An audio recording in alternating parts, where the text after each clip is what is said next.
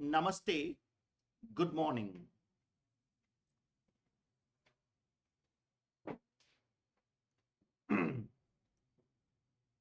Day one of the revision, as mentioned, today we are going to see only the amendments. The major part of the class is we are going to see the amendments that happened or that are applicable for your May examination. So, apart from the amendment, if we have time, we will go to a chapter called PGBP, okay, which is what people feel that it is a challenging chapter. Let's crack it down. But majorly, today's class focuses on amendments that happened or that are applicable for May 25 examination. Well, for those who have attended this batch of classes, the amendments are not new. I have covered as a part of the class, but we are going to work out some extra questions. For those who are new to from the last batch, if you are attending, or those who are new to this, we are going to see those amendments which are very much relevant. And whenever there is an amendment, there is a possibility of question. So when there are so many amendments, there are so many possibilities of questions. Okay, so that's how we are to take it. The material will be given to you electronically, as I told you. Okay, the material will be provided to you electronically. For those who are attending online, the material is already there in your WhatsApp.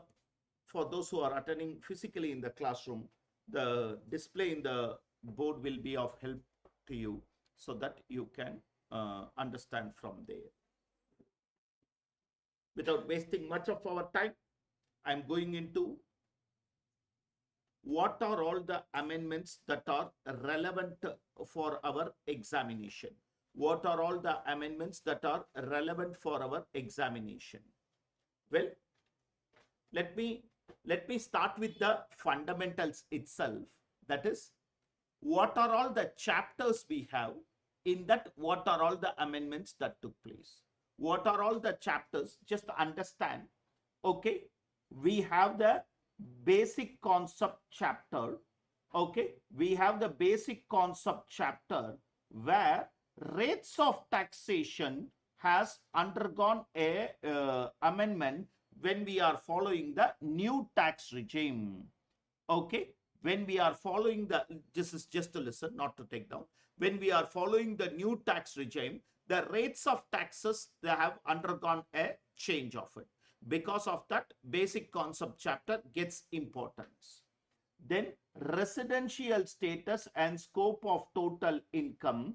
Okay, residential status and scope of total income, there is no amendment. There is no amendment as such. Okay, then comes our most important chapter, salaries. From the inter perspective, this is one of the important chapters. In salaries, yes, there is an amendment which is important. Though it is a small amendment, it is very important. That is the standard deduction part of it for the new tax regime. Standard deduction part of it for assessees who are following the new tax regime. We will come to that. House property chapter, okay, house property chapter, no amendment. House property chapter remains to be the same, no amendment. PGBP chapter, yes, there are amendments. Yes, there are amendments, but very small in nature. Very small in nature. That's a contribution of employer. From 10%, it has been increased to 14%. Okay, like that, very, very minor in nature. And one major amendment there is 40B, that is remuneration payable to a partner by a firm.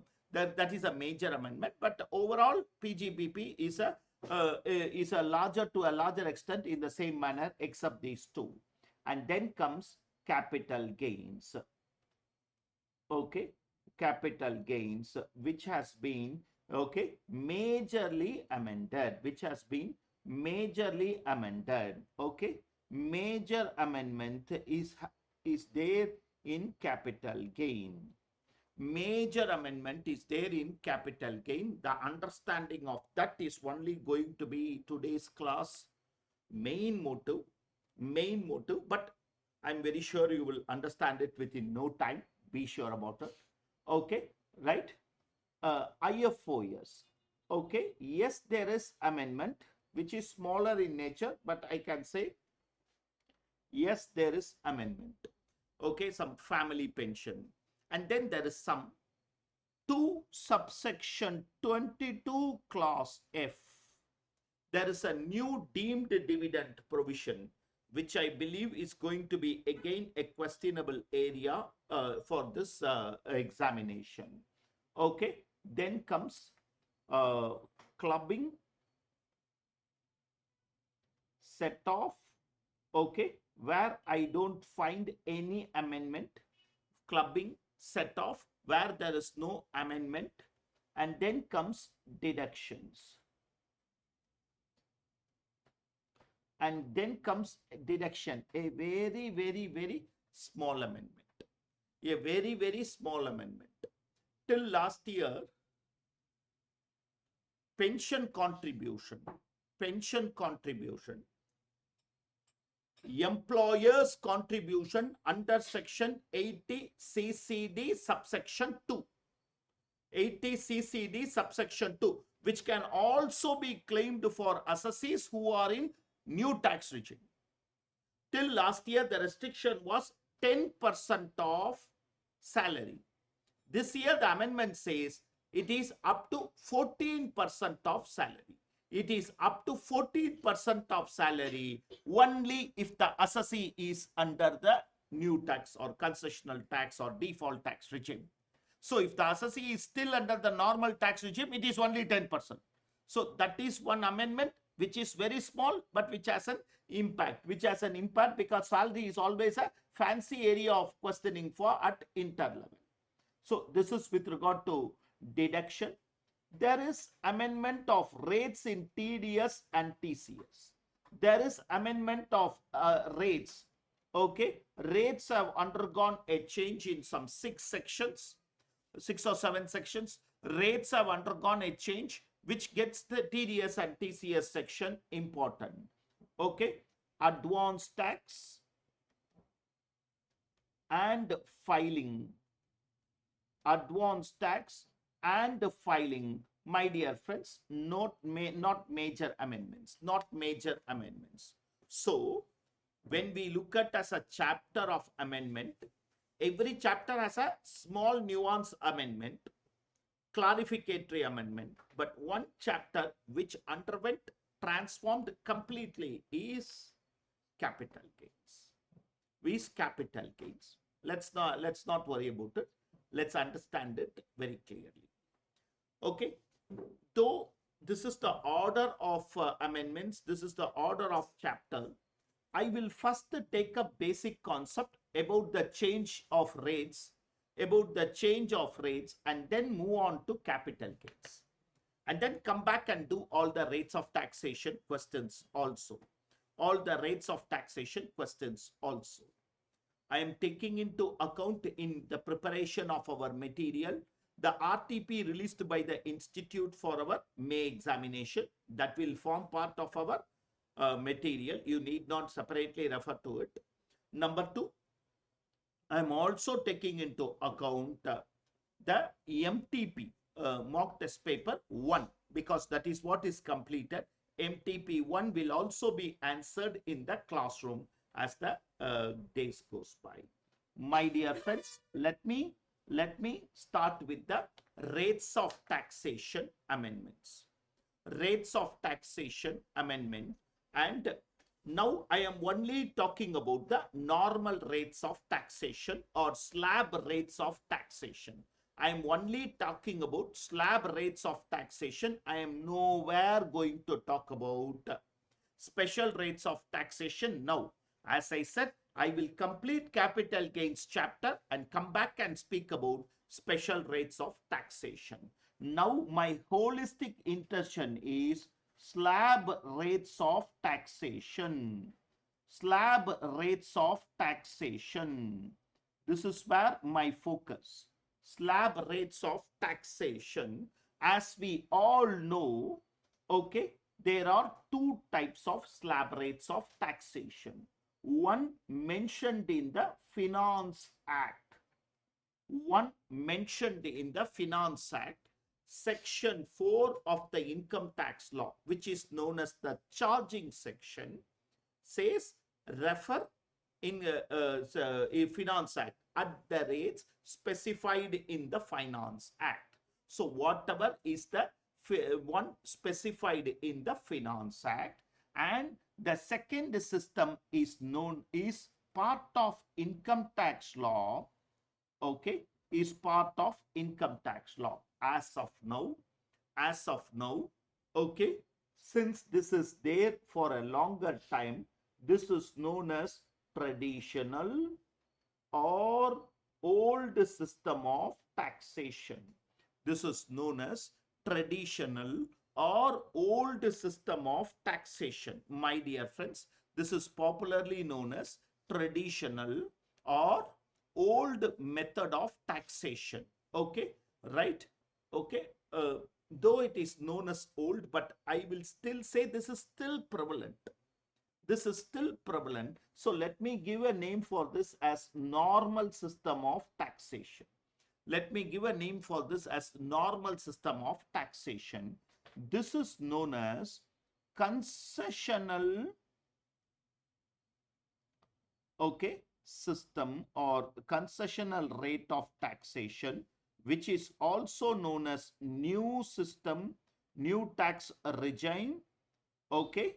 And there is one more name which gets important, default tax regime, which is also known as default tax regime. Please understand, okay, that there is a new, the new tax regime is known as concessional tax regime, new tax regime, or what do I mean by default tax regime? If you are silent, you are falling there.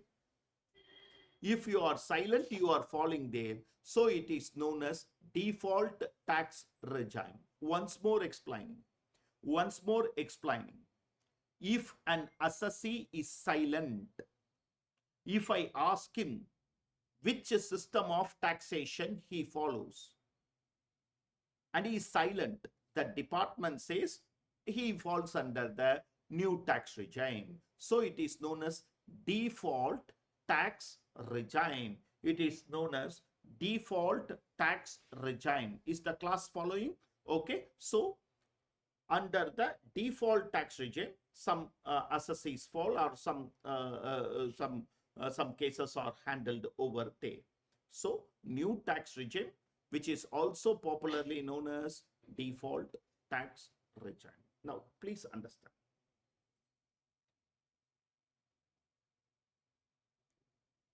When I say that it is a default tax regime, a assessee chooses this system. If he is silent, it means he has chosen this system.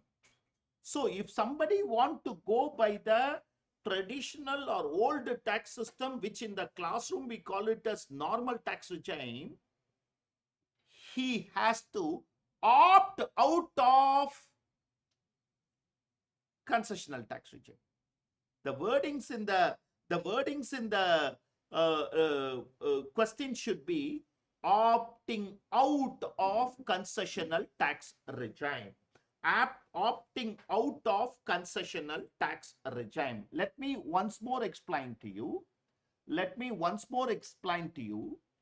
This is there in section 115 BAC. This is there in section 115 BAC.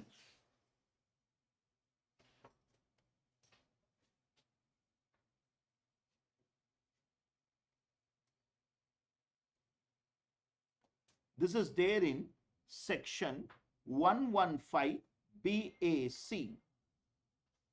one of the provisions of section 115 BAC subsection 6 says you can opt out. So the law can say, the question can say, he has opted out of default tax regime, which means you should compute tax under the traditional tax regime. Okay?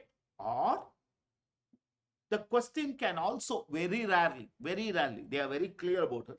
Very rarely, the assessee has preferred for 115 BAC subsection 6, which means he has opted out. Which means he has opted out. Rarely I have found one question, they have said instead of saying the word opted out, okay, they have used the word, they have used the sentence as the assessee has preferred section 115 BAC subsection 6, which means he has opted out of the default tax regime and he will be taxable under the normal tax regime. He will be taxable under the normal tax regime. Is this clear to us? Is this clear to us? Okay, right. What change happened or what amendment happened, my dear friends? Amendment happened here. Amendment happened here. In this case, no amendment. Okay. In this case, in the other case, okay, rates are amended. Once more I am saying, in the first case, no amendment. In the second case, rates are amended. Rates are amended.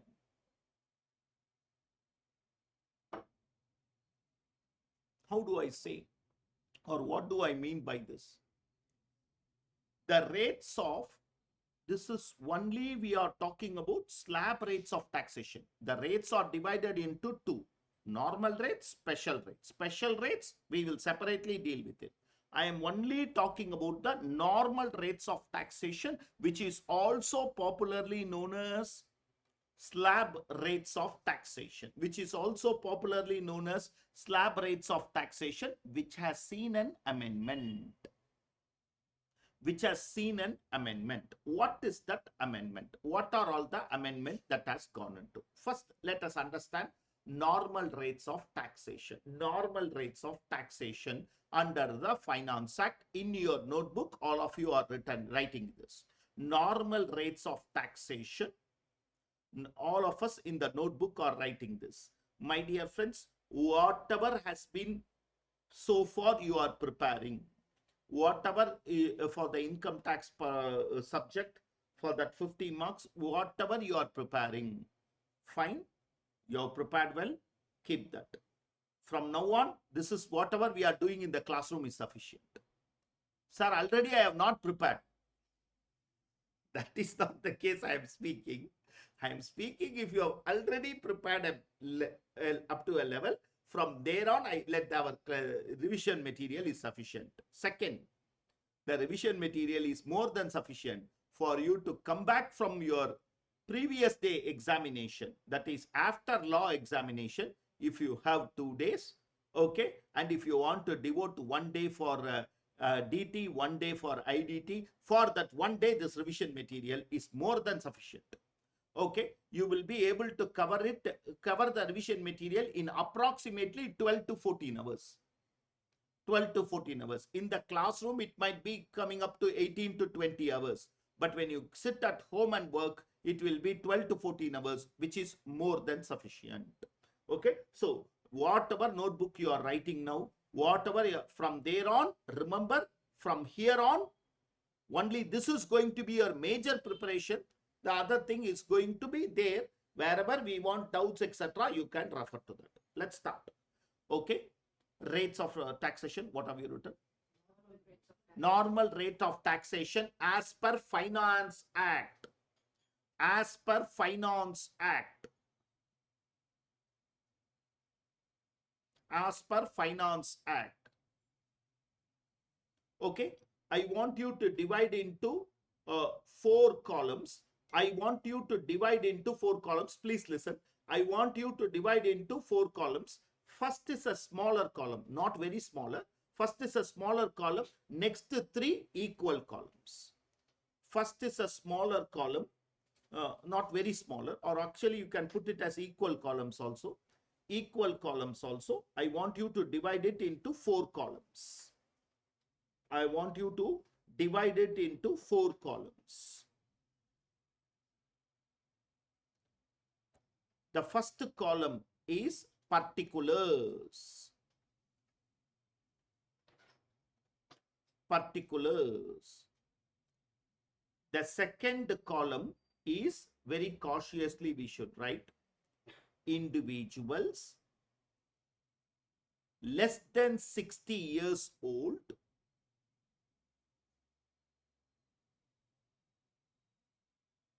and non-residents. And non-residents. Next column, resident senior citizen. Resident senior citizen. Okay, 60 plus. That's what is resident senior citizen. 60 is also 60 plus also. Resident super senior citizen, 80 plus. Resident super senior citizen. Resident super senior citizen, 80 plus. Okay, okay, right, friends, understand. The question gives you Mr. X, age at 85 years, who is a non-resident. He will fall under the first block. He will fall under the first block because the third, second and third block are applicable only for residents. Resident senior citizen, resident super senior citizen. Is the class clear? Okay. In the particulars, basic exemption limit. Basic exemption limit. 2,50,000, 3 lakhs, 5 lakhs. Basic exemption limit under the traditional tax regime, okay, is 250, 3 lakh, 5 lakh. Okay, am I clear to you? What is the basic limit, exemption limit for a non-resident who is 65 years old? 2,50,000. Who is 85-year-old? 2,50,000. For a non-resident, please don't see the age. 250. Okay. 250 to 5 lakh in the particulars. 250 to 5 lakhs.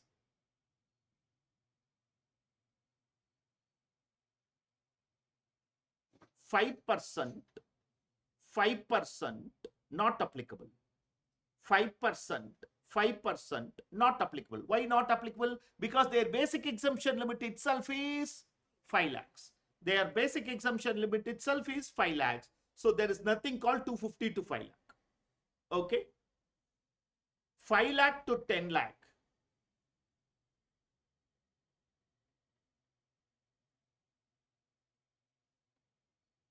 Okay. 20. More than 10 lakh. 30. More than 10 lakh. 30. 30. Is the class understanding? Okay. Okay. Once more I am repeating. See, the second slab I want the class to understand.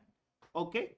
Non-resident individuals and resident individuals who have not completed 60 years of age. Okay. Second, resident senior citizen, resident super senior citizen. Okay. 250, 3 lakh, 5 lakh. Okay. And then these are the return. Okay. Their tax up to 10 lakhs will be 1,12,500, 1,10,000 and 1 lakh. Once more repeating, up to 10 lakhs if they are earning, up to 10 lakhs if they are earning 1,12,500, 1,10,000 and 1 lakh are the tax. Okay. So if I say a resident individual who is not a senior citizen is earning 15 lakhs, you can put it as 5 lakh into 30% plus 1,12,500, because up to 10 lakh it is fixed. Up to 10 lakh it is fixed. Am I clear to you? Okay. Now the next table, which is the amended table for section 115 BAC. Next one, section 115 BAC.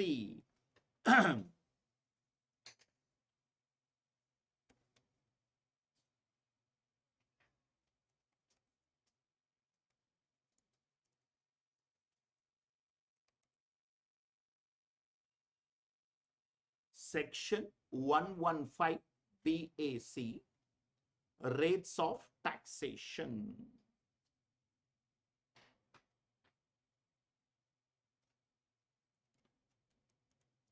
Please listen once. Level of income, rate, okay, tax, cumulative tax.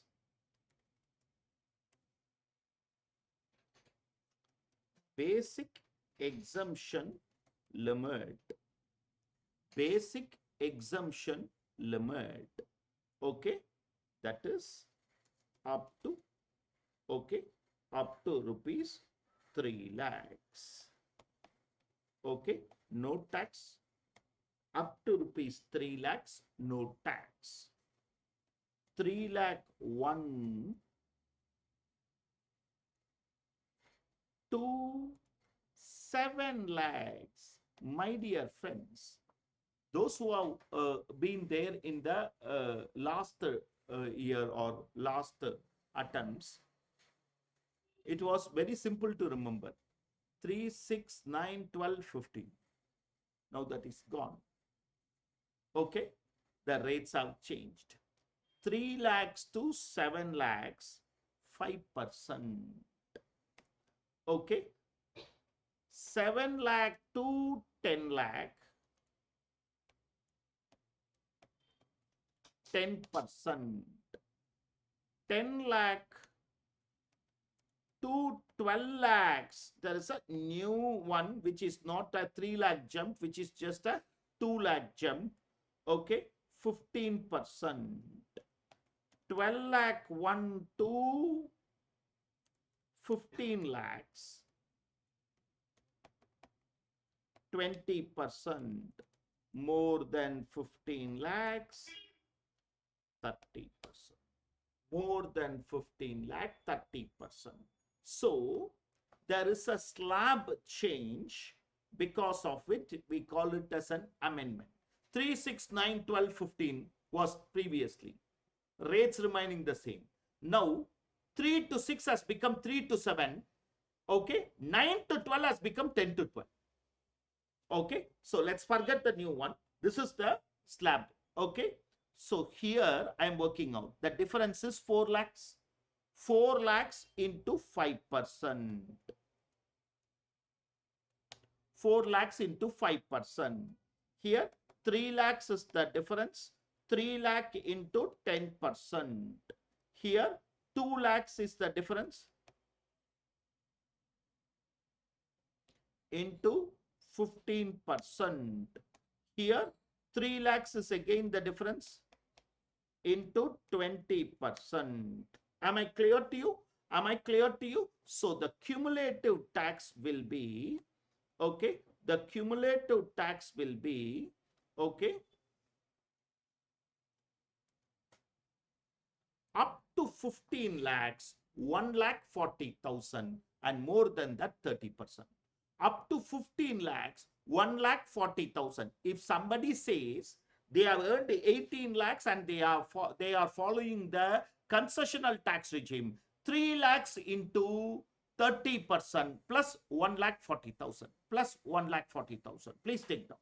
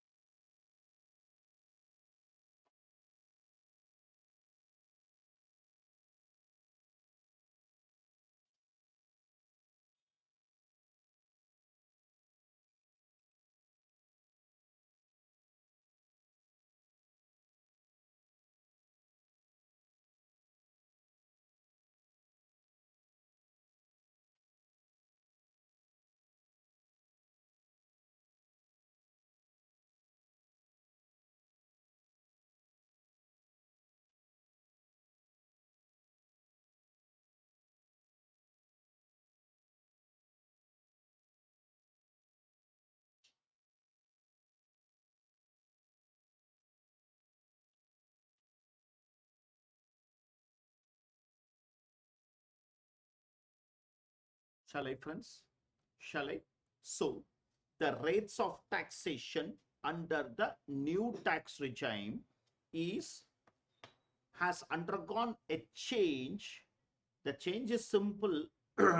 Here 1 lakh added, here 1 lakh reduced from the last year, but it has resulted in a 10,000 saving for the assessee. Till last year, if it is up to 15 lakhs, it is 1,50,000. By making this change, there is a 10,000 saving for the assessee. Tax up to 15 lakhs is 1,40,000. Over and above that is 30%. Over and above that is 30%. Is the class clear? Is the class clear? As I told you, I am not going to look into special rates of taxes right now. I'm not going to look into special rates of taxes right now, but let me go to 87A rebate. Rebate is even before giving, computing HEC. Rebate is immediately after the base tax, rebate will be provided. If the assessee is following the traditional tax regime, if the assessee is following the old tax regime, normal tax regime or traditional, and if the income does not exceed 5 lakhs, the income should not exceed 5 lakhs, rebate is 12,500 or actual tax, whichever is less. 12,000, no, just listen, that's enough. 12,500 or actual tax, which is less. Okay, assessee opting for the new tax regime. Assessee opting for the new tax regime, default tax regime, has a rebate if the total income does not exceed 7 lakhs. If the total income does not exceed 7 lakhs, rebate will be actual tax or 25,000, whichever is less. And interestingly, they are giving a marginal relief. That is, if your income is 7 lakh 1,000, 7 lakh 2,000. Had I earned 7 lakh, I would not have paid any tax. By earning extra 2,000, I am paying full tax. So they are giving a marginal relief. Tax on income, okay, that is the difference between tax on income and income exceeding rupees 7 lakhs. Marginal relief, you need to test up to 7,27,770 approximately. Approximately, you need to check up to this level. Let's see. Let's see. Okay. I will come back and do taxation, tax working. I will come back and do. I have questions, okay, where I am going to ensure that you are very clear about tax rates also. Okay, as I told you, nothing will be left in the amendment, okay, but I will come back and do that. Okay, at this level, I want to take you to the capital gains part of it, then come back and do these things. Okay, what happened in capital gain? What are all the changes that happened? 3 sections are changed, which change the whole chapter. 3 sections are changed, which changed the whole chapter. The first section that was away from capital gains but related to capital gains is the classification of capital asset. What is short term, what is long term? That definition underwent a change. They removed indexation. And they also restated indexation when you are computing tax. Very vague. I will take care of it. Leave it to me. Also, I have something to tell you all. In the revision sessions alone, okay, I don't ask students any question because of 2 reasons. One, I don't want you to feel demotivated if you don't know the answer of the question. Okay, I don't want you to feel demotivated. After all, I know it takes some more time to prepare or something, or immediately after question, our mind doesn't process and give you the answer. So in the revision sessions, I don't ask any question. I do all the questions in the classroom. This is one thing. The second reason is I also get demotivated. When you don't answer a question, I also get demotivated. So no two-way, let's not look into it. A election year is a very unique year. Election for the Lok Sabha happens in a year. In that year, the budget will not be presented on 1st Feb. The budget will be presented, though on the 1st Feb they passed something which is more of vote on account. Let's not go into that. So, after the government gets elected, they pass the budget.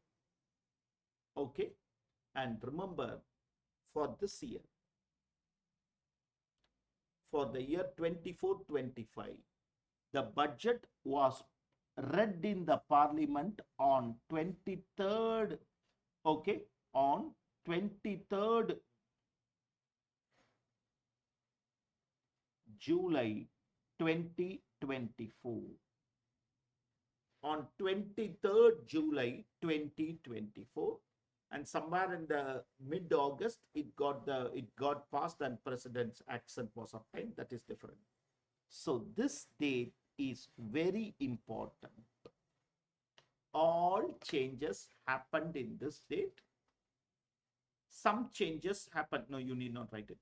Some changes happened in the budget itself. They will announce that these changes are from October 1st, August 1st, like that. So the major the date to remember is 23/7/24. Remembering that, I go into the first aspect of capital gains. Now, my focus is capital gains. If I make you understand capital gains, I am crossing 50% of the amendment provision. Okay, 50% of the amendment provision. Basically, okay, I'll start from the scratch. Please give you, I know some things you will feel that this I know, but I want you to understand right from there. So I will take some time to make you listen to that again and again. Basically, okay, classification of capital assets. Okay, classification of capital asset. Basically, we are classifying into STCA, LTCA, short-term capital asset, long-term capital asset. First, we will understand why are we classifying. Why are we classifying? Three reasons are there for classification. Three reasons are there for classification. Mode of computation.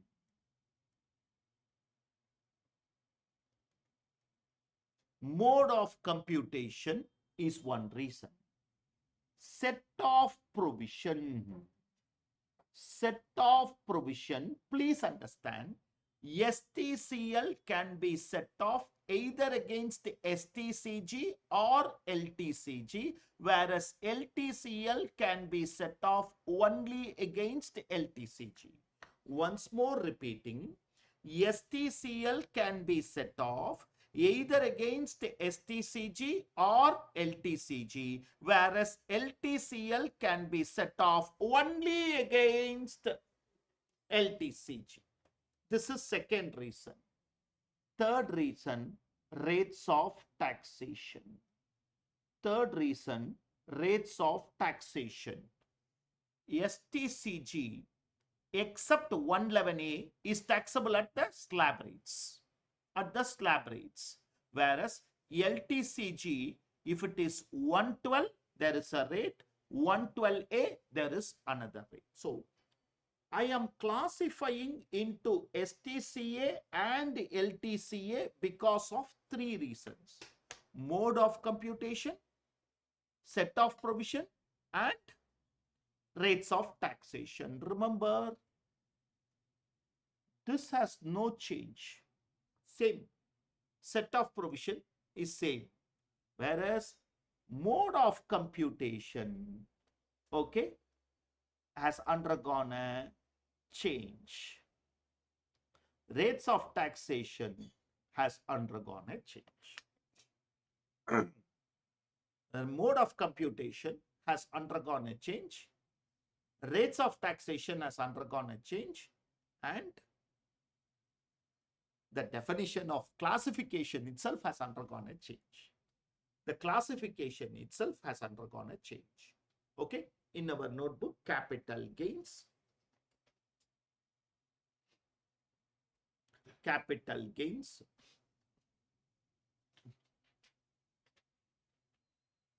Capital gains. This chart, please. This chart, please.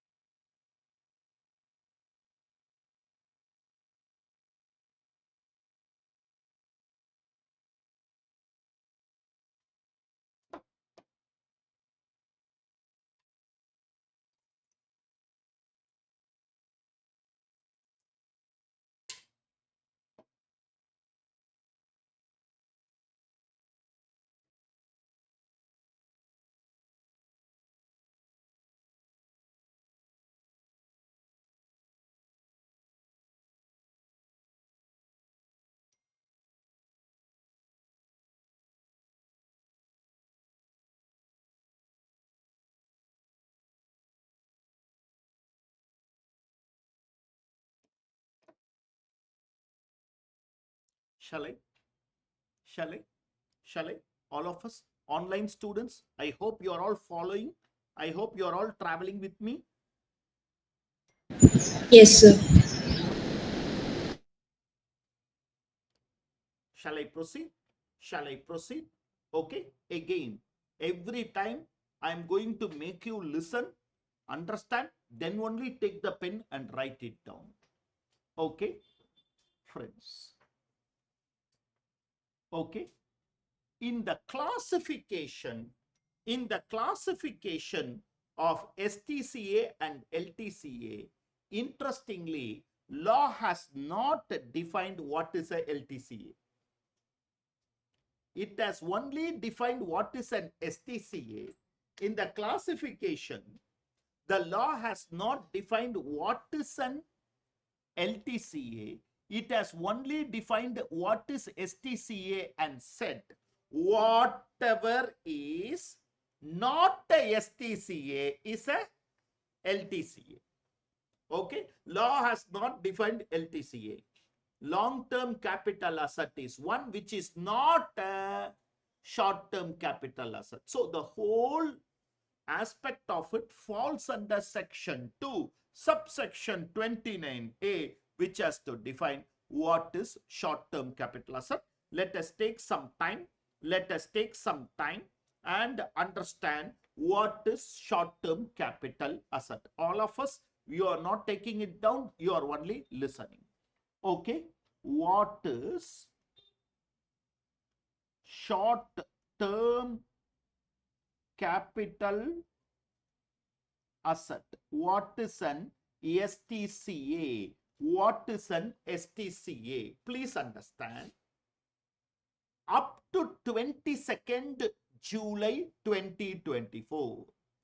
23rd is the budget date.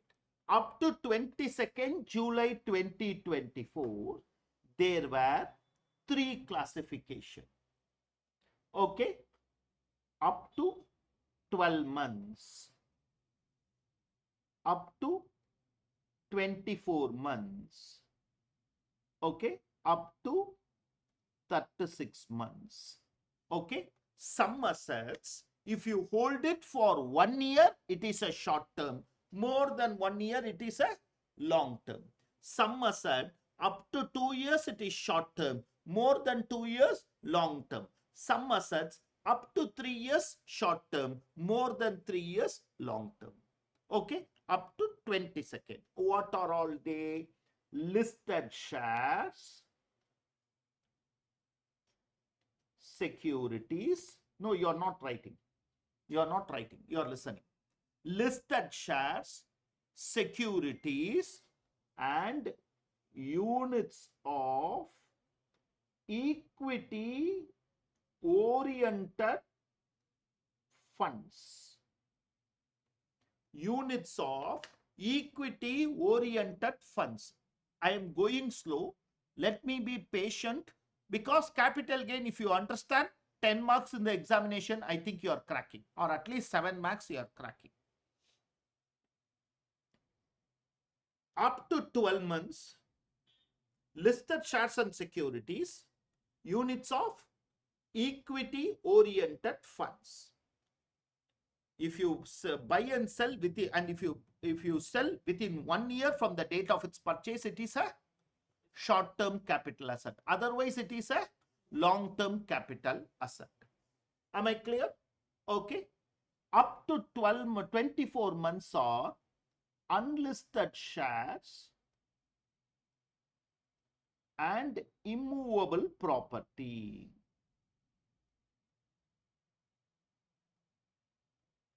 Land, building, land and building, both.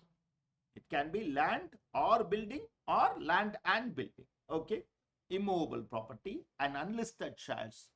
Up to 24 months, it is a short-term capital asset. Over and above that, it becomes a long-term capital asset. All other assets. Sir, can you give me explanation? Jewelry. Debt-oriented funds. Okay. Work of art, architecture. Up to 36 months, it is a short-term capital asset. Over and above that, long-term capital asset. Is the class clear? Is the class clear? What our finance minister did is, on 23rd July 24, on 23rd July 24, this was clubbed with this, which means no more there is going to be something known as 36 months. No more there is going to be something like 36 months. It got clubbed into 24 months. Sir, you mean to say fully it got clubbed? No. No. Okay, take your time. What happened on 23/7/24?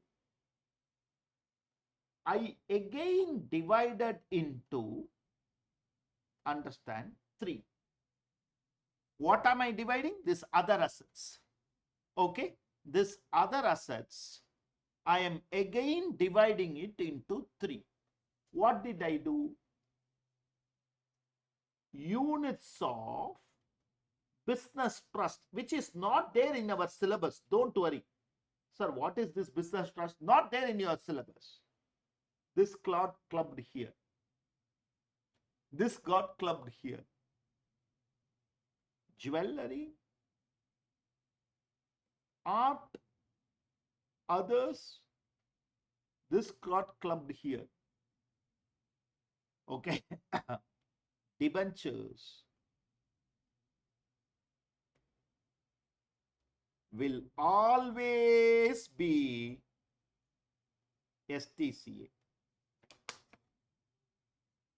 Even if you hold for 10 years, even if you hold for 10 years, it will only be classified as a short-term capital asset. It will only be classified as a, so very slowly, very slowly, I am leading you to those who are looking into the material. I am requesting you to go to page number 12 directly. What happened? The law has not defined long-term capital asset directly.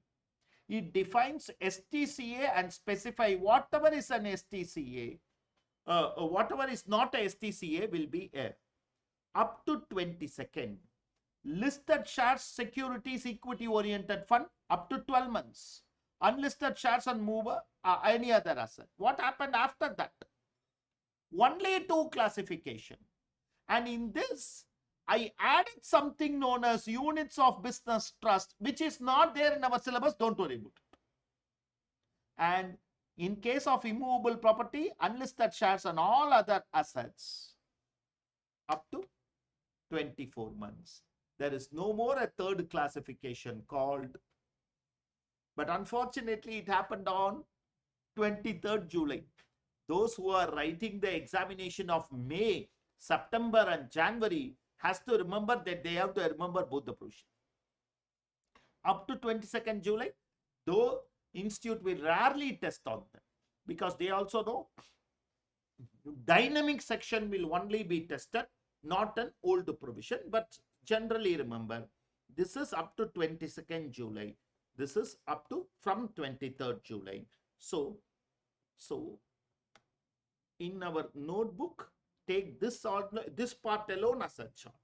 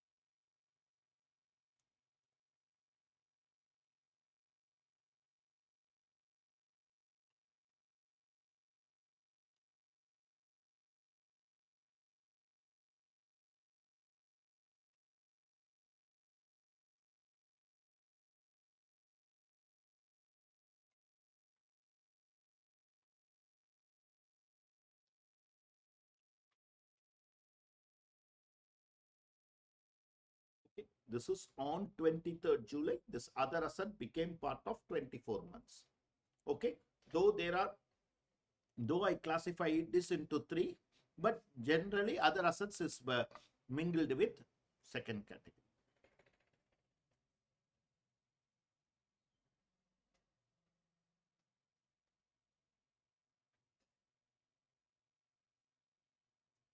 Okay. Okay. Shall I proceed? If you're completed. Okay. My dear friends, first let me talk about this debentures. What happened? Okay.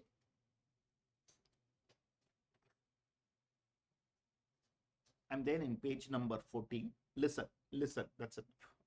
Those who are there in the classroom, whatever we are displaying, if you are following that enough.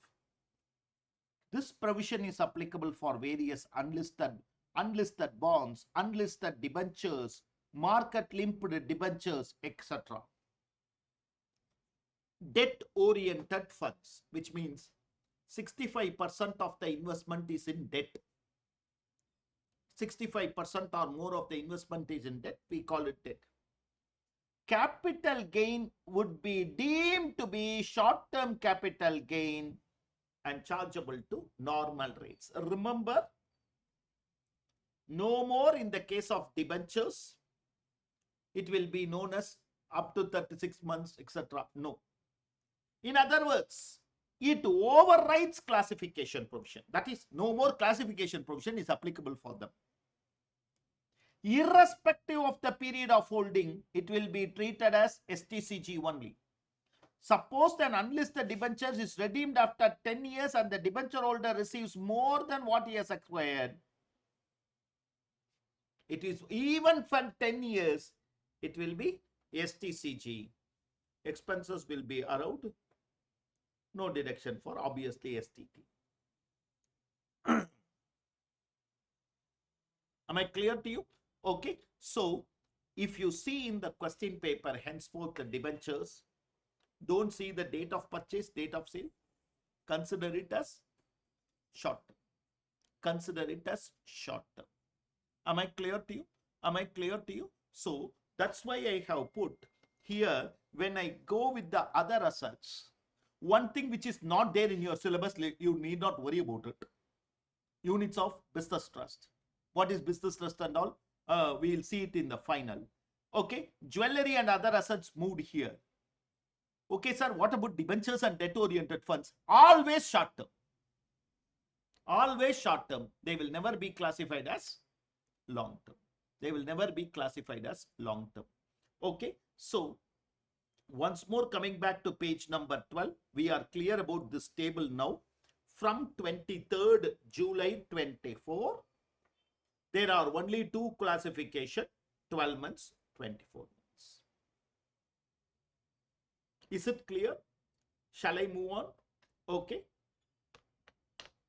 I'm going section order. The first thing that made a small change which has a larger impact. Is gift or inheritance a transfer? Is gift or inheritance a transfer? No. No capital gain arises. Still the provision is there. They added one word. They added a sentence. If the donor is individual or HUF. Company giving gift.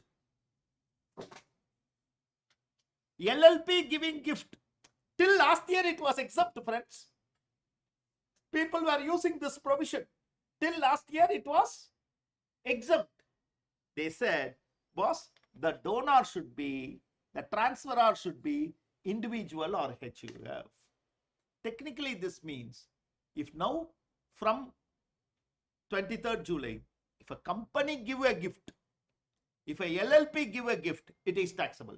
They will take the fair market value as the cost of the asset and full value of consideration and tax it. Are we clear? Are we clear? Okay. Right.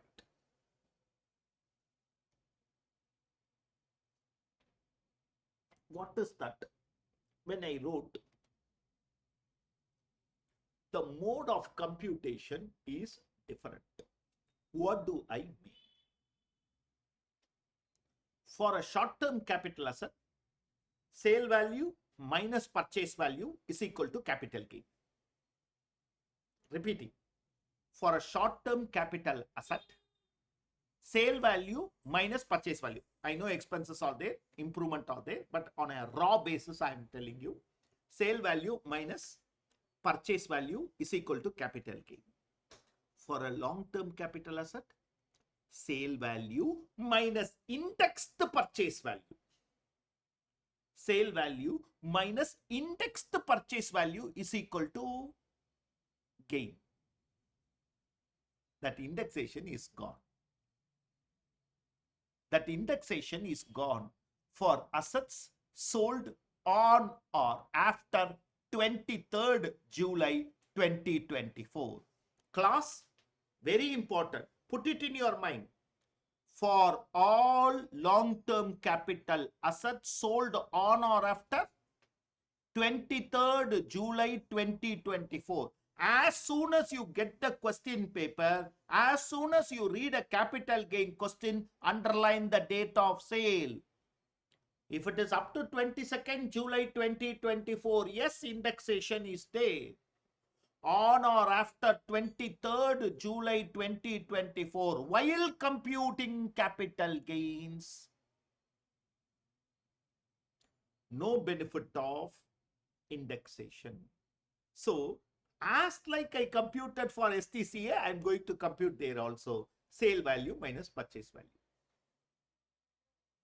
Sale value minus purchase value. Is the class understanding? Is the class understanding? Any doubts, please, anywhere? I just said I will not ask you question. You can ask me. You can stop me anywhere and ask me any doubt. I will be more than happy to answer you all. From 23rd July 2024, benefit of indexation is removed for long-term capital asset. So the mode of computation is going to be the like set of provision. This is also going to be the same. This is also going to be the same. It is boss. Sale value minus purchase value. That's all. Sale value minus purchase value. Is the class fully clear? Okay, right? Sir, no sir, they said the indexation is restated. I'll come to that. I'll come to that. As of now, leave it to me. Okay. And then our finance minister said, because I am removing indexation, I will tax it at 12.5%. What was the previous rate? 20%. The previous rate was 20%. Now our finance minister said, because of removing indexation, I will tax it at 12.5%. Okay. From the top again we will see. What happened on 23rd July 24? Two things happened. Sorry, three things happened. Classification changed. Only two. Classification. 12 months, 24 months. Second, indexation removed. Even for a long-term capital asset, mode of computation is sale value minus purchase value. Okay. Third thing, the rates of taxation changed. For a long-term capital asset, from 20%, it has been reduced to 12.5%. Is the class clear? Is the class clear? Okay. Mode of computation for long-term capital asset in your notebook.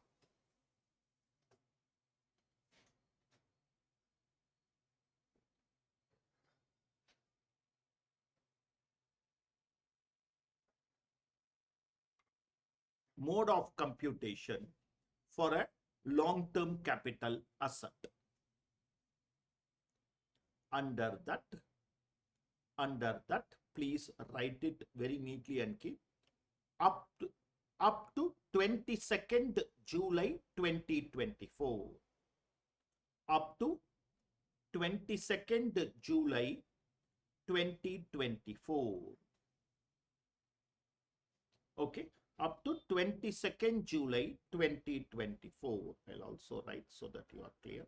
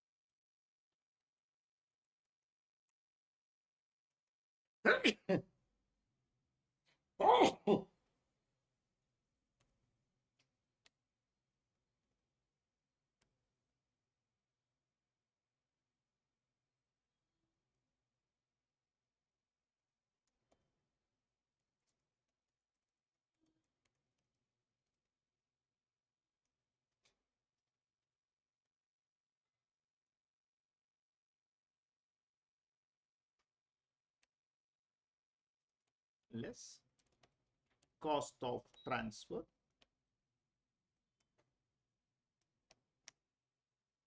net consideration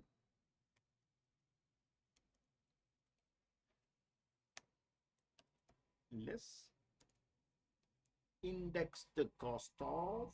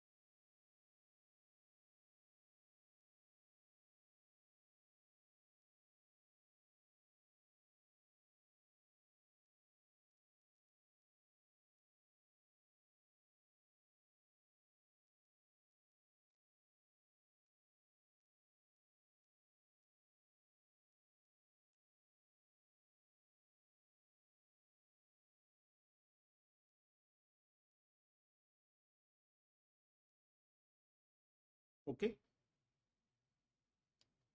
Remember, all of us remember,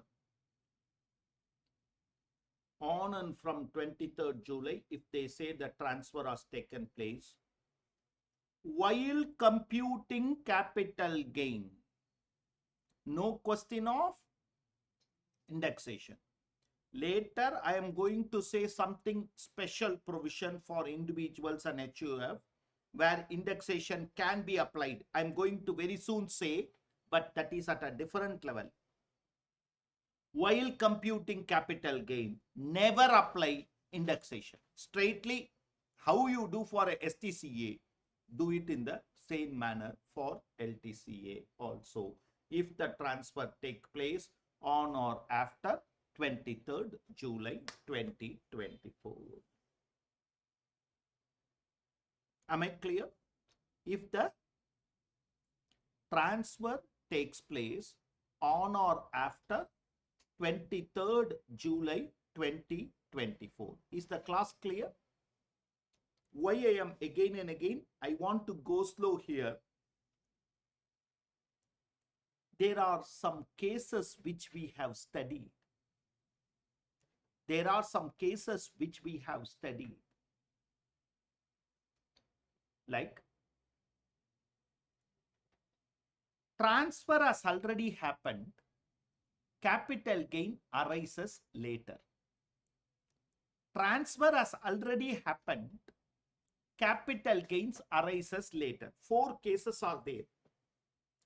Extinguishment of asset, for which the full value of consideration will be insurance compensation received. Compulsory acquisition by the government, for which whatever is the government compensation will be the full value of consideration. Conversion of asset into stock in trade, for which the fair market value on the date of conversion will be the full value of consideration. Specified agreement, where I give my land and building to my builder who constructs and give it. In these 4 cases, transfer might be in a different year, capital gain will be in a different year. In those cases, indexation will still apply because the transfer might have taken place before 23rd July. Only capital gain is computed later. Only capital gain is computed later. Okay, don't worry. Let me go slow on this. Okay. What happened on 23rd? The most important change that took place is removal of benefit of indexation. Normally, in the case of LTCA, assessee has the benefit of indexation. Indexation is to counter the inflationary impact. Only the LTCA will have the indexation. We know the formula. COA into CII of the year, or CII stands for cost of inflationary index of the year of transfer divided by acquisition or 100. Similarly for improvement, and improvement before 1/4/2001. The benefit of indexation is removed from 23rd July. In other words, computation is sale value minus cost of improvement. It is similar to STCJ. Okay. Normally itself my material or it will be in the conversation style. So I have written as if I am conversing. I want students to note down and remember this again. Indexation cannot be provided for any asset transferred on or after 23rd while computing. This amendment the amendment that took place in section 112 is different and it is not pertaining to computation, because I had to come to that. Okay. When reading a question on transfer of capital gain, remember the date 23rd July. Any transfer up to 22nd, index benefit. Any transfer on and from 23rd, no indexation. Is the class? As soon as you read the question, mark that date. Now come to the 3rd level change that happened on rates of taxation. So this amendment, are we clear? This amendment, are we clear, my dear friends? Mode of computation, are you clear? Never will you provide indexation benefit while computing the capital gain. All of us? Okay. Now come to the third of amendment with regard to rates of taxes. Rates of taxation. In our notebook, section 111A, comma, section 112 and 112A. Section 111A, 112 and 112A hyphen rates of taxes.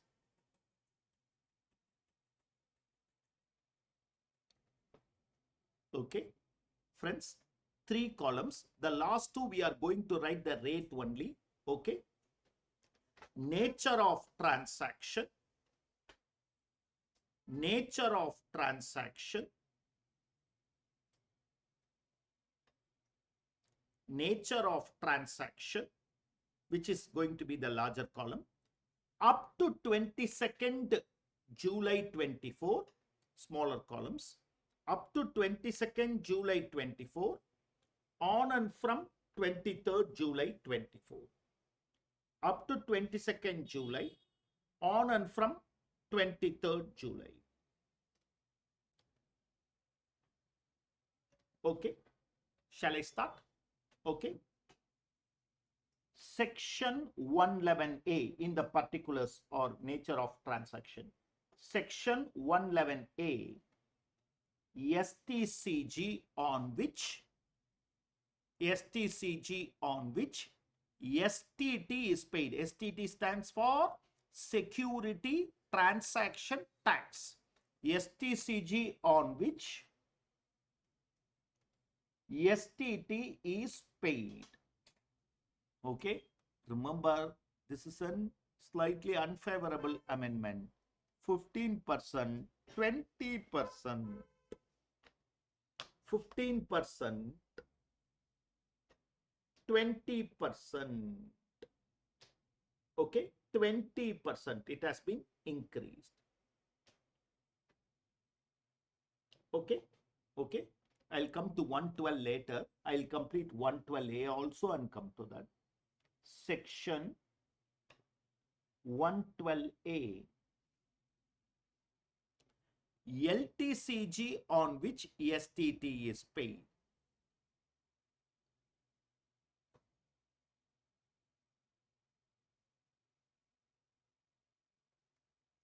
Okay, for few minutes, listen to me. LTCG on which STT is paid.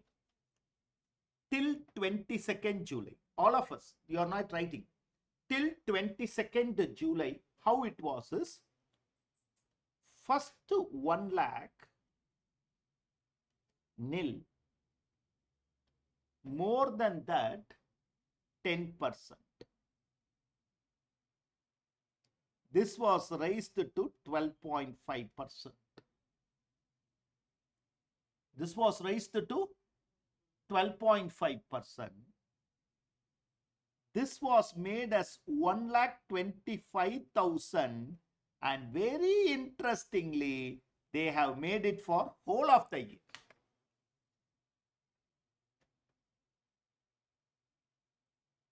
%10 becomes 12.5% from 23rd July 24. But this 1,25,000, 1 lakh becomes 1,25,000, not from 23rd July, from 1st April. Retrospective amendment.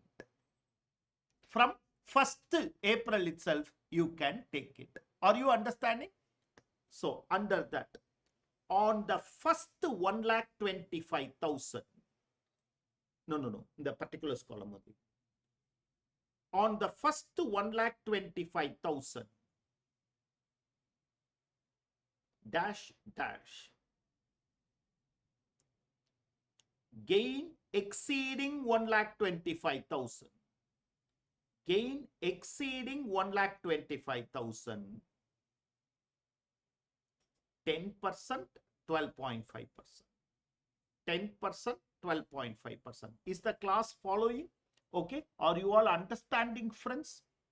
On the first 125, no more taxation. Even if it is before 22nd July, I'm giving you a benefit. First 125, you need not pay. More than 125, suppose 1,50,000 is my capital gain, which has arisen before 22nd July. 2,500 rupees tax. First 125 nil, next 25,000 into 10%. Okay. Next 25,000 into 10%, 2,500. All of us understood? All of us clear? Sir, can you please repeat it? Yeah, What to sure. repeat? Sure. Section 112A, in the particular, what is 112A is LTCG on which STT is paid. First 125, 1,25,000 dash dash on the balance. On the balance means amount exceeding 1,25,000. Here it is 10%. Here it is 12.5%. So what I am saying is, don't think the amendment is only from 23rd July. There is two ways. Rate change only from 23rd July. Basic exemption limit change is with a retrospective effect from 1st of April. Clear? Clear? If I am not clear, please be sure that I can repeat it as many times. Section 112. Section 112. Other LTCG. 20%, 12.5%. 20%, 12.5%.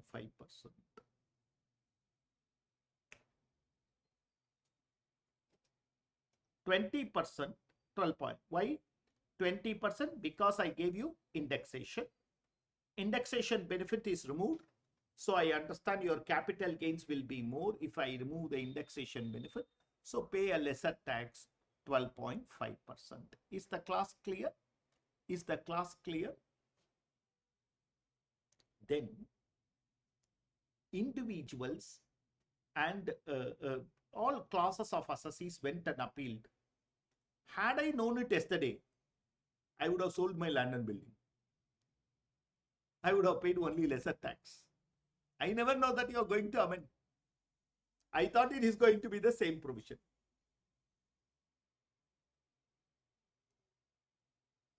So suddenly when I was sleeping yesterday, I was thinking that I am going to get some indexation benefit. When I woke up the next day morning, you are saying no more indexation. I don't know whether to go to the registrar office now or not. I'm put into it. The finance minister said, I will be considerate for one section of assessee for a particular class of asset. I'm repeating these words. I will be considerate for one section of assessee, individuals and HUF only. One class of asset, immovable property only. Okay, right. First, now you are listening, then we will take down. Okay.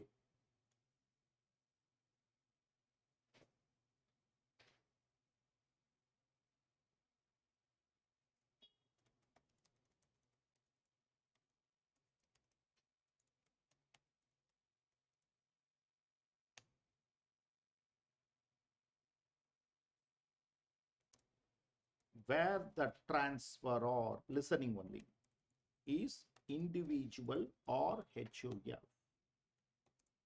Where the asset transferred is immovable property, land, building, or land and building, both land, comma, building, comma, land and building. Where the asset transferred is immovable property. Transferor is individual or HUF. Asset transferred is immovable property. Okay.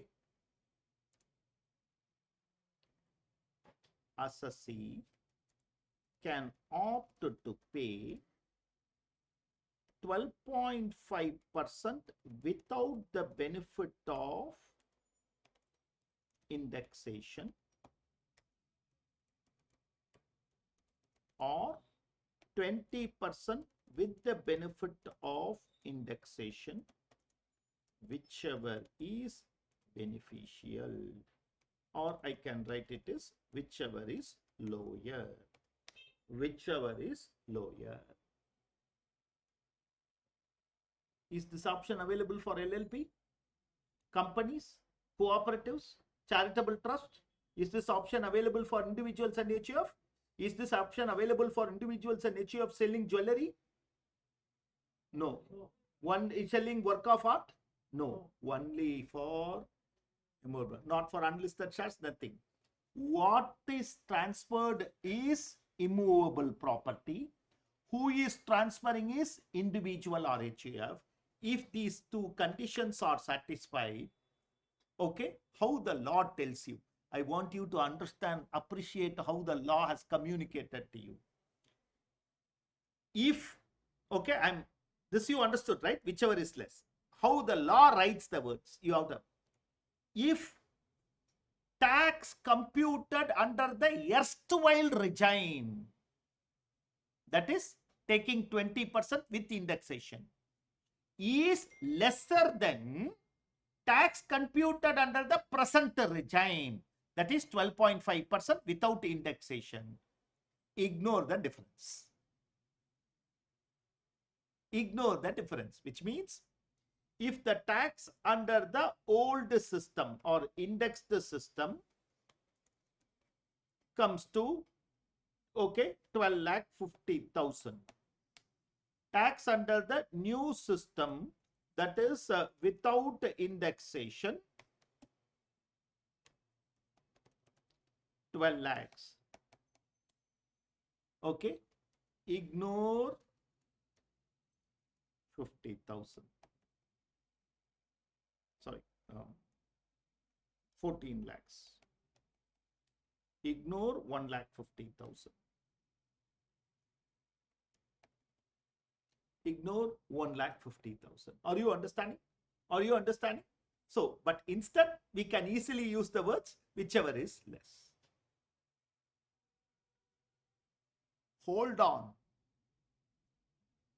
Not at the time of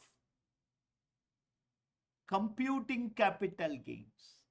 Only at the time of computing the tax. Only at the time of computing the tax. Sir, why are you saying so many times? Because I have a reason to tell you. My salary income, I'm talking only after 23rd July. Okay. My salary income, 45 lakhs. My LTCG on sale of land with indexation, 4 lakhs. LTCG, okay, on sale of land without indexation, 7 lakhs. Okay. So what will happen? Here means I need to pay 20%. Here means I need to pay 12.5%. Okay. Whichever is less. Correcta? Correcta? So with the indexation 20, sorry, reverse 20%.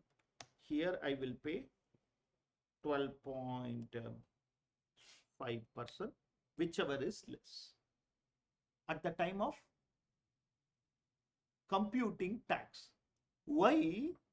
Because my total income is now 45 plus 7, 52. I should do surcharge.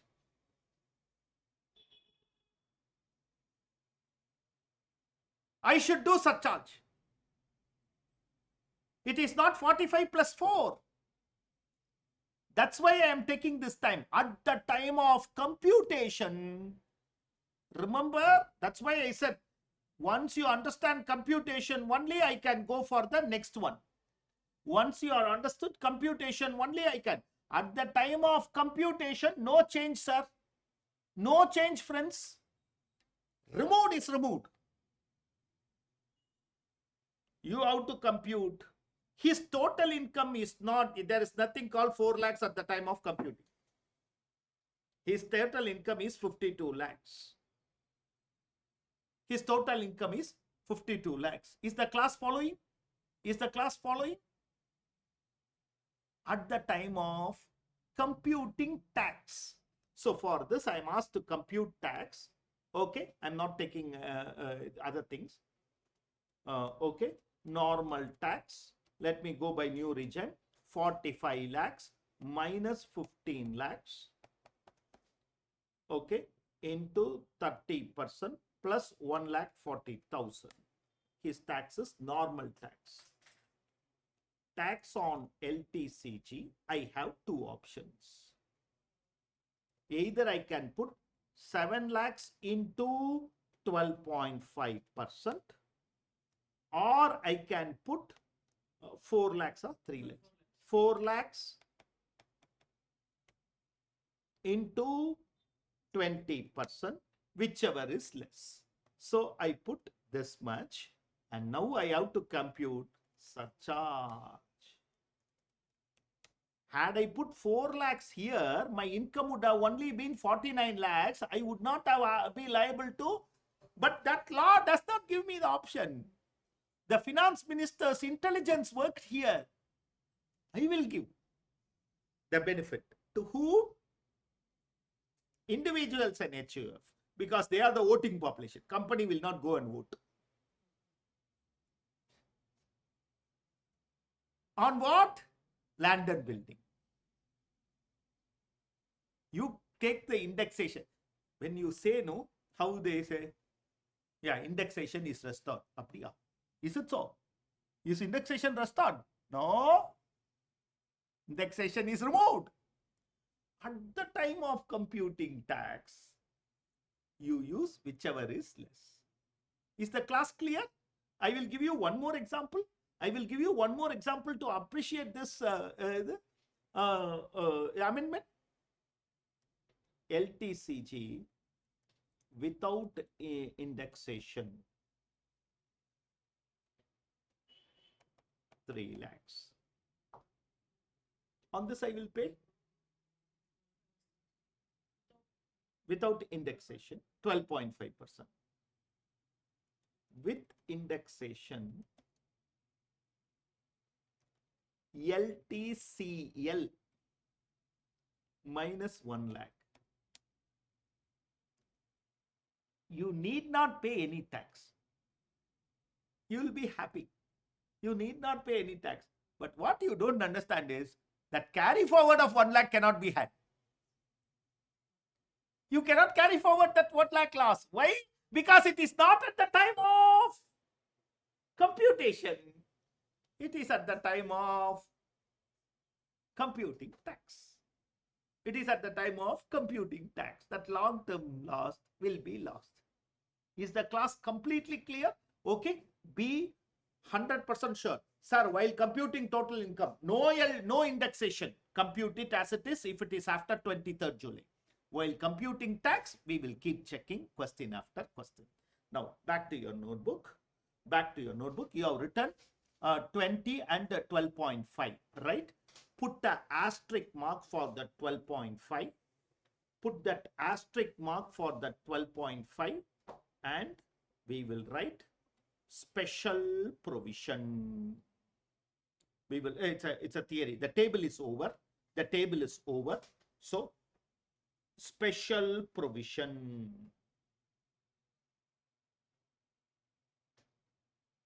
Under that, point number 1. Applicable for individuals and HUF.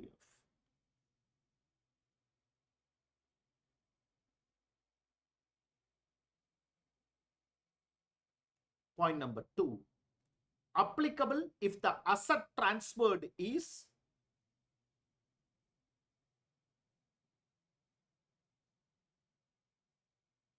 immovable property.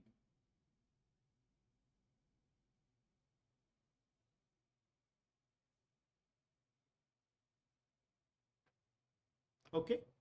Third, applicable if the asset is purchased before 23rd, if the asset is purchased before 23rd July 24 and transferred after that. Of course, this year that provision is not going to be great. This point is not going to be great. Applicable if the asset is purchased before 23rd and transferred after that. Fourth point, and the most important point,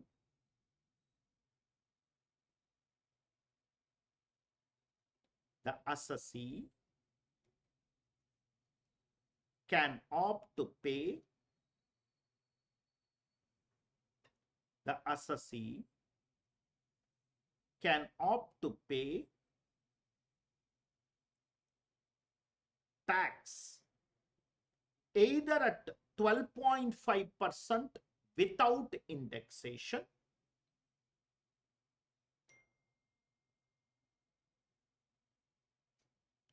or 20% with indexation or 20% with indexation, whichever is beneficial. Whichever is beneficial. Okay, okay, okay.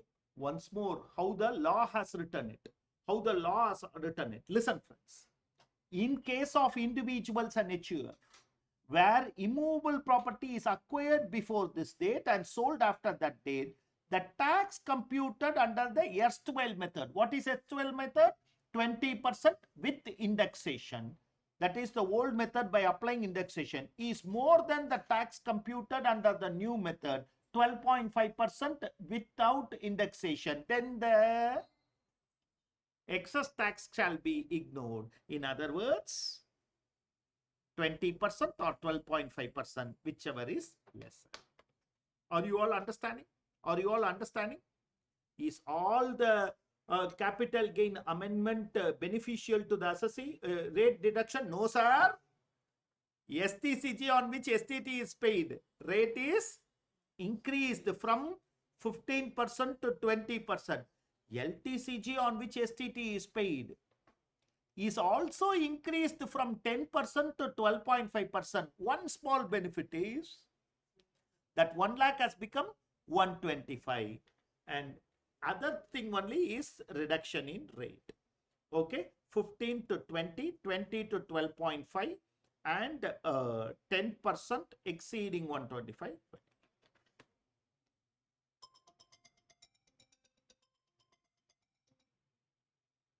Any doubts? Any doubts? Pakka clear. Okay, I am making more things clear to you, more understanding for better clarity and facing the examination with confidence. Okay, as I told you, whatever I tell in the class, I have typed it. But because I want you to be damn sure, this material should take you to the examination. Okay, and I wish friends of this batch doesn't feel we would have come directly to revision. Okay, right? Some assets, even though long-term in nature, will never have the benefit of indexation where the transfer is before or after the amendment date. What are all they? LTCG on which STT is paid. Always there is no indexation. LTCG on which STT is paid, equity-oriented fund, and also slum sales. Always there is no indexation. There are 4 cases in which transfer has already taken place, but capital gain will be computed at the time of receipt of consideration. Okay, extinguishment of asset, that is destroyal of an asset. Capital gain will be computed in the year of insurance compensation, even though the asset is already transferred, asset is already destroyed. Compulsory acquisition. Year of compulsory acquisition is the year of transfer, but capital gain will be computed in the year in which original compensation is received. Asset into stock in trade. Such a conversion is transferred. However, capital gain will be computed only in the year in which stock in trade is sold. Specified agreement. Handing over the immovable property to the developer is the transfer. Capital gain will arise when they give it back. Remember, in all these cases, we should be very cautious in understanding the year of transfer and year of taxation. There is all possibility that the transfer has taken place before 22nd July and in any of the preceding year, but compensation is received on 23rd July. In all such cases, we should remember to compute capital gains by providing indexation, because transfer is already taken place. The date of transfer is only important, not date of receipt of compensation. Not date of receipt of compensation. Is the class clear? Please read the capital gains adjustment once. Am I clear with regard to the amendment of capital gain? Okay. Online students, are you clear with the amendment? Yes, sir. Yes, sir. Yes, sir. Thank you.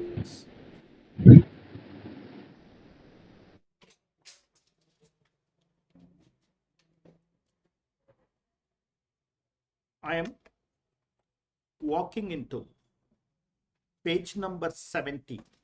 I'll do capital gains, come back and do. Okay. We are in a era, we are in a time of what is popularly known as 2020. Okay. So 20 questions today, or I'm just going to have 20 questions in amendment. So let me go with the trend. Okay, right. Ashwin owns a residential house which was purchased by him in 1987 for 160 when the fair market value and the stamp value were like this. In August 2006, he made additions. The house was sold on, please underline, 16th January 25 for a consideration of 1 crore 95 lakh. The brokerage and other expenses amounted to 370. Compute the capital gain and the tax payable, assuming he does not have any other income. So if you only have the special rate of taxation, it doesn't bother whether you are in the traditional regime or in the 115 BAC regime, except for one specific purpose, which I will tell you.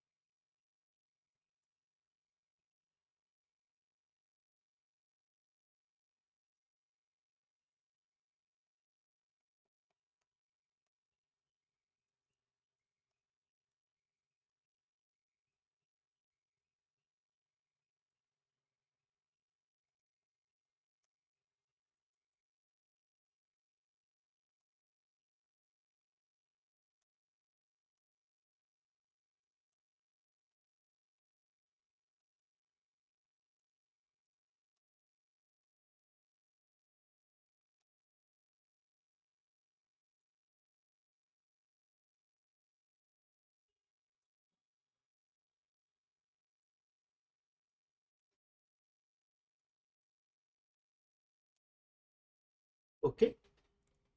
Since the asset is purchased before 1/4/2001, actual cost or FMV as on 1/4/2001, whichever is higher. However, FMV shall not exceed stamp value. Okay, stamp value. Here, my actual cost is 160 or fair market value 3180, but that I cannot take 3180. I can only take 30 lakhs. So 160 or 30 lakhs, whichever is higher. Okay.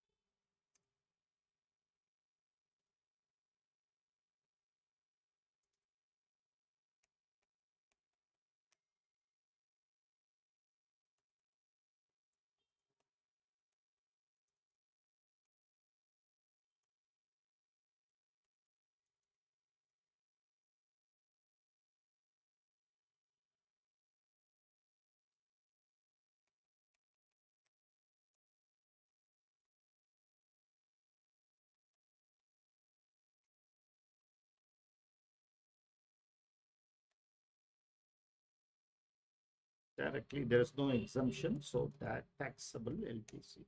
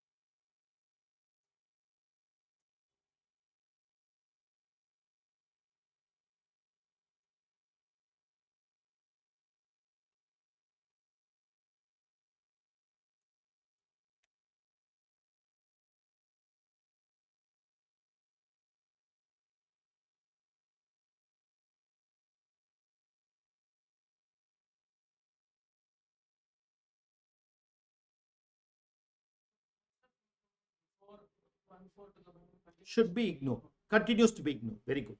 Because I am taking the fair market value as on 1/4/2001, which will also represent the improvement make. So I will ignore a computation of tax. Attention, please. Attention, please. Okay, let's understand, then take them. First thing to understand. Okay, since assessee does not have any other income, the whole of basic exemption limit can be adjusted against LTCG and the balance is taxable at special rate. You agree with me? And the balance is taxable at special rate. Whole of LTCG can be adjusted with the, because whole of basic exemption there. Okay. Basic exemption limit under new regime is higher than traditional regime. Is it correct? Because there it is 250, here it is 3. Hence, no new regime will be preferred. Now the question gets a importance. Net consideration, I am having this less ICOA 30 lakhs into 363 by 100. 30 lakhs into 363 by 100. Okay. Less ICOI. Okay. 4 lakhs into 363 by which year I have purchased it? August 2006. Can I note 67 CII?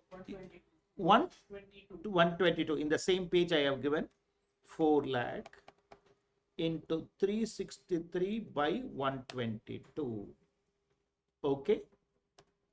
Taxable LTCG under erstwhile regime.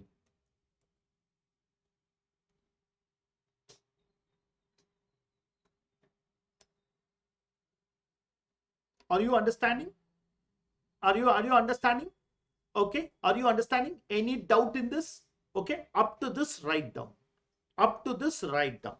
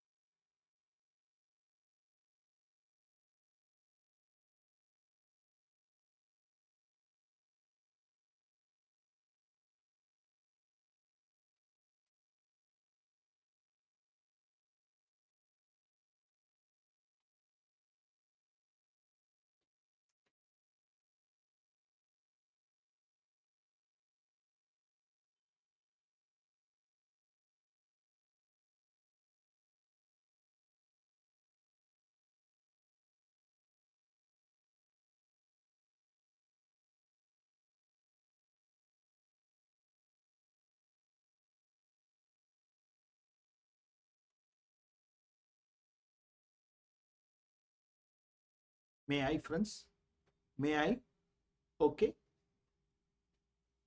Tax at the rate of 20% on LTCG under erstwhile regime, that is 70 lakh 49 836 into 20%. Tax at the rate of 12.5% on new regime, 1 crore 57 lakh 30,000 into 12.5%.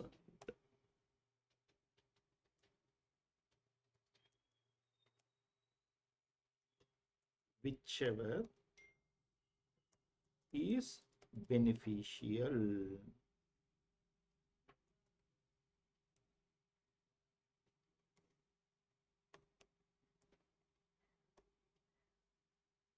Is this clear? Is this clear? Please understand. One more. Please listen. Please listen. Is this clear? Okay.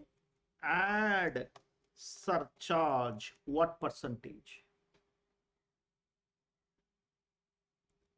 Add surcharge. What percentage? 10%. Why?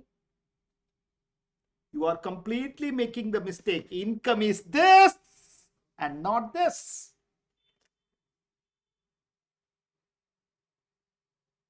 Income is not less than 50 lakhs. I mean, less than 1 crore. What is income? While computing tax only, I made income is 1 crore 57 lakh. Okay. Okay. I made a small mistake. Sorry. I made a small mistake. A tax at 20%, and the rest after adjusting 3 lakhs basic exemption limit. So sorry, friends.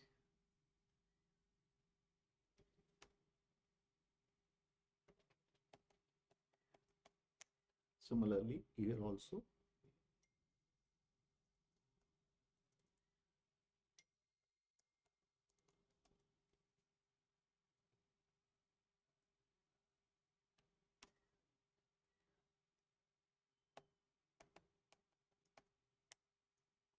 Okay, add surcharge at 15% as income has exceeded 1 crore. Remember, okay, LTCG is 1.57 crores. Only at the time of tax it changes. So into 15% and HEC at 4%.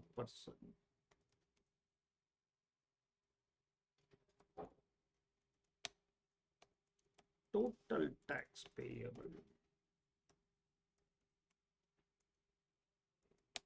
Always round it off to the nearest 10. Okay, always round it off to the nearest 10. Patiently write down. Patiently. If you don't understand anything, please ask me. I have all the time to explain you, but don't make a mistake.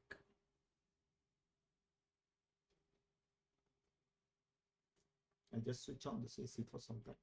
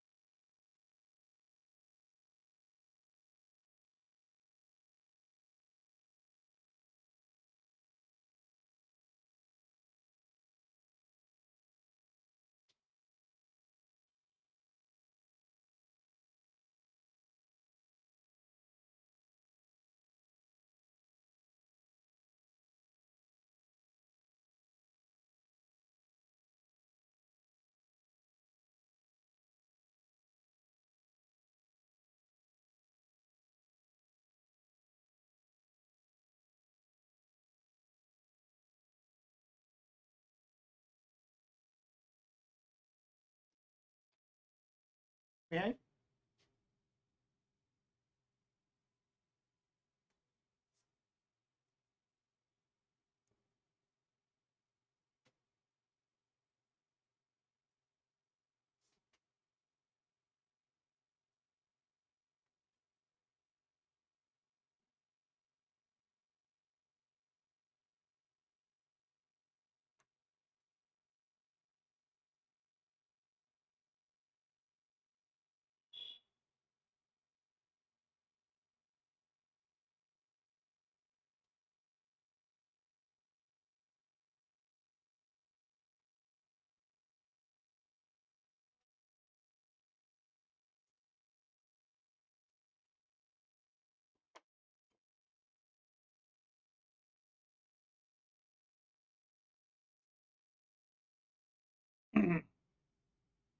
Can I? Can I?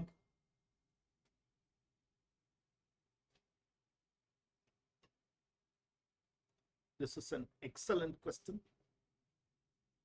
Listen. Sockets provide you following details of asset. He does not have any other income. Compute tax, assuming he is falling under concessional tax regime. Date of sale for two assets, it is before the amendment. For two assets, it is after the amendment. For one asset, I will have the option of computing at the time of computing tax. For the other asset, I don't have that option. I have to go by the methodology. For listed share, never there is indexation. So, land index is not there at the time of computation. At the time of computing tax, we can offer. Jewelry, neither at the time of computation nor at the time of tax. Listed shares, neither at the time of computation nor at the time of tax, but one benefit is up to 125 I can claim, even though it is sold in June. Unlisted shares, I can claim the benefit of indexation, but I have to pay tax at 20%. Okay, it's very interesting question. Let's go. Date of purchase, date of sale, sale value, purchase value, CII. Shall we?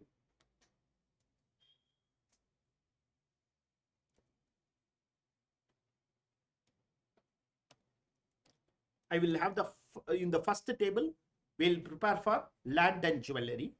In the next table, or in the first table, land, jewelry, and listed shares. Okay.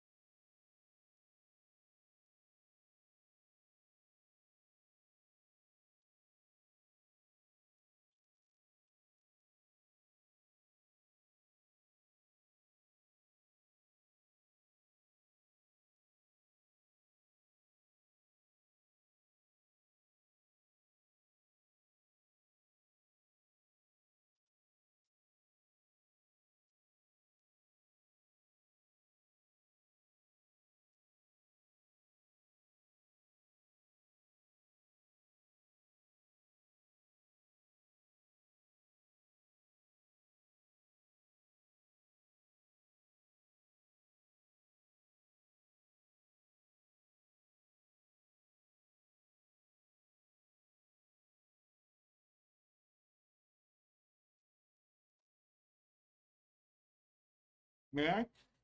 May I? Any doubts? Any doubts?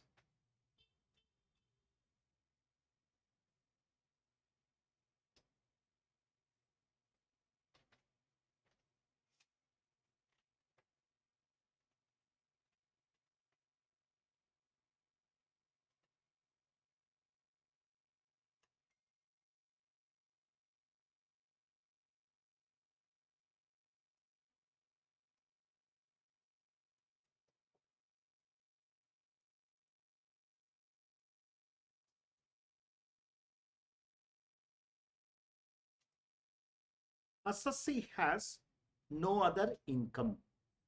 So the first 3 lakhs can be adjusted and the balance only taxable. For some time, leave the pen and all, leave it to me. Okay, leave it to me. Particulars. Okay. Tax amount. Okay, just listen to me for some time. Okay. LTCG taxable under 112A. So, income tax. LTCG taxable under 112A. 4 lakhs. Less basic exemption limit which needs to be adjusted. It is not less 1,25,000 first. It is basic exemption limit which needs to be adjusted. 3 lakhs. Balance LTCG taxable under 112A is less than 1,25,000. So no tax. Many of them, what mistake they do is 4 lakh minus 1,25,000, 2,75,000. So another 25,000 I can adjust anywhere. Not possible. Not possible. I will take for an example. If this is 5 lakhs, then out of this 2 lakh, 1,25,000 is not taxable. Remaining 75,000 into 10%. First, adjust the basic exemption limit. Balance, tax it. But since it is less than 1,25,000, no tax. Is the class clear? Is the class clear? Very rare, but I want you to understand. Okay. LTCG under section 112 for unlisted shares. What is that? 559,412. 20% is the rate of tax. I got 111,882. LTCG under section 112 for jewelry. Okay, I know it is 6 lakhs. Tax rate is 12.5%. Tax rate is 12.5%. Okay. So,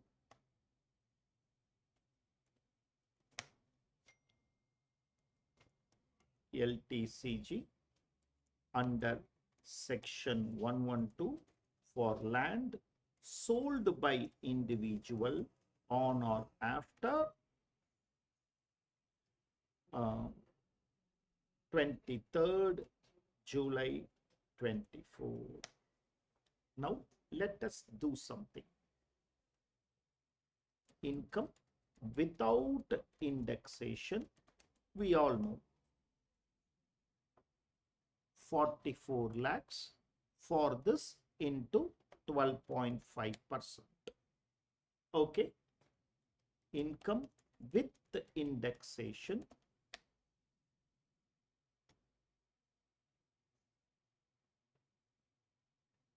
Income with indexation. Full value of consideration, we are going to give it as 60 lakhs less ICOA, friends, 16 lakhs into 348 divided by 148. Okay. Okay, okay. 16 lakhs into 348 divided by 148 gross LTCG. Okay, this much into 20%. Which is more beneficial? Huh?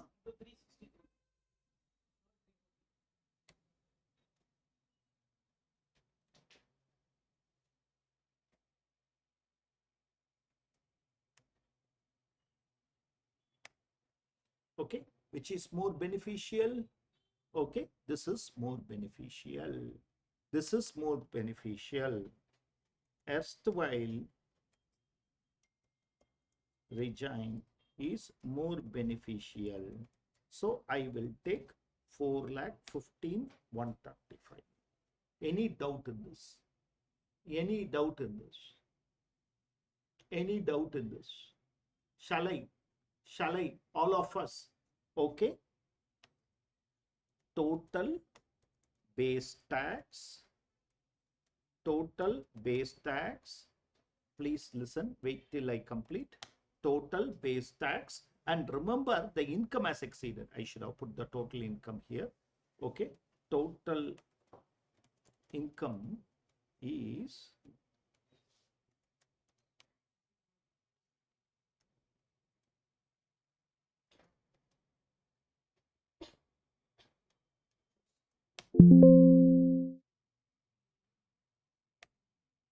okay 59 lakhs. So okay, and surcharge at 10%.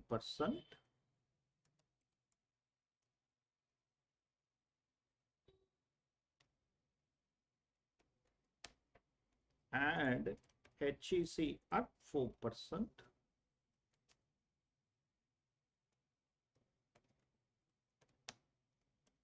Total tax payable.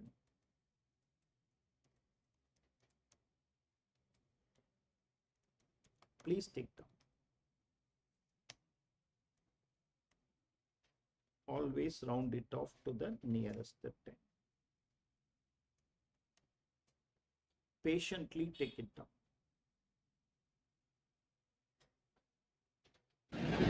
Sir, one doubt. Go ahead. Sir, income without indexation is 44 lakh and 5 lakh 50,000. How it is, sir? 5 lakh 50,000 Indian rupees. 44 lakh into 12.5% tax is 5,50,000. Okay, sir. Thank you.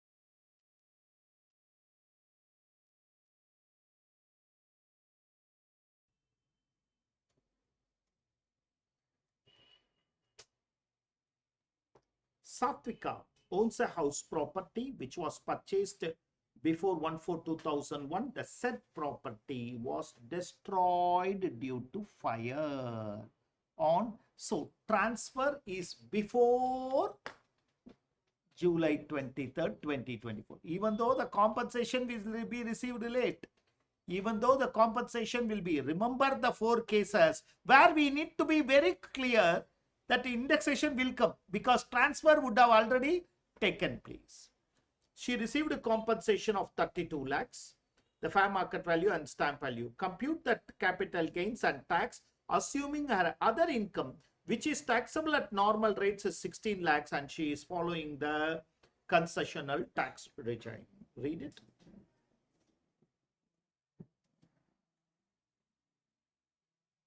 Here, no optional and all. Anyhow, we are going to get the indexation benefit. Yeah, sure.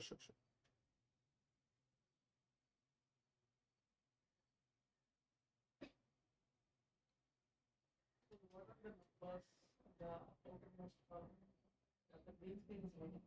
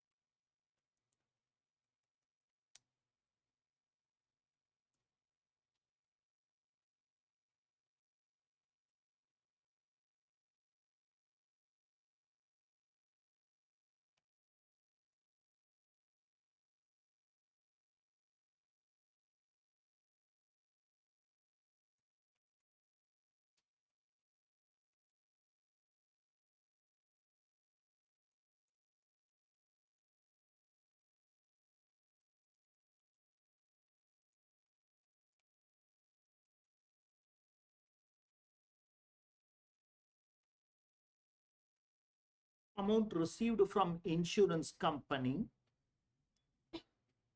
62 lakhs.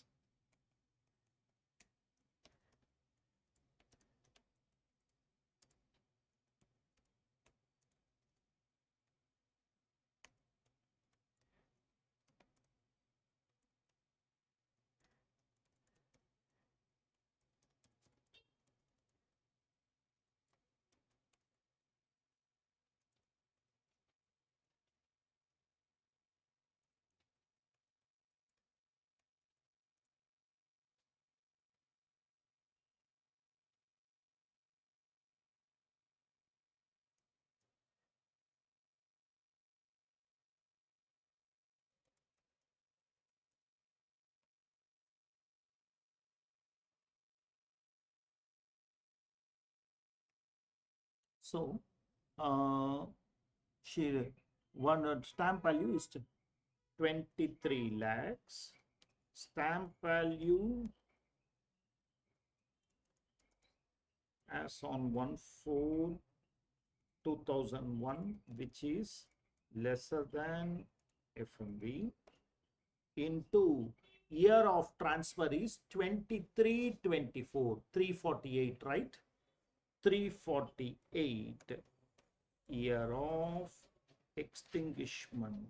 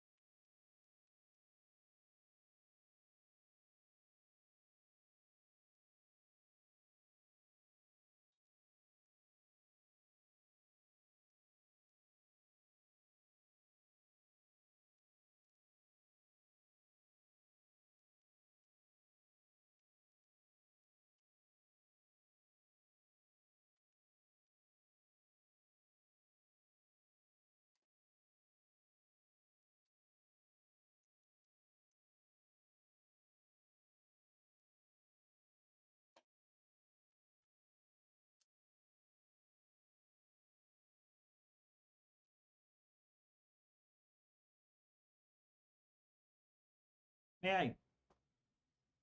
Are you all clear? Shall we move ahead, move forward?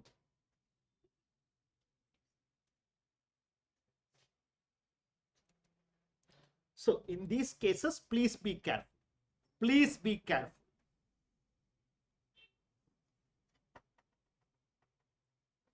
Harshita purchased the land 35 lakhs and held the same as capital asset. She started a real estate business and converted the land into stock in trade. Again, the same.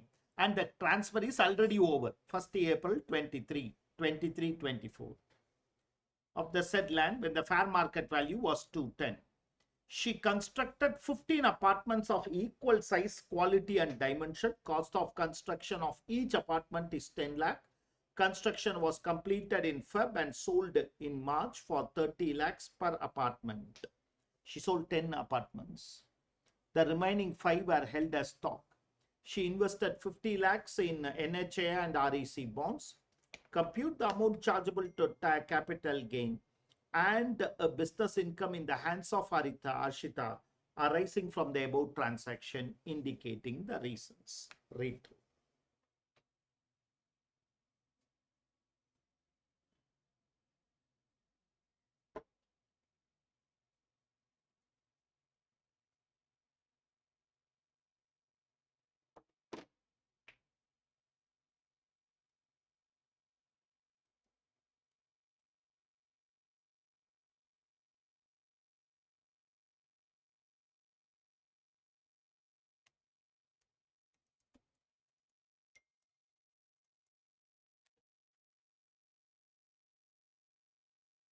I'm writing some theory.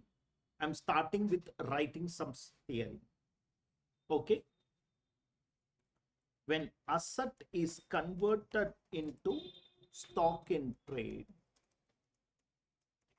it will be regarded as transfer. FMV on the date of conversion will be treated as full value of consideration. FMV on the date of conversion will be treated as full value of consideration.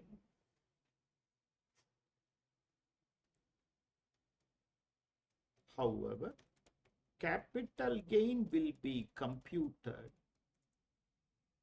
only when the stock is sold.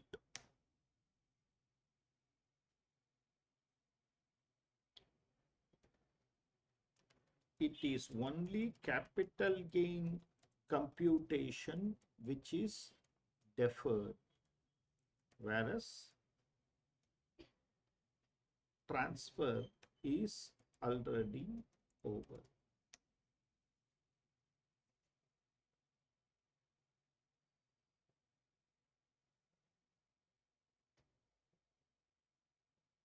So far clear?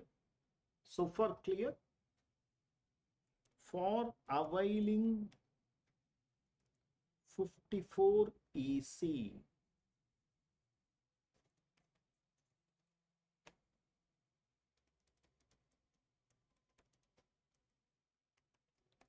six months is only from the month of selling stock in trade.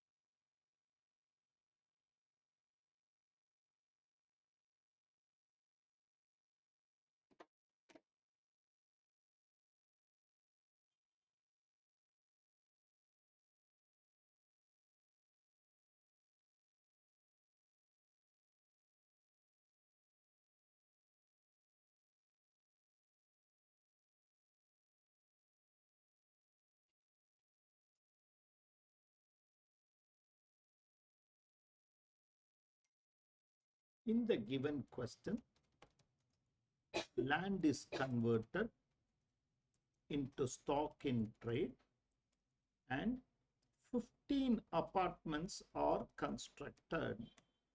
Correct?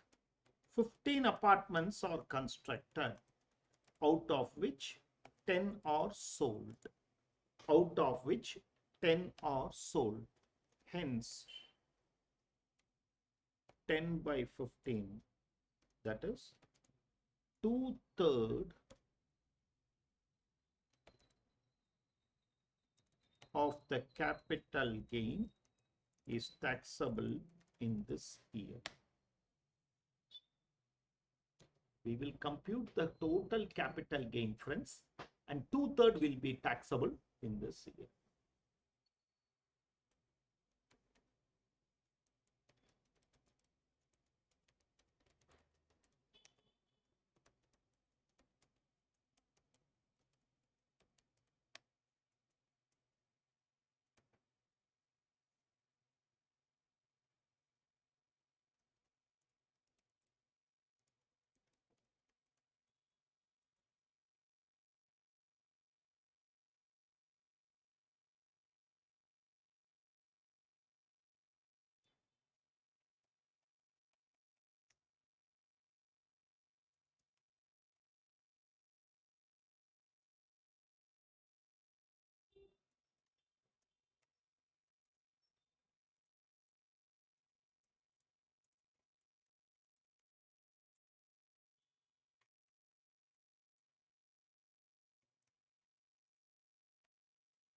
She has purchased it for 35 lakhs into, she has sold she started the real estate business on 1st April 23. So 23-24, again 348, correct? 348 year of conversion, nothing but 23-24 divided by 2005-6. Can you tell me? Can you tell me 2005-6? 117.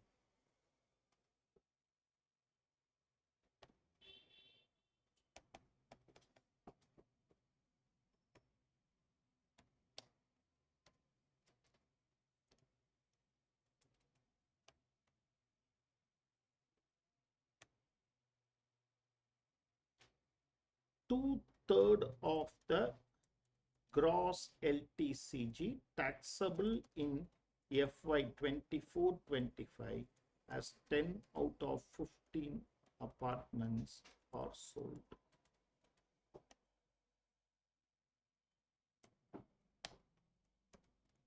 Less exemption under section 54 EC. This is for the bonds and other things. Okay. Gross LTCG. Amount invested 1 crore. Maximum limit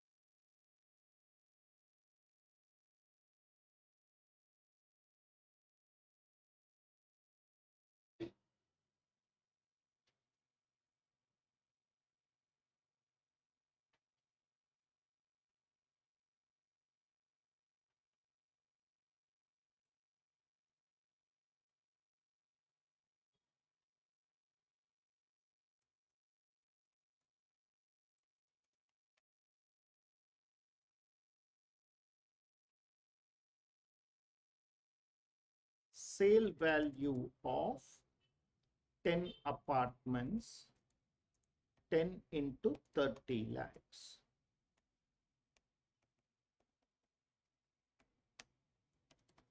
Less cost for 15 apartments, it is 210 lakhs.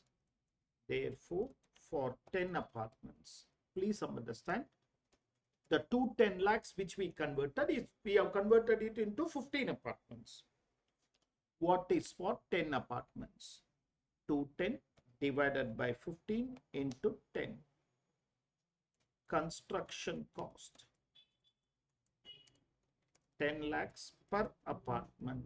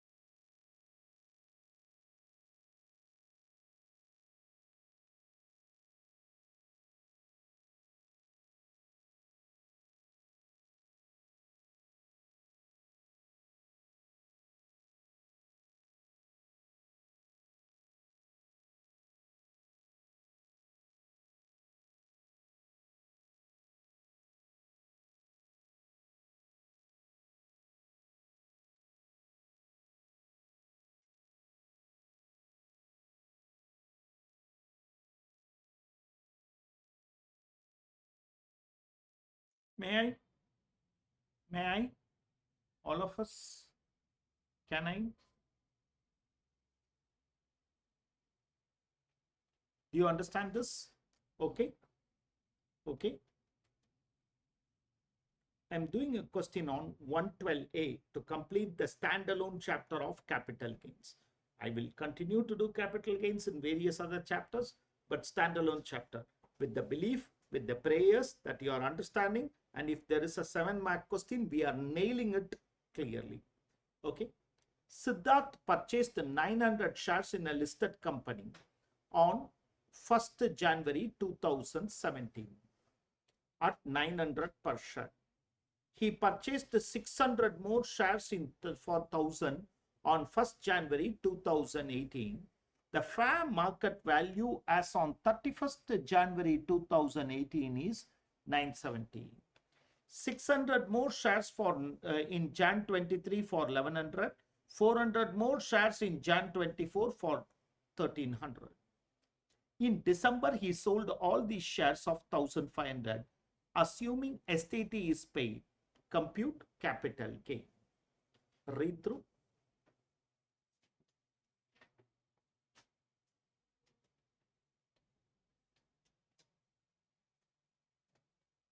To once more be very clear on this capital gain on 112A, listed shares.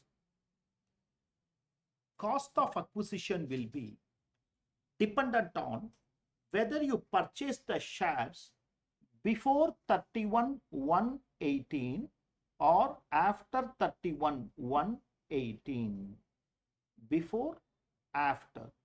If it is before 31/1/18, actual, or FMV as on 31/1/18, that is listed price as on 31/1/18, whichever is higher. Actual. Okay. Now reading this question. This 900 shares purchased for 900, I will take 970. This 600 shares purchased for 1000, I will take 1000. And then it comes after 31,118. 600 shares, 1100 I will take. Remember, this 400 shares is purchased in January, sold in December. That alone is short-term capital gain, for which 20% is payable. STCG on which STT is paid. First three are long-term with various prices. The last alone will be short-term because purchased in Jan, sold in December. Are we clear? Okay.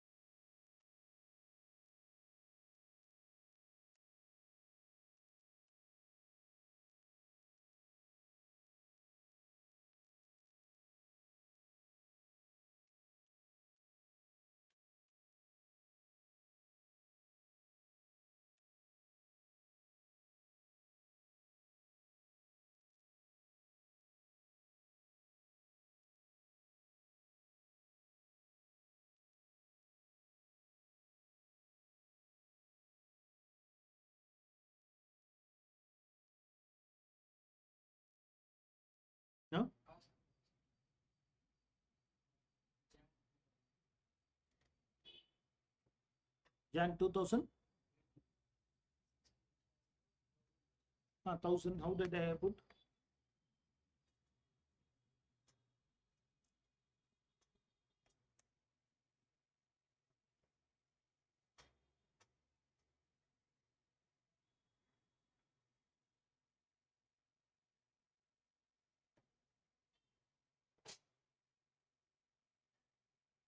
Gross LTCG taxable under section 112A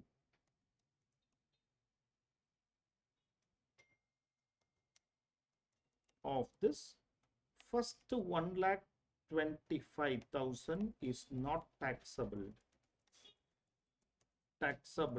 at 12.5%. Gross STCG under section 111A, this is taxable at 20%.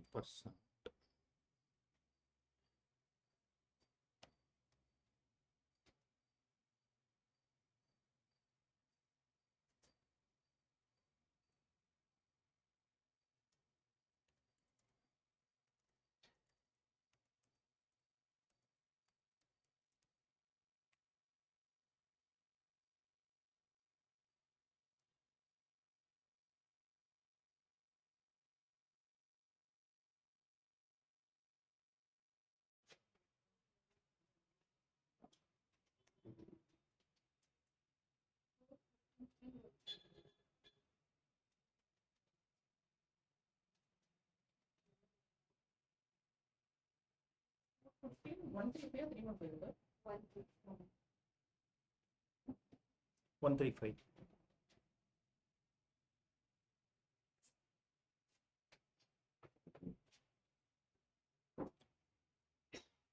Online students, is the screen visible, voice audible, friends? Online friends? Yes, sir. Shall we start? Shall we start? Okay.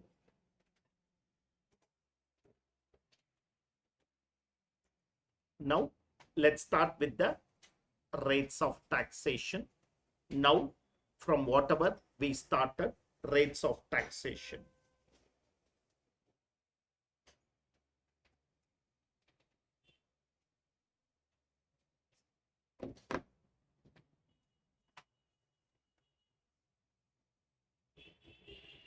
Okay.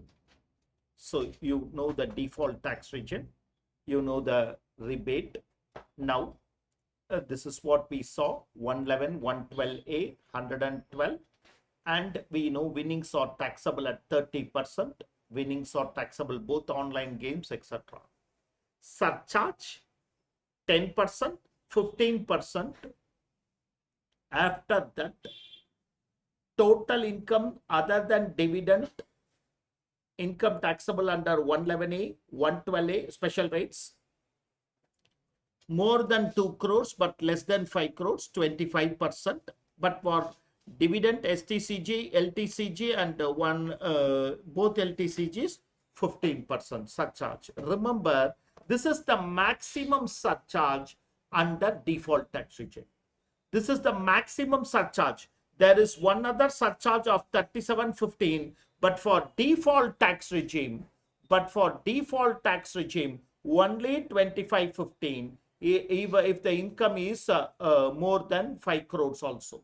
If the income is more than 5 crores also, there is no 37% surcharge.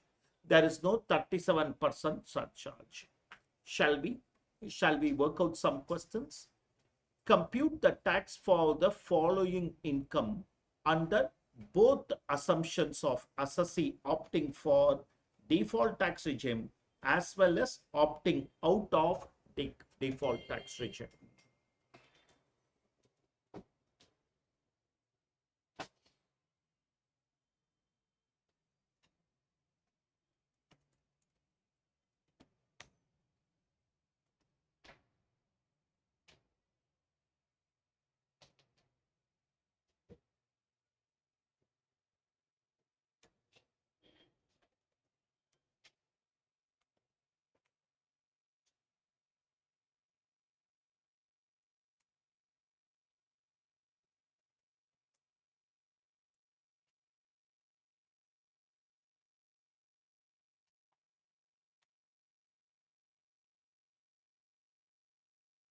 total income 7 lakhs.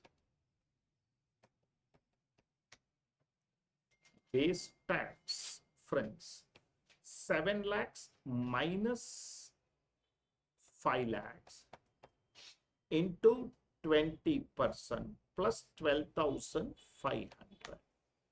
52,500 base tax. 52,500 base tax. Okay. Here 7 lakh minus 3 lakh into 5%, 20,000. Let's rebate under section 87A for new tax regime as the income has not exceeded 7 lakhs. Rebate will be actual tax or rupees 25,000, whichever is less. So I will get this fully as a rebate. I will get this fully as rebate. Nothing is taxable. Nothing is taxable. Add HEC at 4%. Here it will come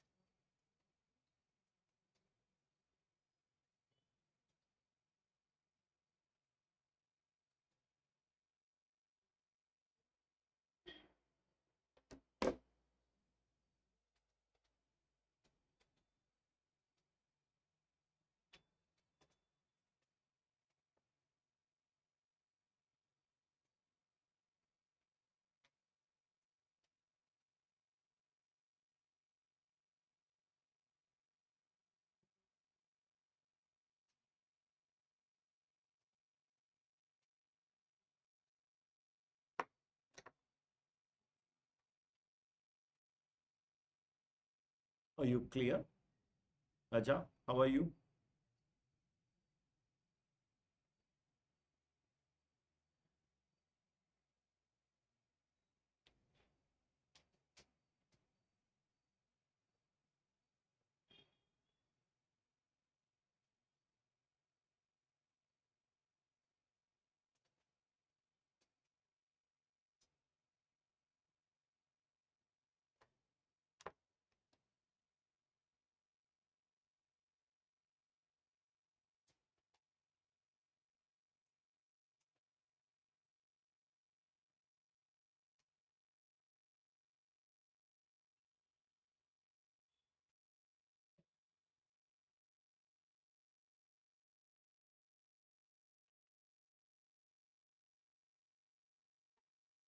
Can I?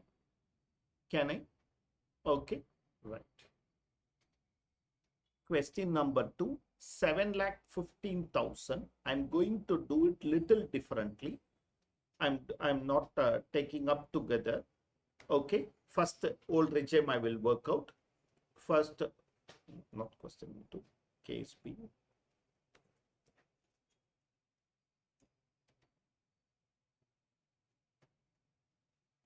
First old regime I will work out. 7,15,000.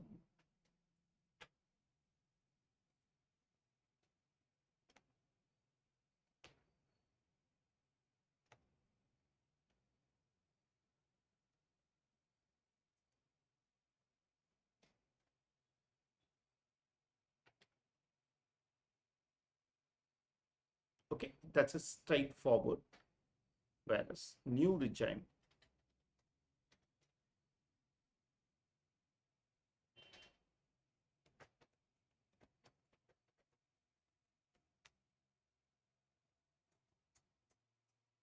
base tax.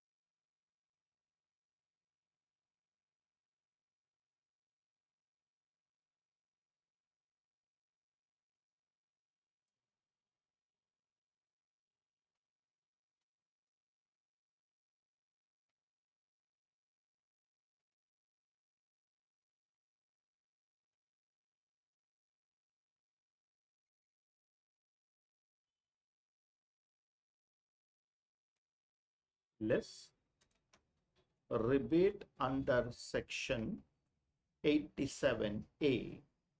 Okay, marginal relief for rebate, marginal relief for rebate, marginal relief for rebate. My dear friends, okay, I have given you a formula also if you want to apply. I have given you marginal relief is the difference between tax on income, that is 21,500 less okay, income exceeding 7 lakhs. How much is the income exceeding 7 lakhs? 15,000. 7 lakh 15,000 minus 7 lakhs 15,000. So 21,500 minus 15,000, 6,500. 6,500.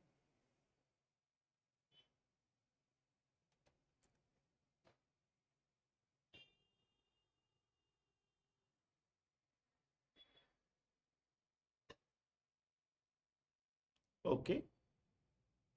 Net tax 21,500 minus 6,500. HEC at 4%.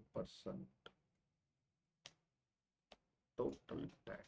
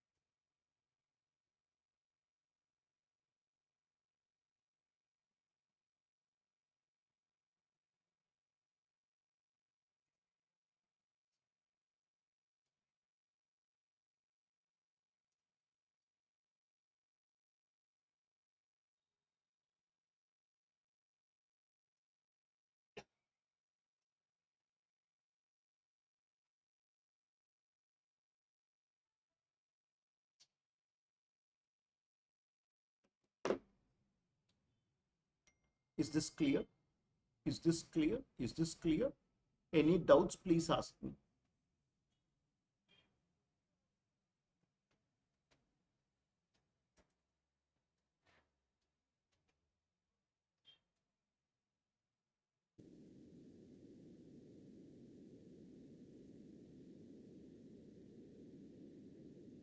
Shall I proceed?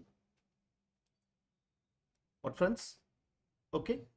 Normally, this is very simple, my dear friends. Another 15,000 he should not pay for tax. If he has paid, he can pay maximum tax of 15,000.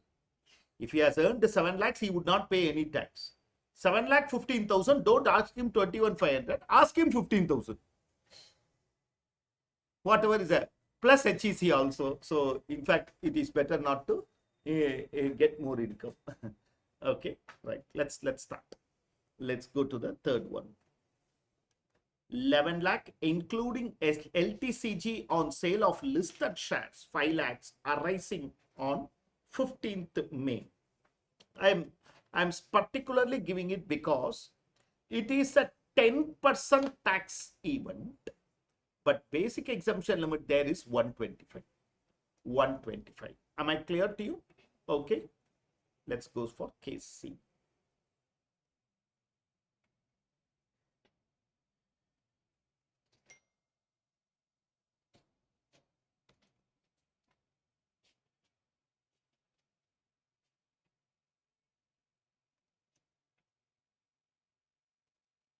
LTCG taxable under section 112A is 5 lakhs. Income taxable at normal rate is 6 lakhs.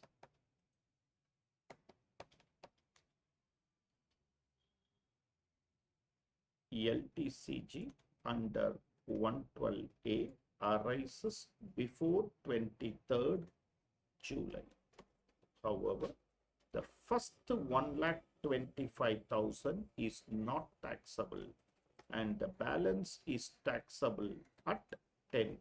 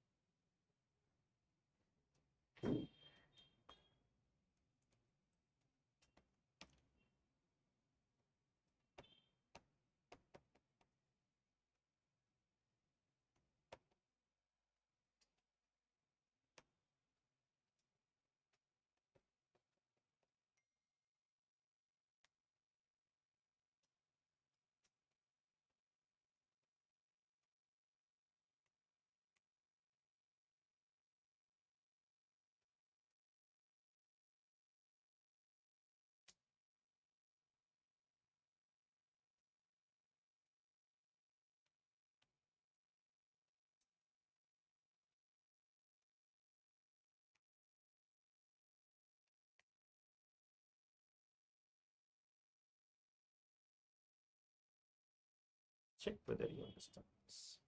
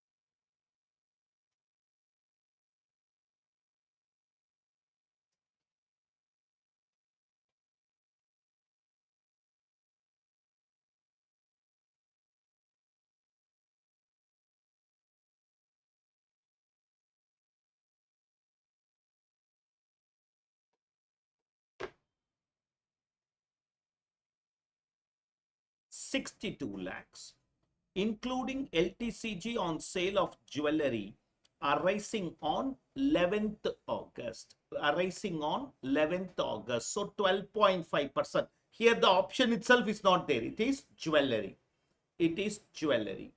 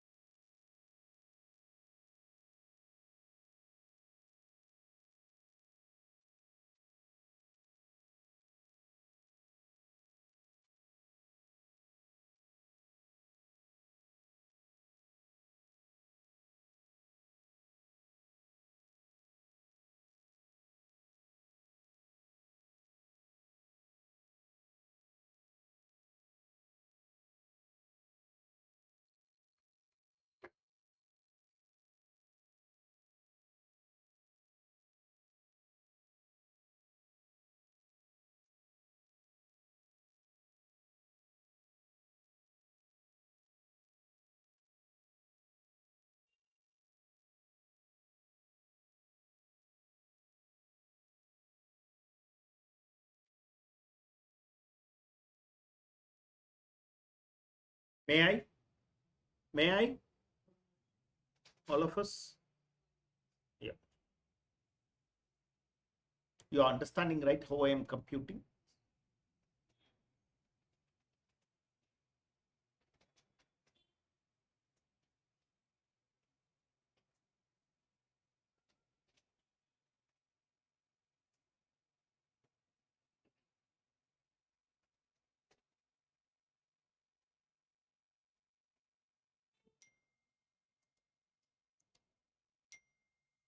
₹14,10,000 on LTCG sale of jewelry arising on 1st of January.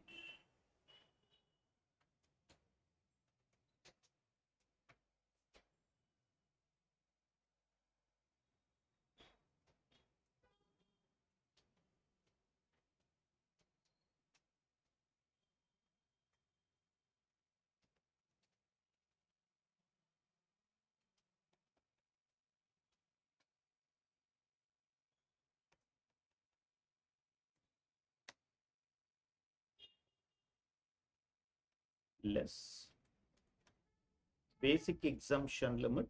Here it is 2,50,000. Here is 3 lakhs. Balance LTCG taxable at 12.5% because we know it is arising in January. Okay. Balance LTCG taxable at 12.5%. Base tax.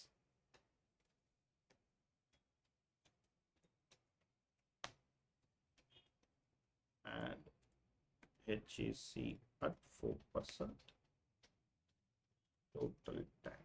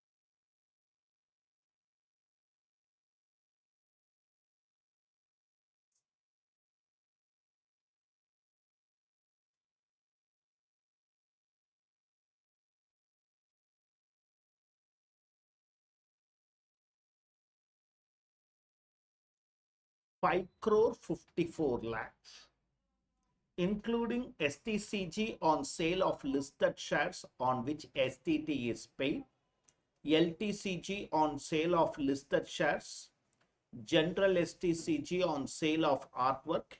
Everything is after 22nd July. Read through.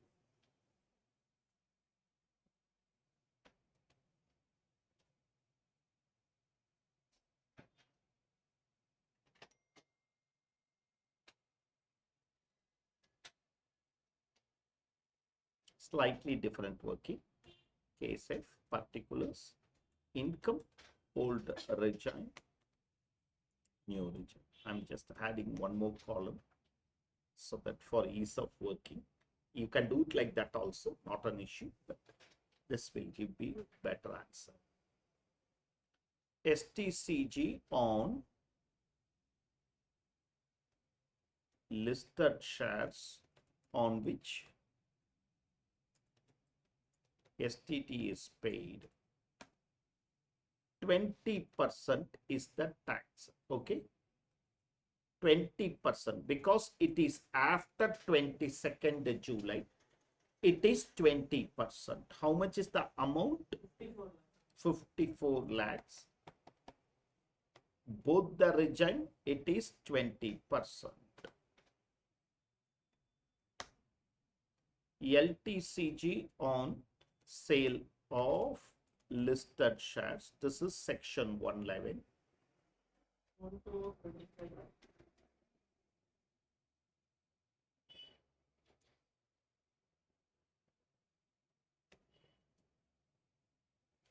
Section 112A.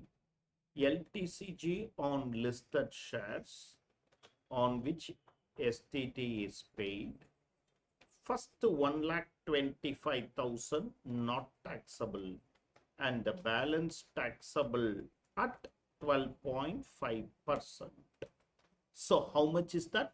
1 crore 25 lakhs. Okay, of this minus 12 lakh, 1,25,000 into 12.5% into 12.5%. Again repeating, this minus 1,25,000 into 12.5%.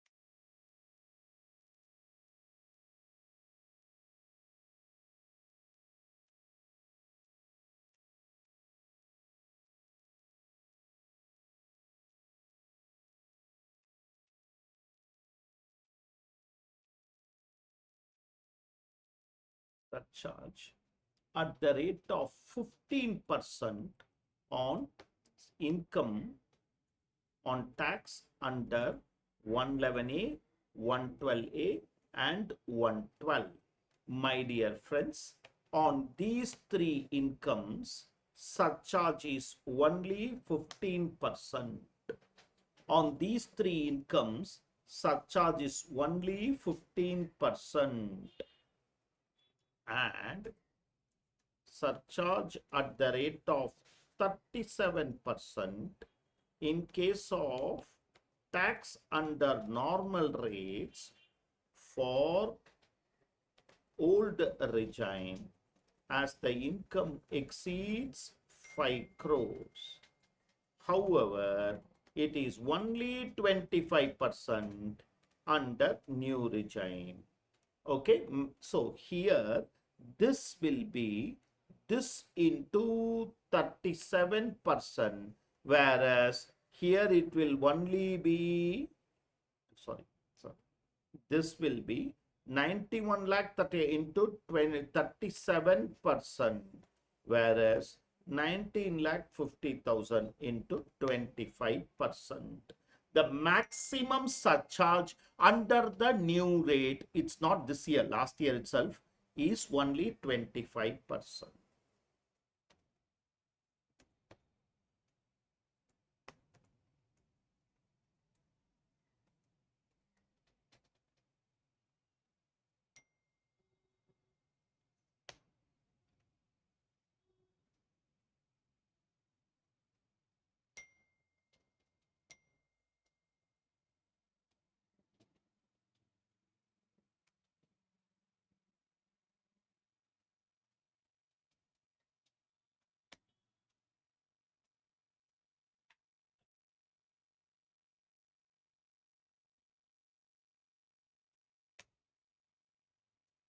Check it out.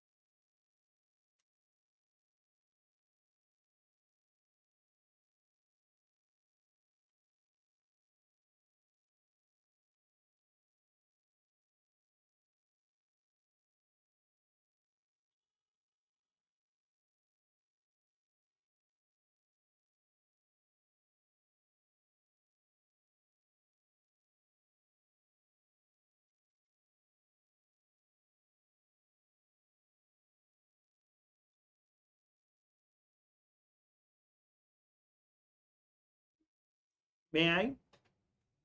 May I? All of us, may I? Yeah? Okay. This is again, we are going to work out on something on capital gain. This is a question from our RTP. This is a question from our RTP. Priya has always been financially aware and strategic with her investment. In Jan 22, she saw an opportunity in gold and purchased gold jewelry worth 325, believing it would be a safe investment for the future. In October 24, kindly underline always when she is saying. Gold price increases and she decided to sell the jewelry for 475. She also sold her house property on 1st December for 80 lakhs when the stamp value is 90 lakhs. She purchased this property before 1481, the fair market value and the stamp value. She had incurred brokerage and other expenses on purchase price at that time. Ignore it. We have to take only the fair market value or stamp value. If it is lesser, don't worry about brokerage.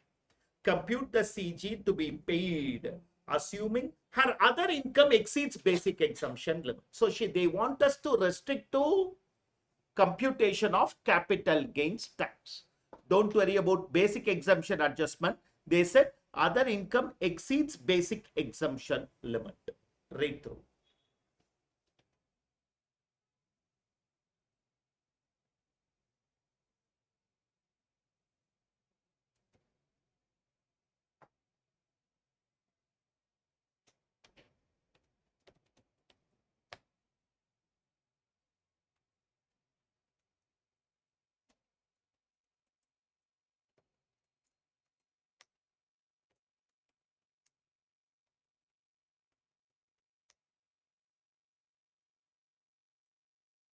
Okay.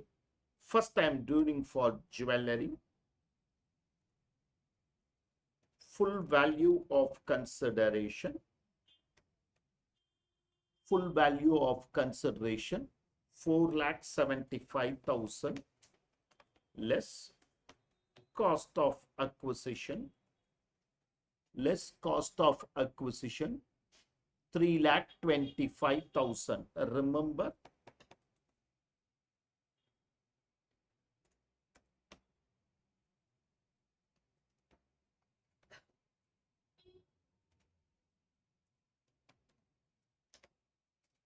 so I'm getting an capital gain of 1,50,000.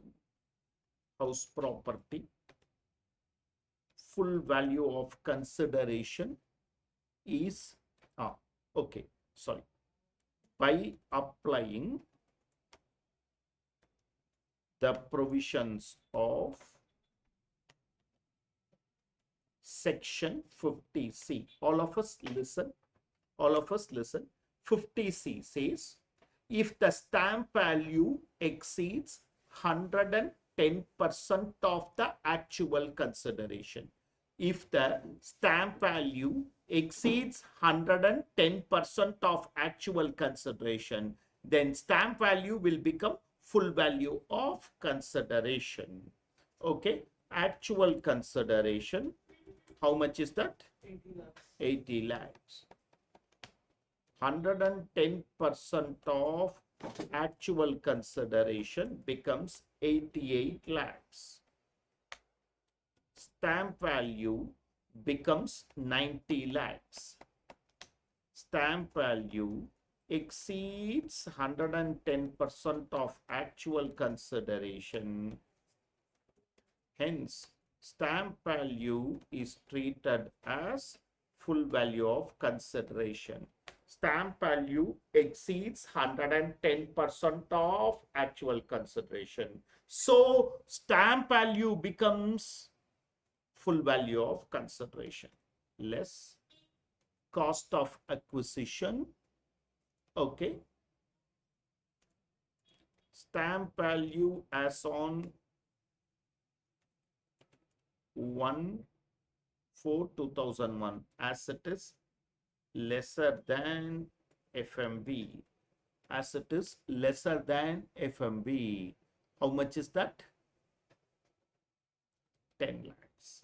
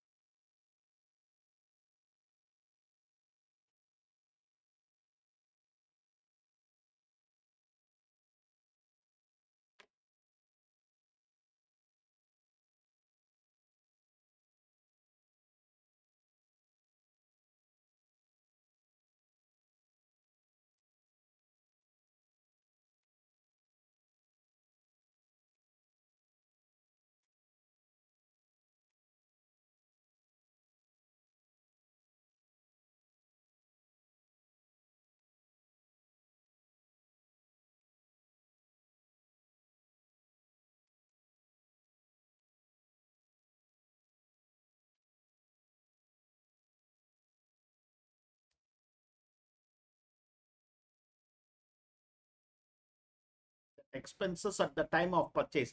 If they have purchased it in 2005, 2006, I will add it to the purchase price, acquisition price. Since it is purchased later, since it is purchased before 1/4/2001, and I am taking the stamp value as on 1/4/2001, I need not worry about the expenditure.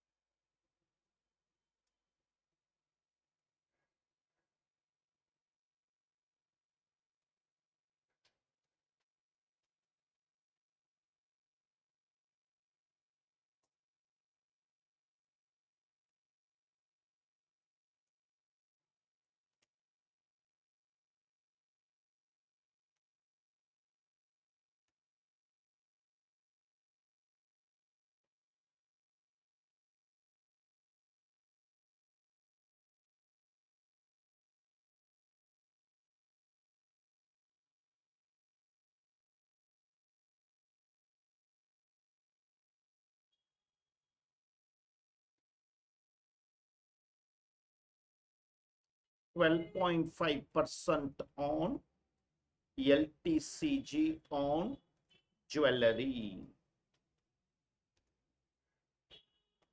This amount into 12.5%. 12.5% on LTCG on jewelry for building. Now I'm computing the LTCG under erstwhile option. Full value of consideration, we all know 90 lakhs less ICOA 10 lakhs into 363 by 100. 10 lakhs into 363 by 100. Okay, gross LTCG with indexation benefit.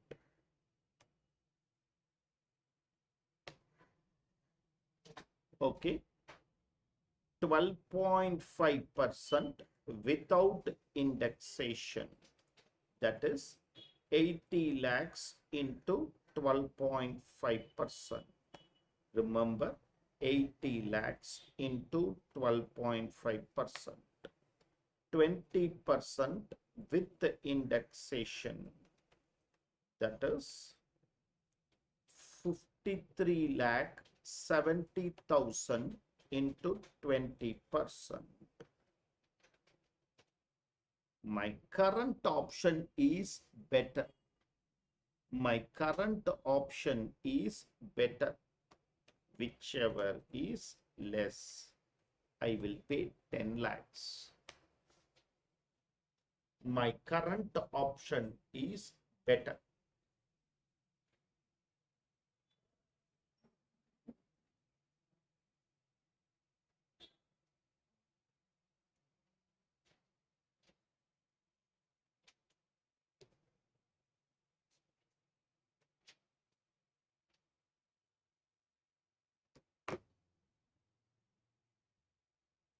Pays tax.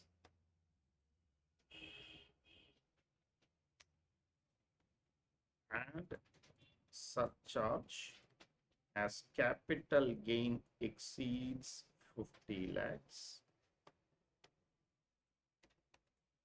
and HAC depending on the other income. So you need not work out. You just have to read with base tax because they have not given what is. They have just said it exceeds basic exemption.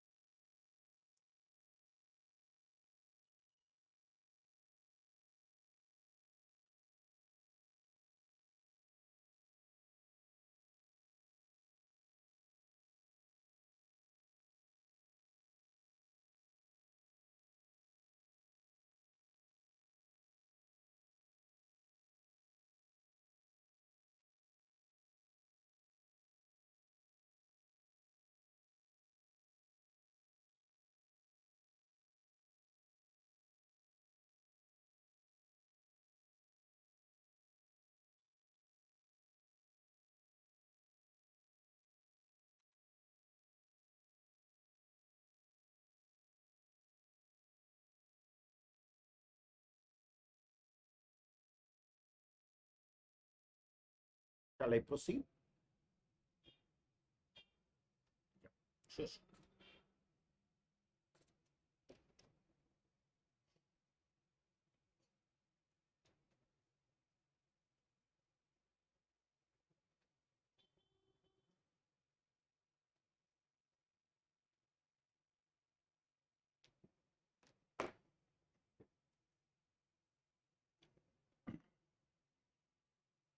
Question number 3. Sale of land on 1st Feb 4 crores. Purchase price 50 lakhs. Income from interest 8 ton. Assuming assessee opts for concessional tax regime. Compute the income and tax. And what will be your answer if assessee has purchased the land in 5-6 instead of 1-2?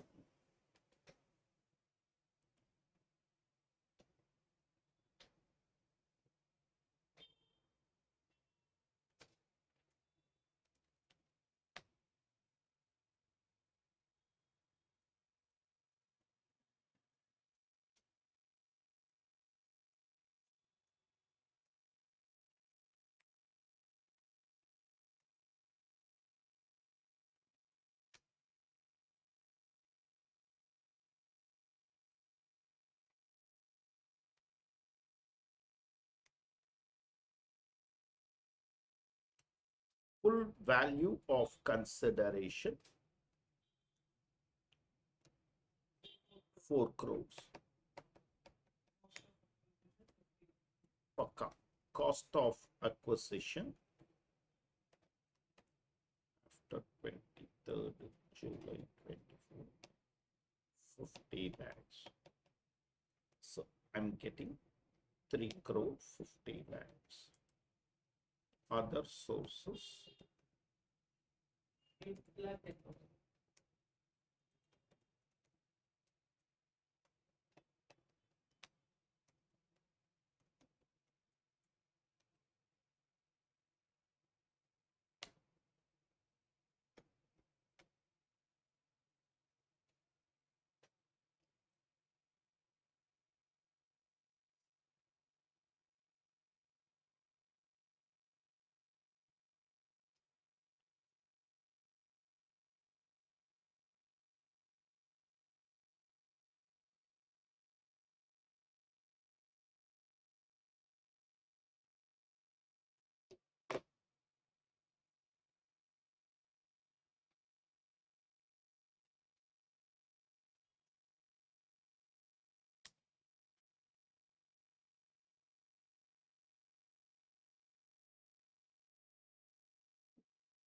computation of LTCG with indexation.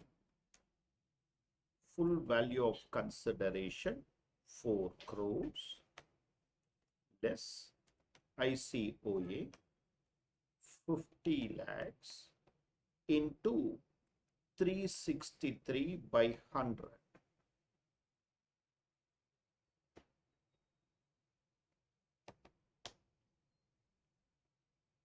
Cross LTCG.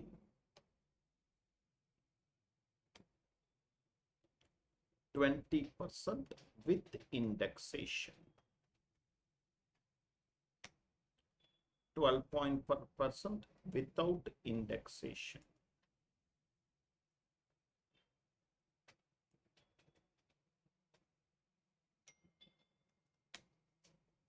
Whichever is less.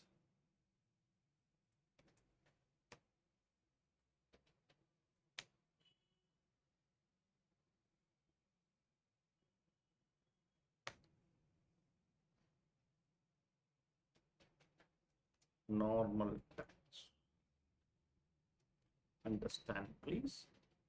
8,10,000 minus 3 lakhs into 30%. Sorry, no, 8,10,000. Sorry. First 3 lakhs nil. Next 4,20,000. Okay, that is 7 lakh. Balance 1,10,000 into 10%, 31,000.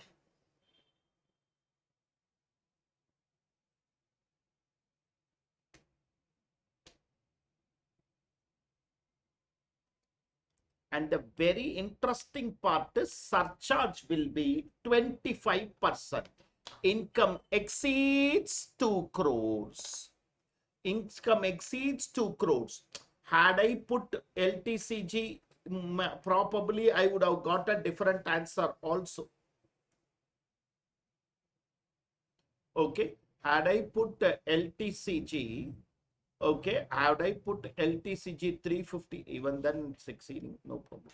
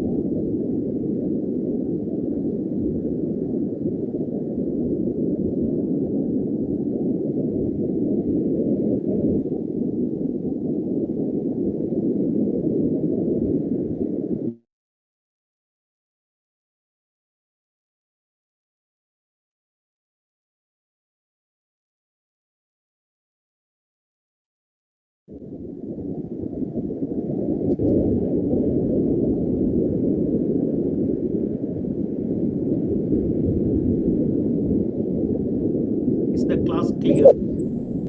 Any doubts?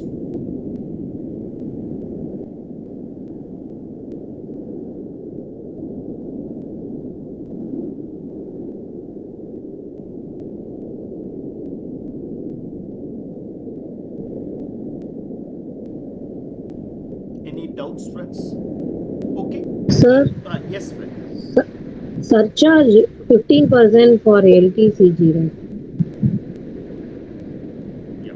Thanks for correcting. Yeah. Thanks for correcting. I need to. I'll take wonderful. Thanks for correcting.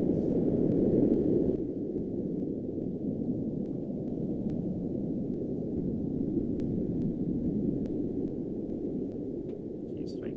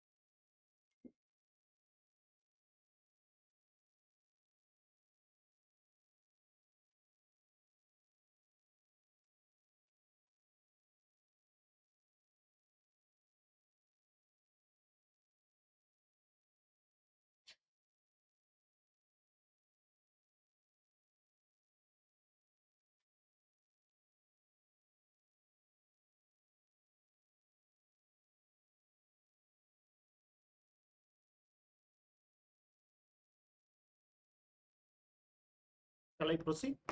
In the same question, they have asked us, if I had purchased the asset in 2005-6 instead of 1-2, how will your answer change?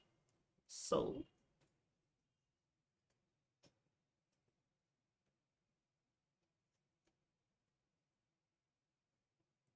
understand, full value of consideration will be, okay, 4 crores. 50 lakhs into 363 divided by 2005-6. Not 8117, 125, 133, 170, 56. 2005-6, 170. 117.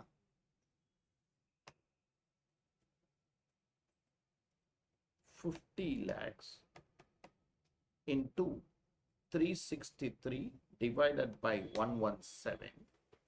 You can check 20% without indexation, 12.5% with indexation, 4375. That will be lesser. That will be lesser. And the tax will work out like this.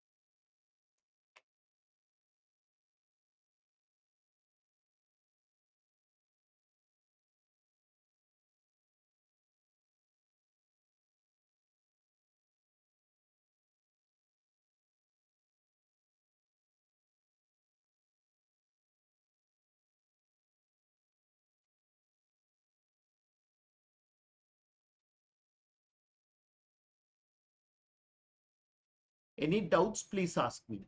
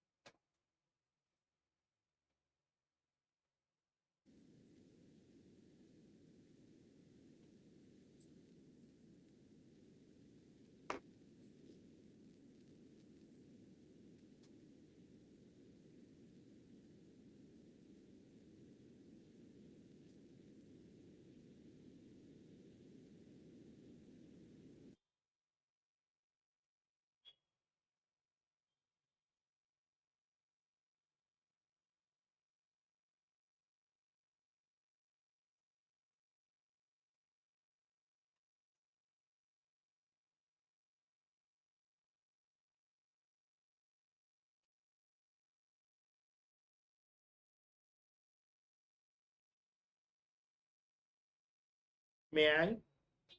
May I? All of us, may I? Okay, right. So this is with regard to rates of taxation. Okay, this is with regard to rates of taxation. If you look at it, I have completed this and this, the major amendment. Salaries has one amendment, but it is very important.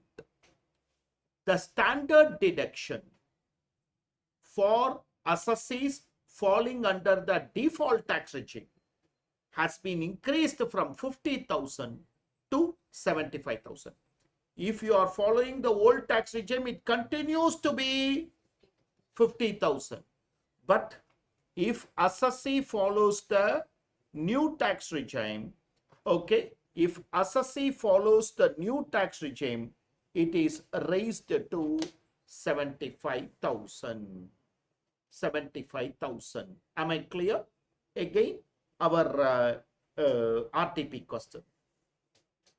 Mr. Kunal is an employee in a private company posted in Delhi, appointed on 1/2/2023 in the pay scale of 60,000, 1,000, 70,000. He furnishes the following information. DA 25% of basic pay, 60% forms part. Bonus equal to 1 month's salary paid in November on basic salary of that particular month. Leave encashment for previous year 24-25, 10,000. He has also received a motor car on 112,600 cc, exceeds 1,600 cc, along with driver for official and personal use. The motor car is owned by the employer. Expenses are met by employer. Employer granted him 2 lakhs on 1st June 24, which is repayable equal quarterly installment over 2 years starting 1st October 24. The State Bank of India lending rate is 9.5%, while the employer lending rate is 5.5%. His employer gave him a rent-free accommodation in Delhi from 1/4/23. This house is owned by the employer. The PV of such furnished residential house was valued in the year 23-24 for 92,000. Accommodation is continued to be provided in 24-25 also. Furniture and appliances provided with the house were purchased by the employer for 1,50,000. Electricity and water bill for the said house were met by the employer. Inflationary index. His colleague gifted him a mobile phone worth 45,000 from their own contribution on account of his marriage. It has nothing to do with salary chapter. It has nothing to do with salary chapter. You are required to compute the taxable salary under salaries, assuming that he wants to pay under default tax regime. LTC is fully taxable. That 10(5) exemption for LTC is not there. That 10(5) exemption for LTC is not there. That becomes fully taxable, fully taxable. Read through.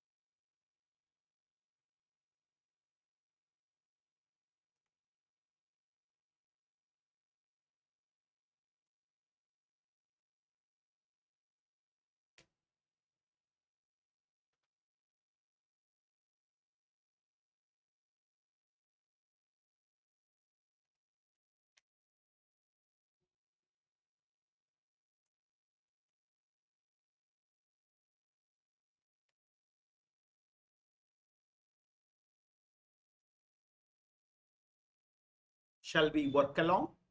Okay. Basic salary, my dear friends, he was employed on 1/2/23. We are in April 24 to March 25. April 24 to March 25. 1/2/23, 60,000. 1/2/24, 61,000. So 61,000 into 10 plus 62,000 into 2, because on 1/2/25 it would have become 62,000. Okay, once more repeating, 61,000 into 10 plus 62,000 into 2. Okay, first increment in Feb 23, Feb 24, right? Feb 24, and then in Feb 25. Is this clear to all of us?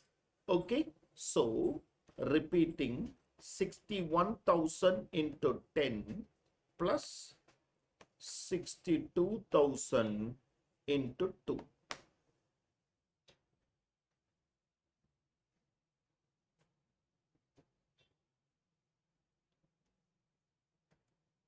Dearness allowance, 25% of basic pay. What forms part is nothing to do in the computation of basic salary. It is only for working note computation like HRA, gratuity, RFA. For those things only it matters. For this, it doesn't matter. For this, it doesn't matter. Is the whole class clear? Is the whole class clear? Okay. Bonus. Basic salary of November, which is 61,000.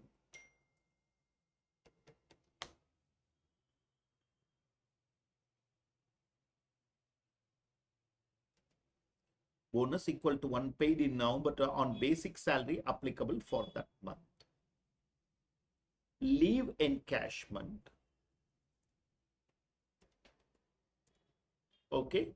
Exemption under section 10 subsection 5 is not applicable as the assessee is under concessional tax regime. So this exemption cannot be claimed that 10,000 is fully taxable.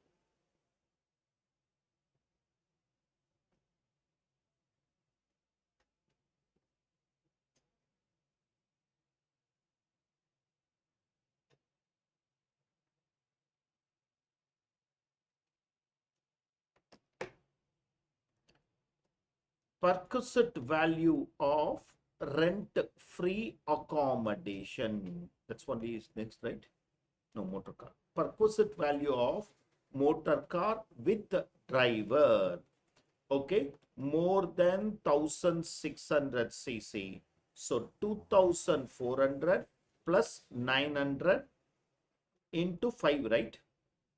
How many months? From 112, 4 months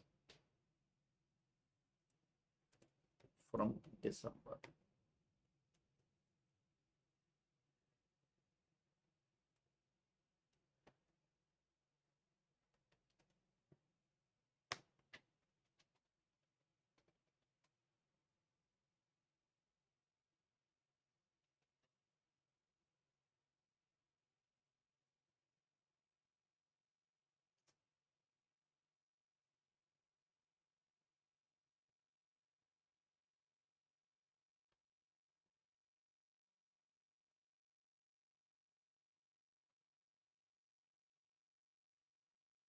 Shall I?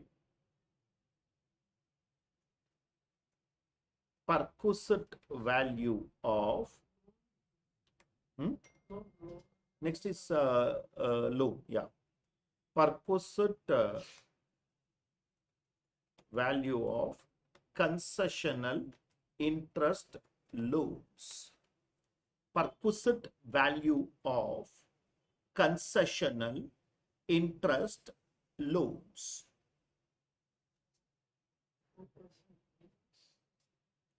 One more time, I'm repeating.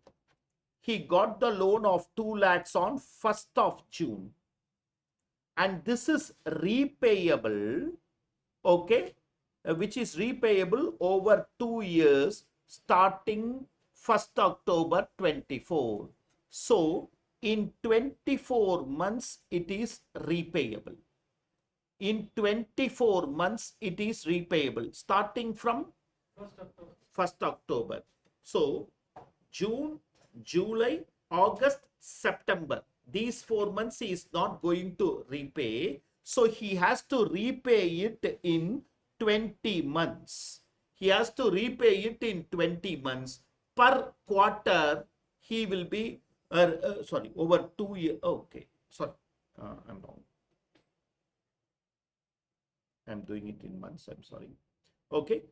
He has to repay it in quarterly installments over 2 years. So he has to repay it in 8 quarters. In 2 years means 8 quarters. Per quarter, how much he will repay? Per quarter, how much he will repay? 2 lakh divided by 8. 25,000 per quarter. 25,000 per quarter. 25,000 per quarter. Is the class clear? No. Understand. Please take your time to understand.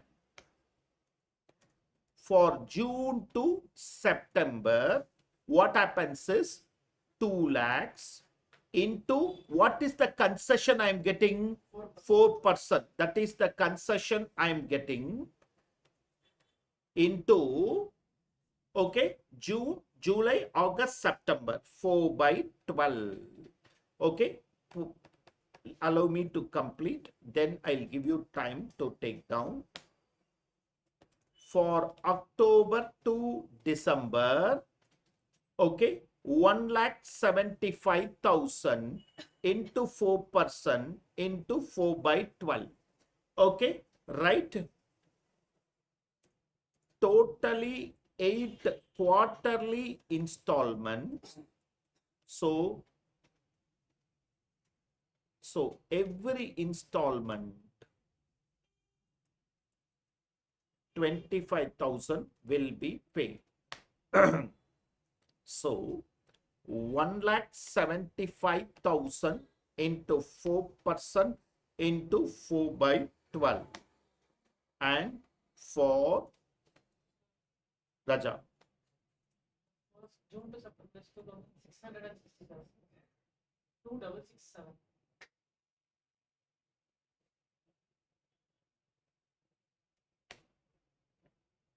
For Jan to March, 1,50,000 into 4% into 4 by into 3 by 12, right? October, November, December into 3 by 12 into 3 by 12.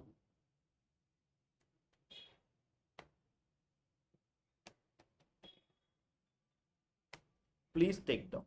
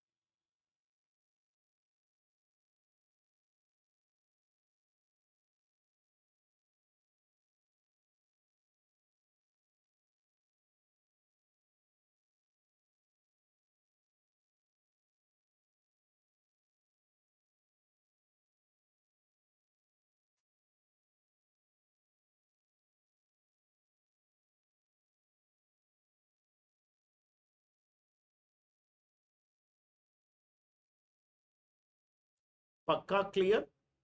Any doubts? Can you please let me know any doubts? Shall we progress together? Shall we progress together? Okay. Yeah, take your time.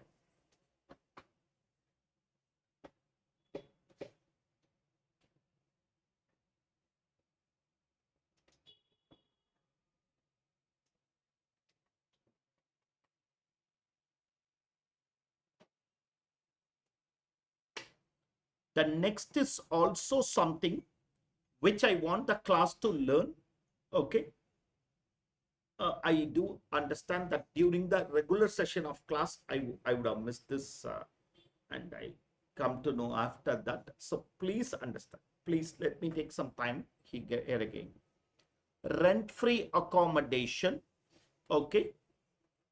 Listen first. Perquisite value of rent-free accommodation. Salary, basic pay plus DA forming part. So, basic pay is 7,34,000 plus DA forming part, I think 60% forms part. Is that correct? Is that correct? 60% forms part. Basic pay plus DA forming part. 10% of salary is equal to this much. 84,410. 84,410.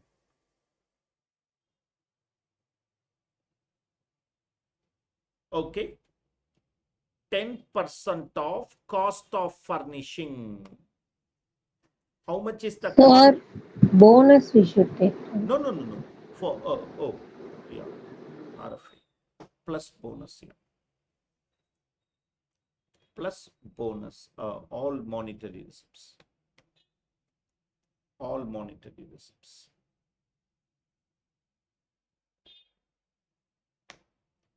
Okay, plus 10% of cost of furnishing. May I know what is cost of furnishing? In the next adjustment, it will be there. Okay, the furniture provided with the house were purchased by the employer at an aggregate of 1,50,000. 1,50,000 into 10%. 1,50,000 into 10%. Are you clear? Okay. Total RFFA, rent-free furnished accommodation, 90,000 plus this 1,05,000. Now I want the class to listen. This is the new thing which I am going to tell you. This is something which you need to understand. However, this cannot exceed last year's perquisite value indexed to the current year. This cannot, this is the new thing which I want you to understand. This cannot, they have given the perquisite value of the last year. Okay, the perquisite value of the last year was 92,000. The perquisite value of 92,000 and the indexation, that is 92,000 into 363 divided by 348. 92,000 into 363 divided by 348. Okay, so whichever is less only can be considered. That is, minimum of these two things can only be 95,966. So up to this you are aware, my dear friends. Up to this, what is unique is it should not exceed the last year's perquisite value indexed for the current year. It should not exceed the last year's perquisite value indexed to the current year. I missed it in the regular class. Then I came to know about this amendment. Okay, that's why I have taken it up. Please take it down. We'll take as it is. Very good. Yeah, as it is.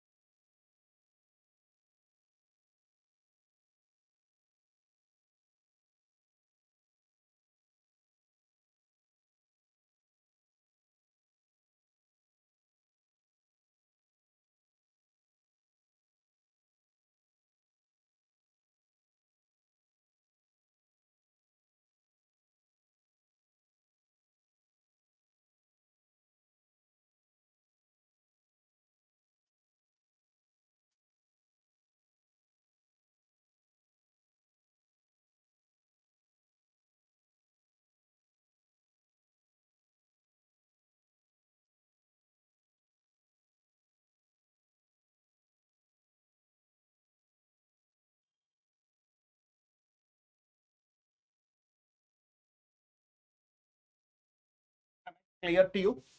Am I clear to you? All of us understanding this? All of us? Shall we move on? Yeah.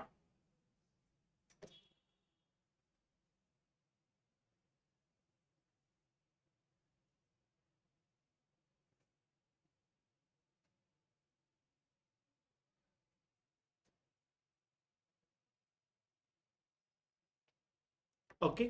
Okay. Okay. All right. Electricity and water bills paid by the employer. Electricity and water bills paid by the employer, 5,000. His colleagues gifted him a mobile phone. Okay. gift of mobile phone by colleagues is not considered as salary. Okay, it's not, anyhow it is not taxable because of two reasons. Three reasons. One, value does not exceed 50. Two, it is a mobile phone, not a specified asset. Third, it is on the occasion of wedding. Gross salary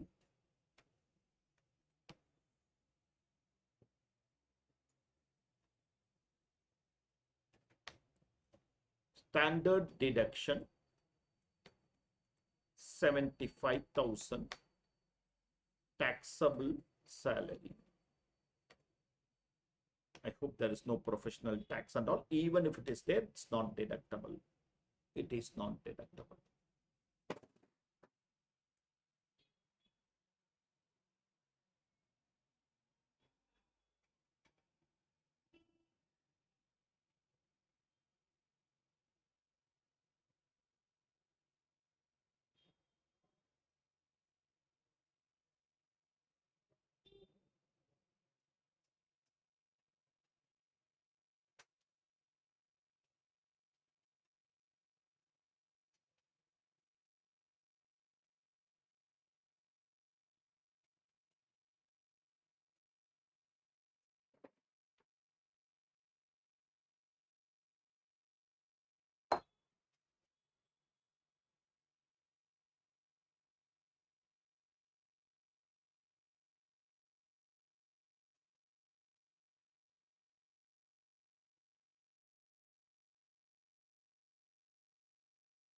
Sir, electricity bill, it is 5,000 per month.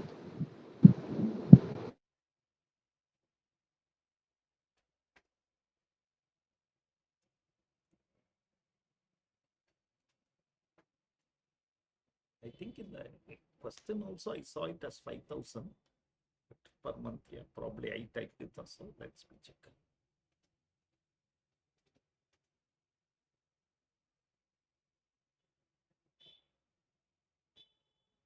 Very clear, very clear, very clear, friends. Very clear. Okay, so two things you learned. One, you should learn this. This is something new. And remember, standard deduction is 75,000. Standard deduction is 75,000. Is the class clear? Okay. Question number 5. Enumerate the exemptions, deductions, and benefits that can be claimed or not claimed if the assessee opts for 115 BAC.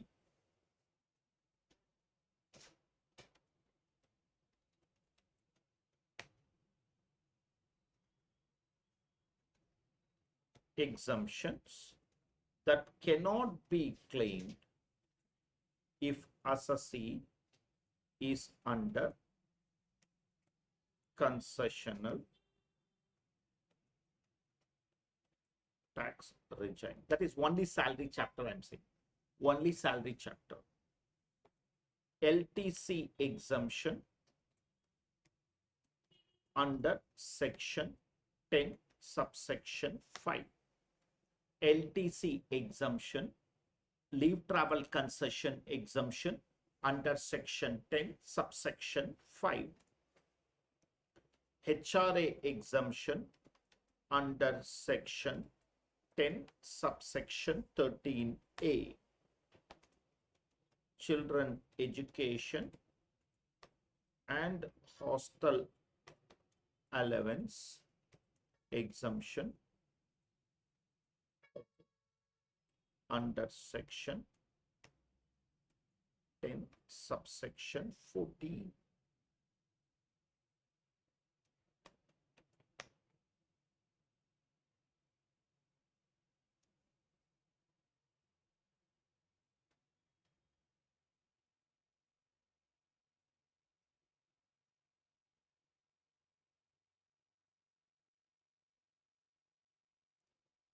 Deductions that cannot be claimed under concessional tax regime. Deduction for entertainment allowance.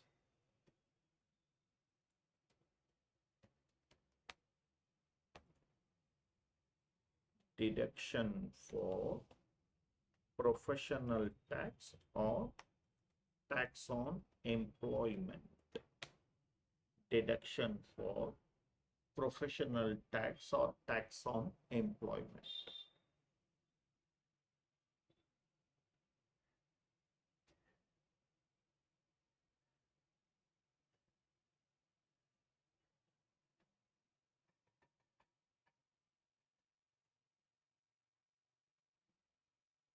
Exemption and deduction that can be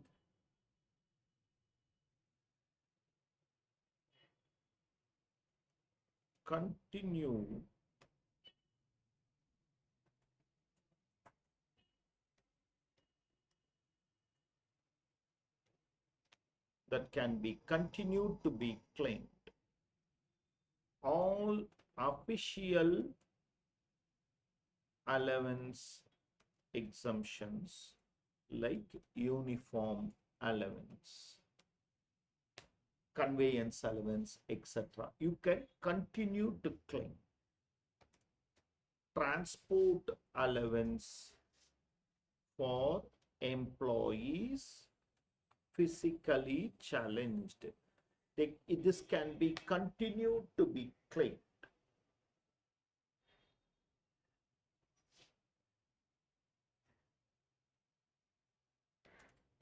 Standard deduction, which is increased to rupees 75,000.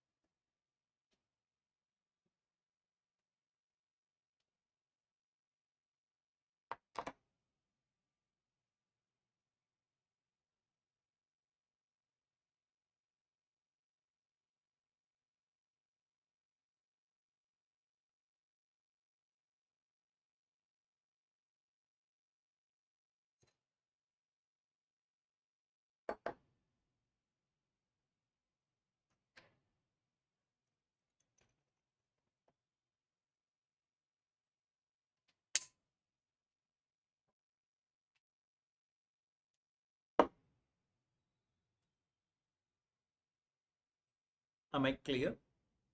Am I clear? Any doubts? Any doubts? Are you all following? Are you all following? Okay. Mr. R. Singh is an employee of BPL, furnished the undernoted particulars of his income, compute his income from salaries on the assumption he has opted for, actually it's not an option, but okay, default tax regime, basic salary, DA, HRA are received, fully taxable. HRA, he is opting for concessional tax regime. HRA is fully taxable. CEA, fully taxable. Uniform allowance spent for official purpose, you can claim the exemption. He and his employer each contributed 14% to RPF. Excess contribution by employer to the extent of 2% will be considered as perquisite. Interest credited by the fund 9.5% allowed. Electricity bill, out of which 5,000 and out of which he paid 5,000 and balanced by employer. Provided with a small car for private and personal expenses use, and all expenses are met. Professional tax cannot be claimed as deduction. Cannot be claimed as deduction. A quick completion.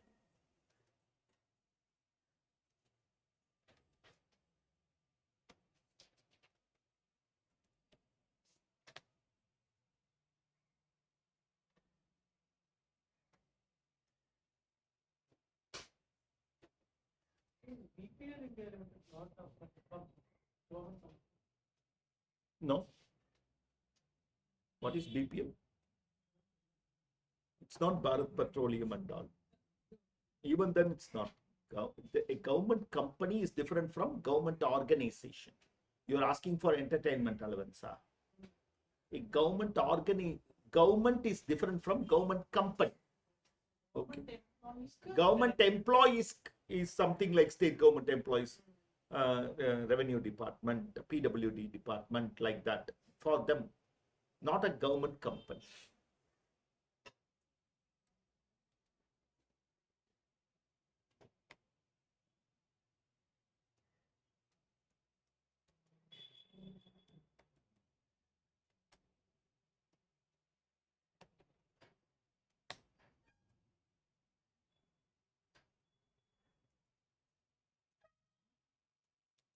Let's go ahead. Let's do it together.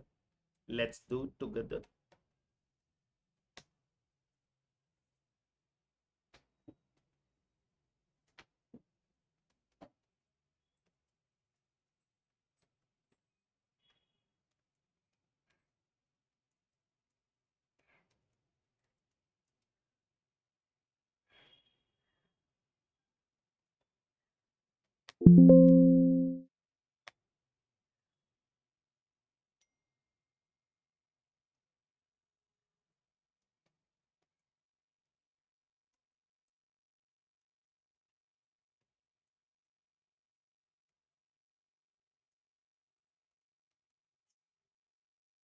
Question will come from concessional tax regime only, most probably the reason is that is more beneficial, and next year it's a big hit up to 12 lakhs.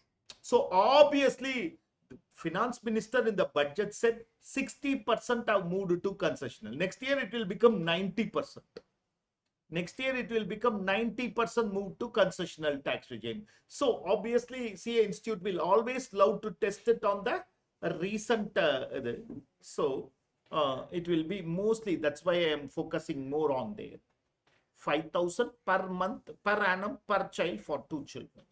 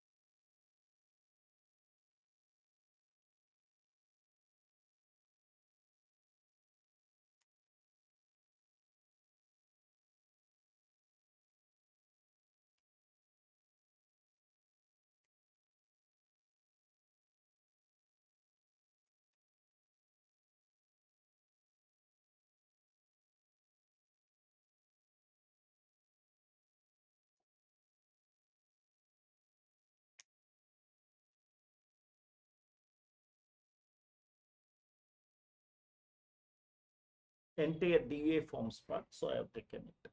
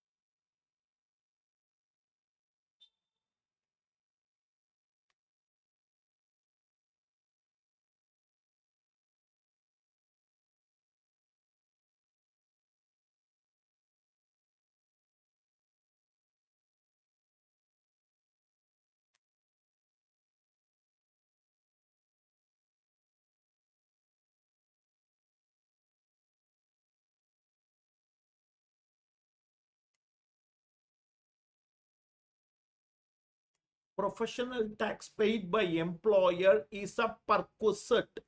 Professional tax paid by an employer. This is a monetary obligation of employee paid by employer.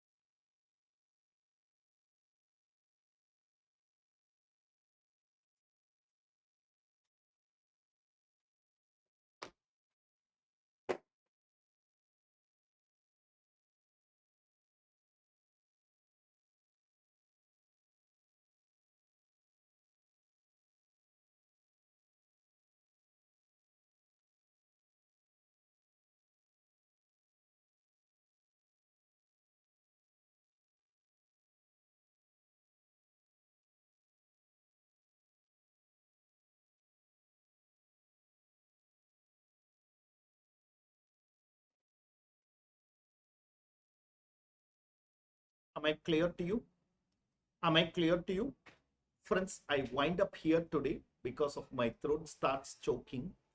That's the problem I have. If I take longer session of classes, I get my throat very badly affected. But 2 more sessions I will complete. It is not tomorrow. It is on Wednesday and one other day. Most probably it will be either on Friday or next Sunday. Okay, next Sunday we will have in 2 more sessions I will complete, and I'll ensure I give the overall effect for this. Okay, in amendments we need to do 3 more things: PGBP, IFOS and TDS TCS. Okay, and then move on to some chapters, randomly some 20 questions. Okay, that will take us one part. Next, randomly some 50 MCQs. Okay, that will complete the revision. Meet you in the next class. Okay, that is on Wednesday morning. All the best, friends. Okay, then that is next Sunday. Next Sunday.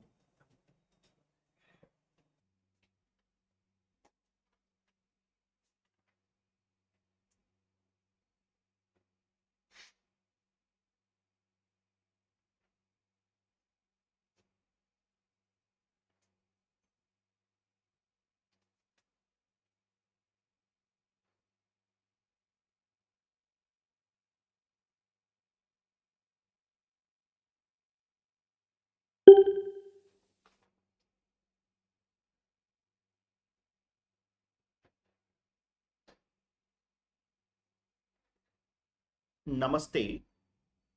Good morning.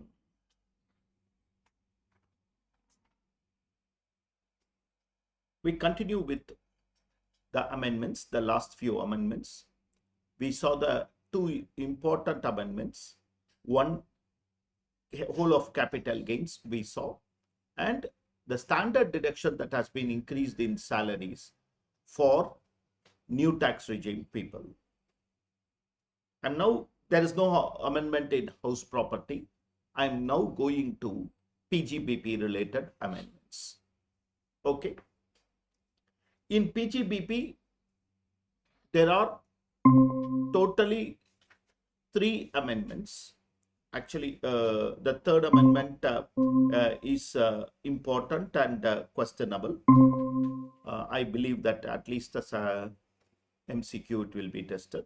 What are all the 3? The first thing, the section 28 basis of charge. Section 28 basis of charge.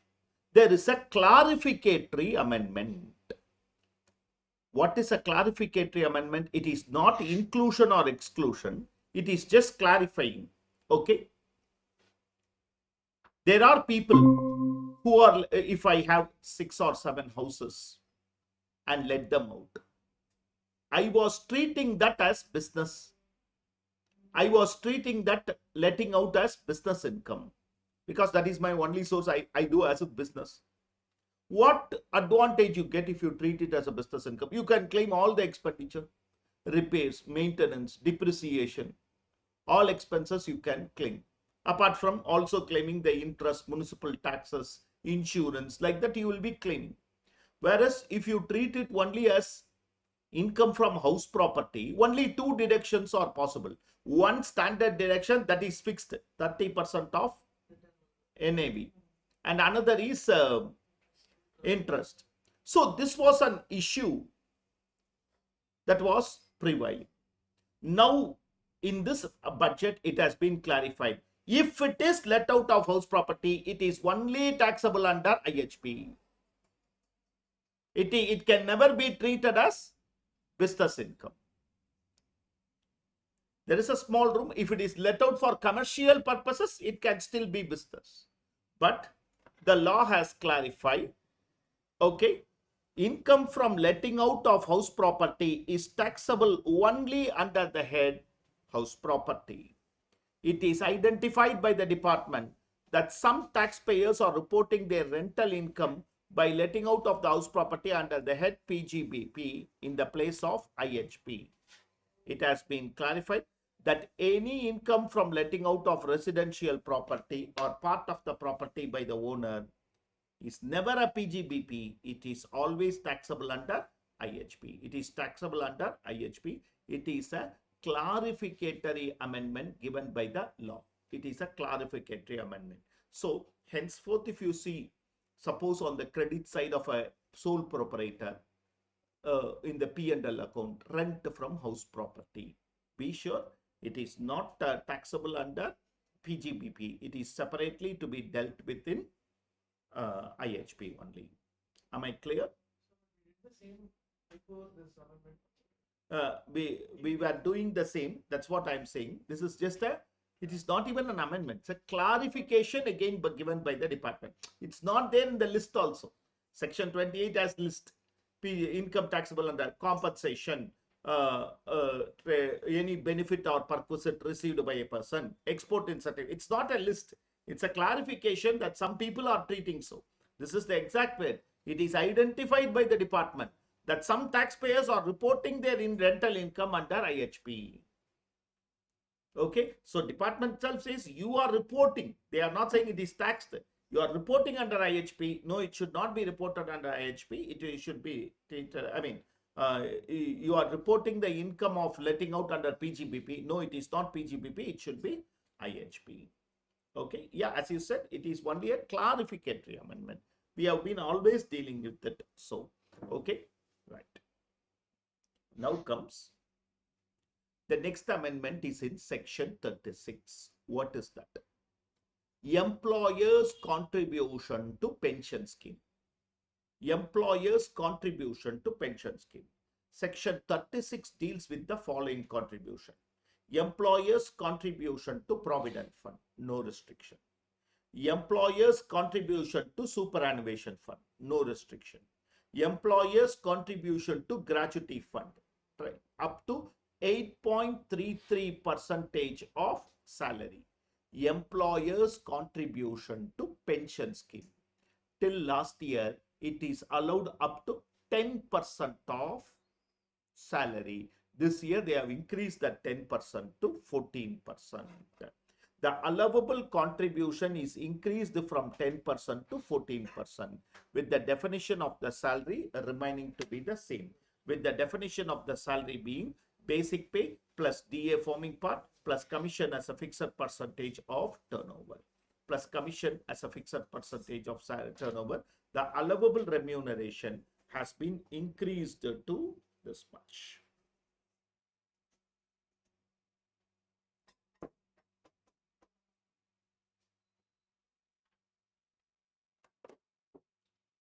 Pakka clear?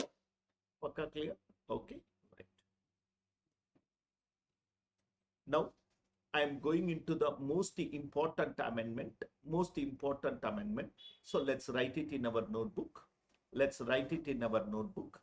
Okay. Section 40B. Section 40B.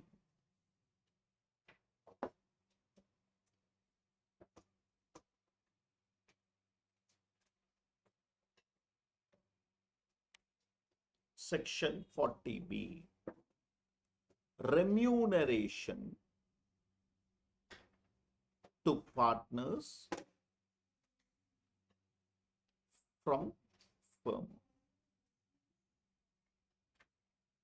Remuneration to partners from a firm. Remuneration to partners by a firm. Okay, remuneration. My dear friends, what is 40B? 40B says what is the interest on capital and remuneration allowable to partners by a firm. Okay, now we don't have firm assessment. As such, in our syllabus, we don't have firm assessment. But a partner, when they receive it, it is taxable in their hands. So from an individual's perspective, this question can be asked. And 40B is a section which is there in our syllabus. Point number 1. So I'm going little detailed here. Point number 1. Remuneration and interest on capital. Remuneration and interest on capital is payable provided it is mentioned in the deed.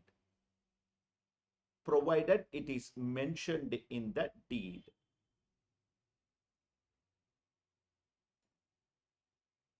Okay, so in the partnership deed, it should be mentioned. Okay, it should be mentioned. Point number 2.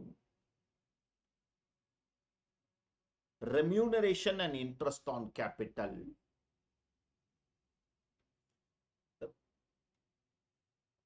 Remuneration and interest on capital is allowed to the extent of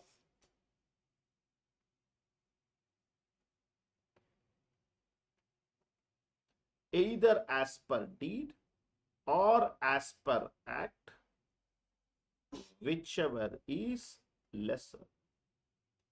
Remuneration and interest on capital is allowed to the extent of either as per deed or as per act, whichever is lesser. Point number 3. As per act, maximum interest on capital.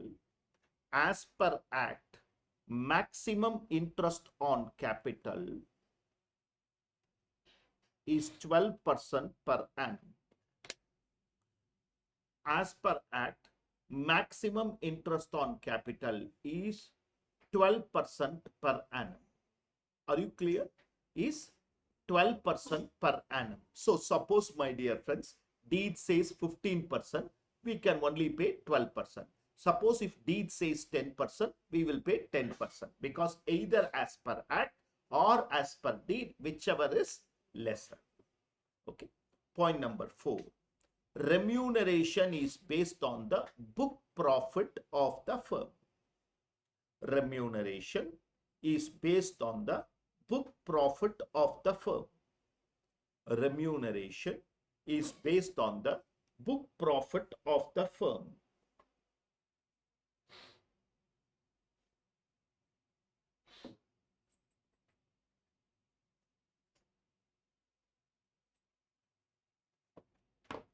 Next point. Book profit means profit as per PGBP chapter, profit as per PGBP chapter before allowing remuneration, profit as per PGBP chapter before allowing remuneration, but after allowing interest on capital. Profit as per PGBP chapter before allowing remuneration, but after allowing interest on capital. Once more repeating, what is book profit? Book profit means profit as per PGBP chapter before allowing remuneration, after allowing interest on capital. What is profit as per PGBP chapter? We will do no. Add these type of expenditure, 30% TDS non-committed, 43B default payment, 40A3 payment, 40A2 relative payment. Those things we will add. Reduce the book depreciation, add back book depreciation, reduce depreciation as per IT law, and also reduce the interest. Okay, interest on capital. What you get is known as book profit. On that only remuneration will be computed. Am I clear to you? Next point. Next point.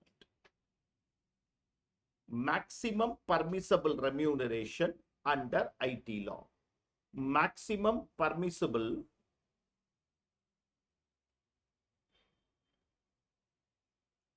remuneration under IT law. Maximum permissible remuneration under IT law. Okay. On the first 6 lakhs of book profit,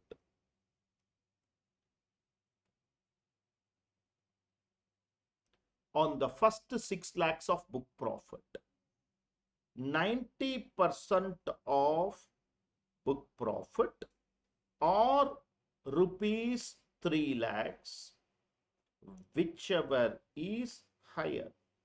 90% of book profit or rupees 3 lakhs, sorry, or rupees 3 lakhs, whichever is higher. On the balance, 60% of such balance. 60% of such balance. Okay, till last year it was 3 lakhs and 1,50,000, exactly doubled. Okay, on the first 6 lakhs of book profit, 90% of book profit or 3 lakhs, whichever is higher, and on the balance 60% of such balance. Under that note, under that note, under that note,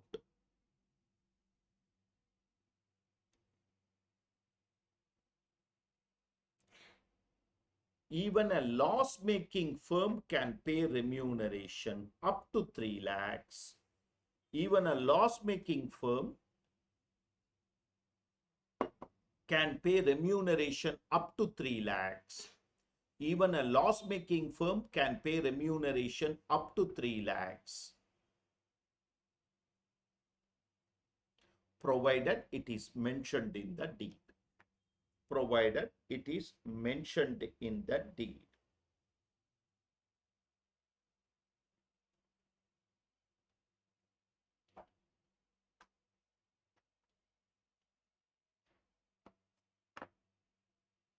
Am I clear? Okay. Next point.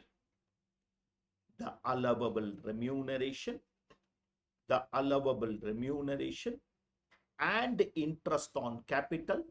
The allowable remuneration and interest on capital is taxable in the hands of the partners, is taxable in the hands of the partners under the head business or profession or PGBP. under the head PGBP. This is what I am saying. Question will come. For the individual, no. For the partner, it is taxable under PGBP. So if I am a partner of a firm and if I get remuneration from the firm, please understand it is taxable under PGBP. It is taxable under PGBP. The allowable remuneration and interest is taxable under PGBP. Next point. Share of profit is exempt. Share of profit is exempt under section 10 subsection 2A. Share of profit is exempt under section 10 subsection 2A.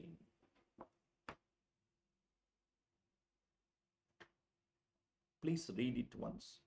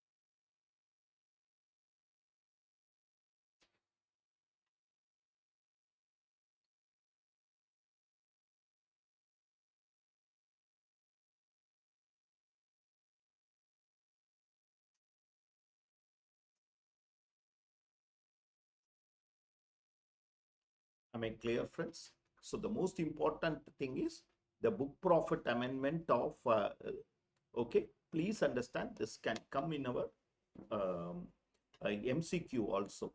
Okay, compute the maximum permissible remuneration or what is the maximum permissible. But there is a sure shot possibility of a question.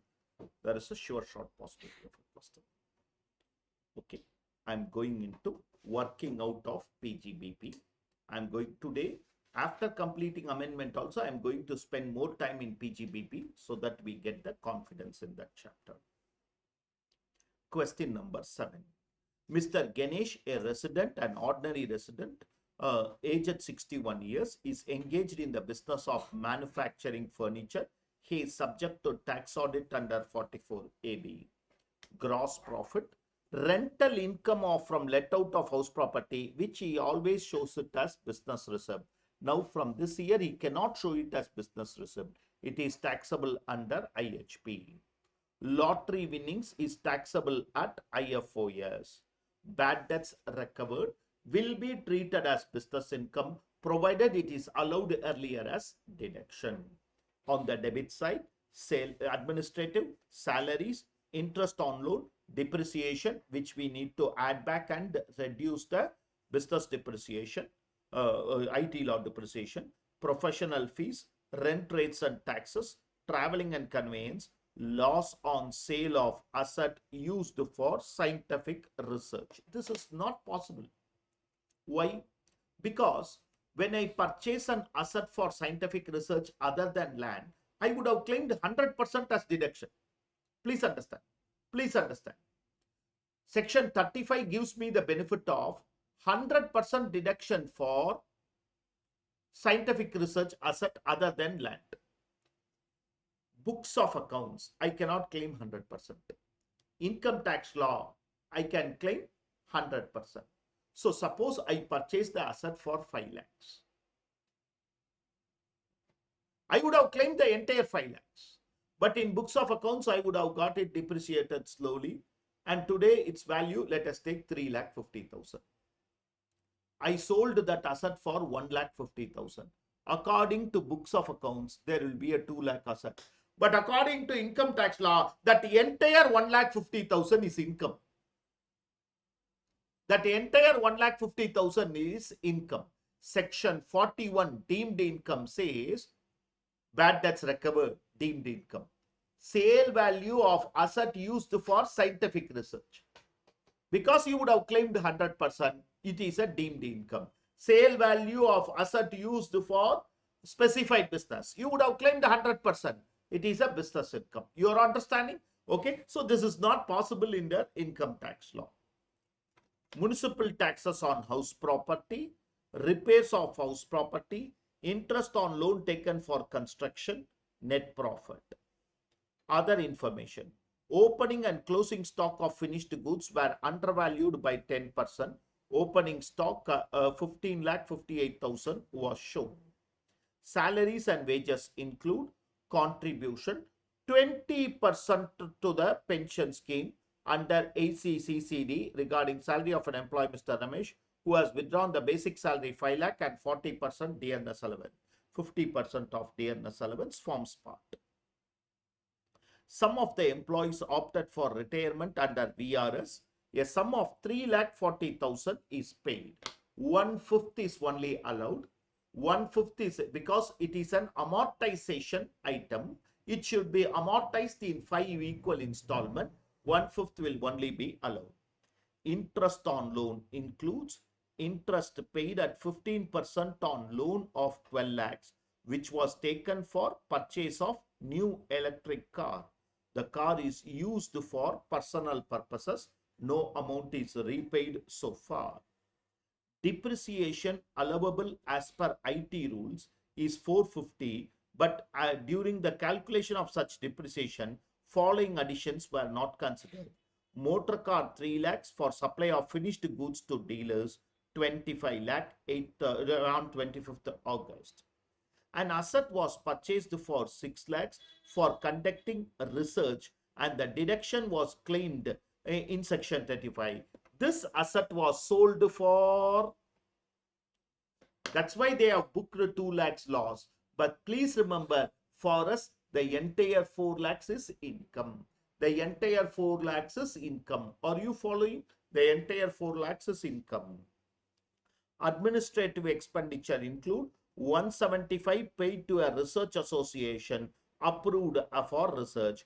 Out of 175, 50,000 towards the purchase of land by the research association. He received 3 lakh from a debtor which was written off as burden. Amount due to the debtor which was written off was 5 lakh, out of which only 3 lakhs was allowed as deduction. Compute the total income assuming he is under new tax regime. No additional depreciation. Contribution to scientific research cannot be claimed. No additional depreciation. Contribution to scientific research cannot be claimed. Okay. Read through the question. We will start working.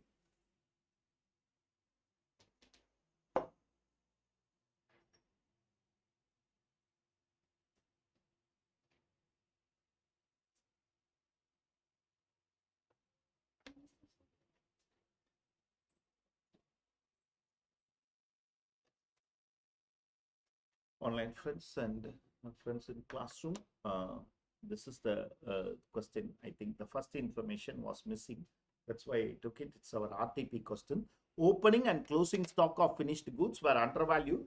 Opening stock was 1450 and closing stock was 1558.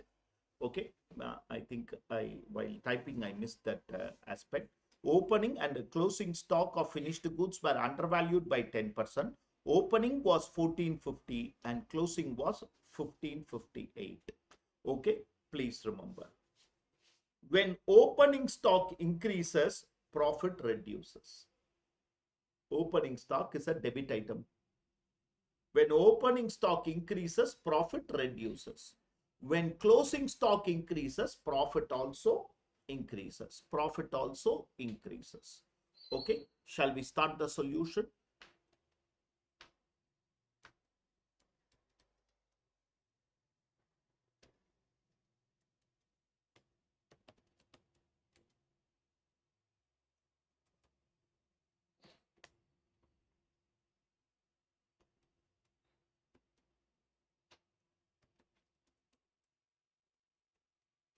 First I am working out taxable business income. First time, actually in your notebook you do like how I am saying, leave half a page, leave half a page. Business or profession is there, house property is there, IFOS winnings are there. Okay, obviously deductions cannot be claimed, but we have to write. So leave 10 lines to half a page and come to working note. Always the main answer should be small. The main answer should be dot on. Everything should be in working note. Working note for computation of business income.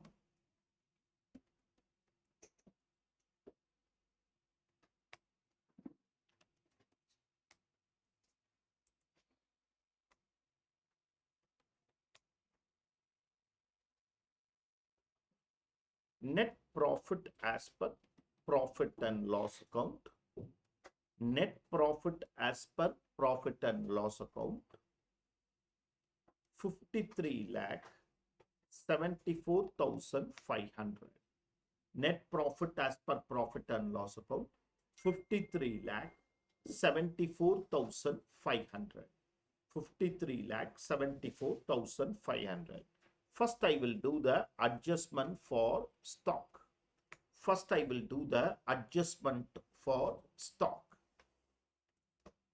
Increase in opening stock, which will decrease the net profit. How much is the opening stock? That's what I missed. 14,50,000 is the opening stock. It is undervalued by 10%. 14,50,000. 14,50,000 divided by, it is undervalued by 10%. So this is 90% value. What is the 10% value? What is the 10% value? My dear friends, 14,50,000 divided by 90 into 10. The opening stock increases by 1,61,111. The opening stock increases by 161,111. Okay, increase in closing stock, which will increase the net profit. Increase in closing stock, which is 15,58,000 divided by 90 into 10. Once more, 15,58,000 divided by 90 into 10. Closing stock increases by 173. The net impact will be increase in profit by 12,000. Increase in profit by 12,000. Again repeating, if opening stock increases, profit reduces. So please remember this adjustment. If they have given undervalued by 10%, then what is given is 90% value. If suppose they have given overvalued by 10%, what is given is 110% of the value. Okay, you should not put divided by 100 into 10. Our answer might go wrong completely.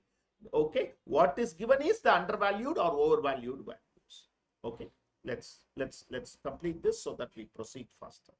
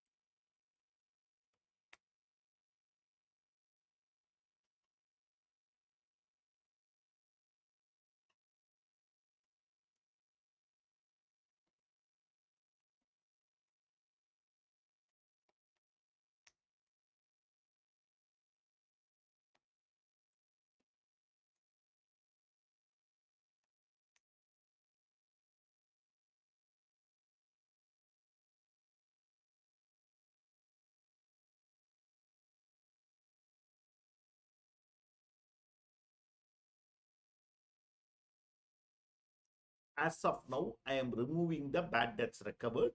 Later, I will give you the explanation for that.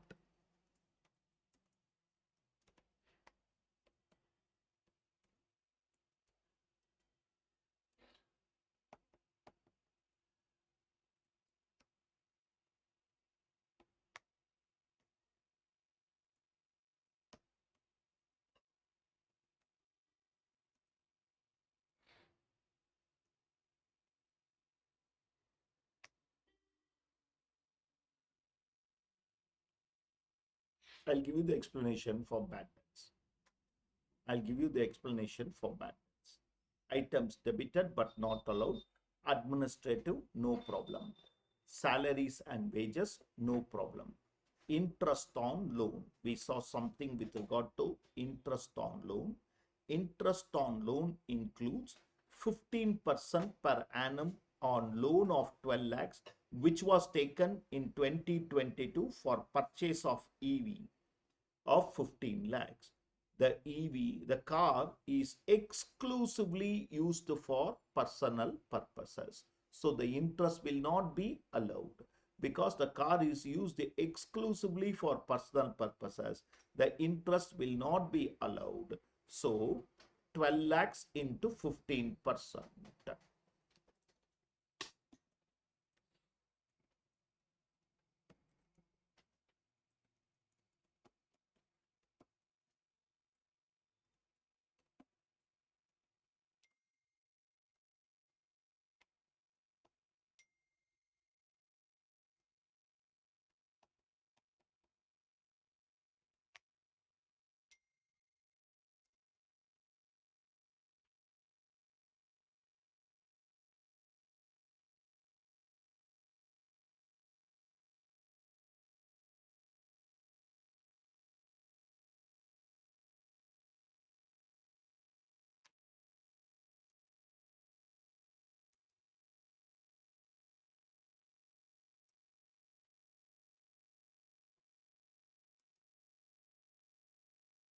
Interest on loan. Depreciation, I add back.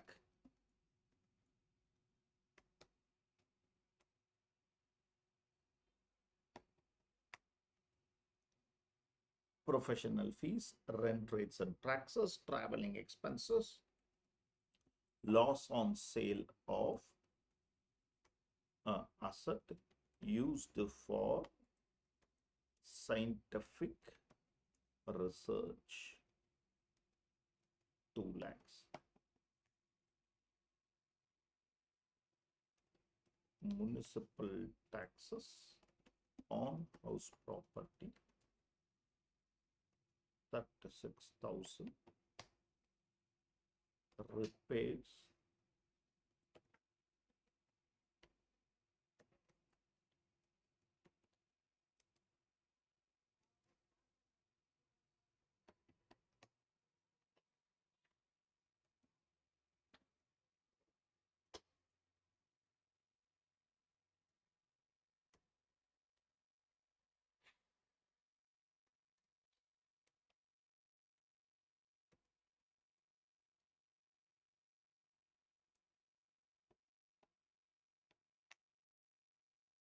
none of the house property can be claimed here as deduction. Okay, none of the house property, okay, it has nothing to do with business, so it is not considered.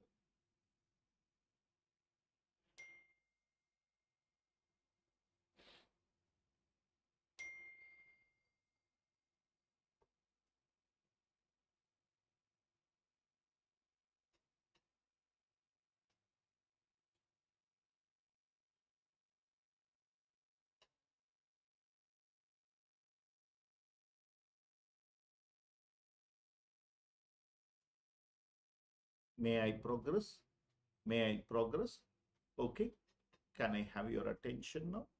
Okay, contribution, 20% of basic pay to the National Pension Scheme referred under 80 CCD regarding an employee, Mr. Ramesh, who has drawn a basic salary of 5 lakhs and DA 40% of basic pay, 50% forms part. So, okay,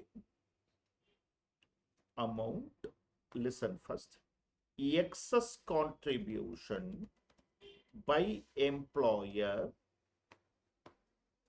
to employees pension fund.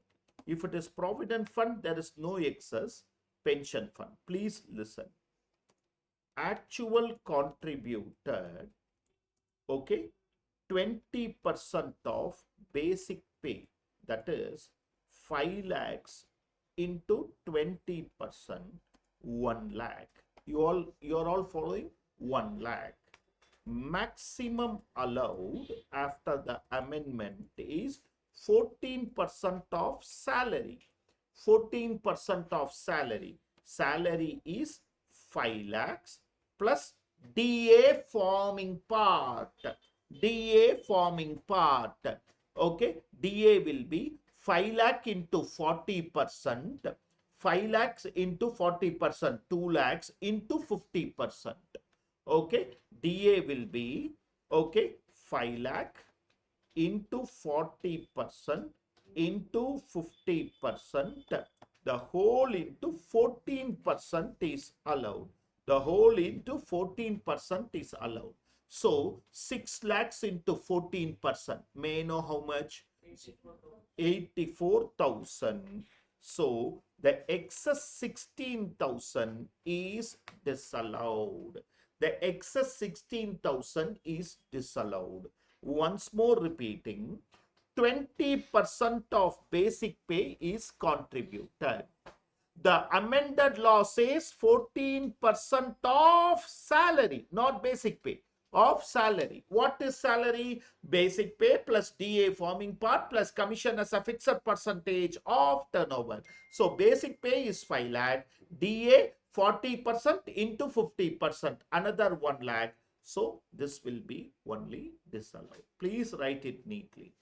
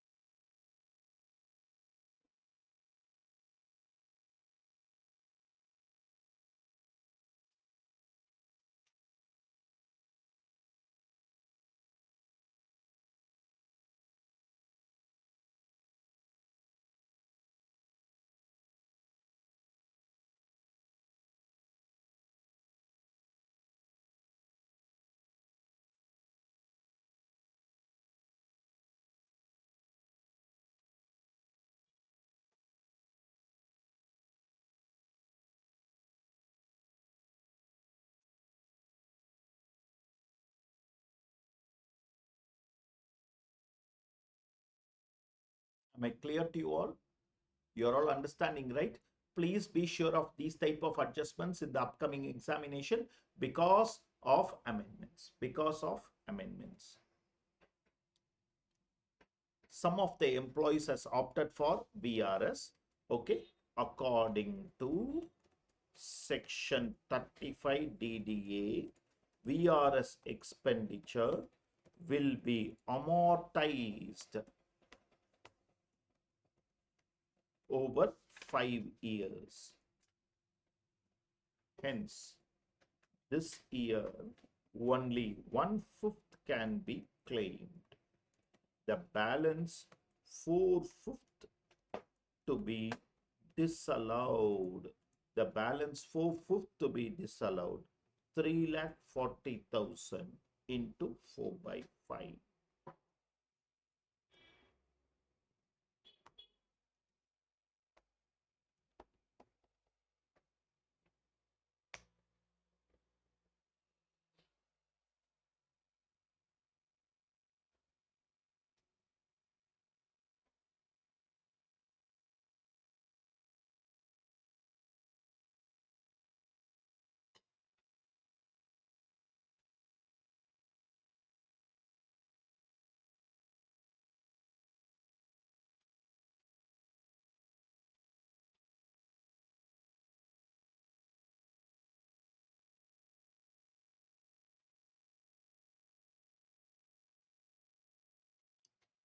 Okay, this adjustment over, this adjustment over, third adjustment over, depreciation, I'll come to that.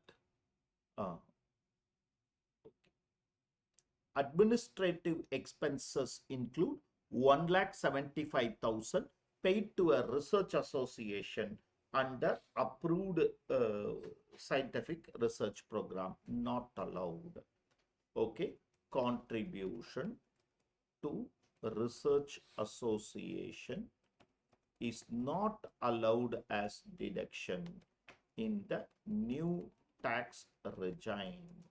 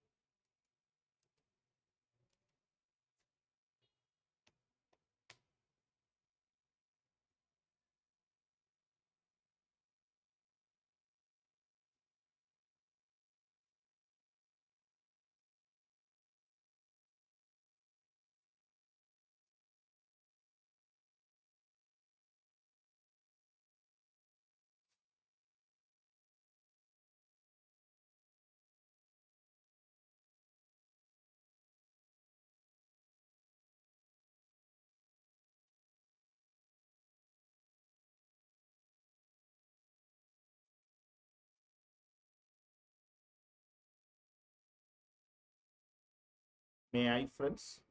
May I? Okay. May I?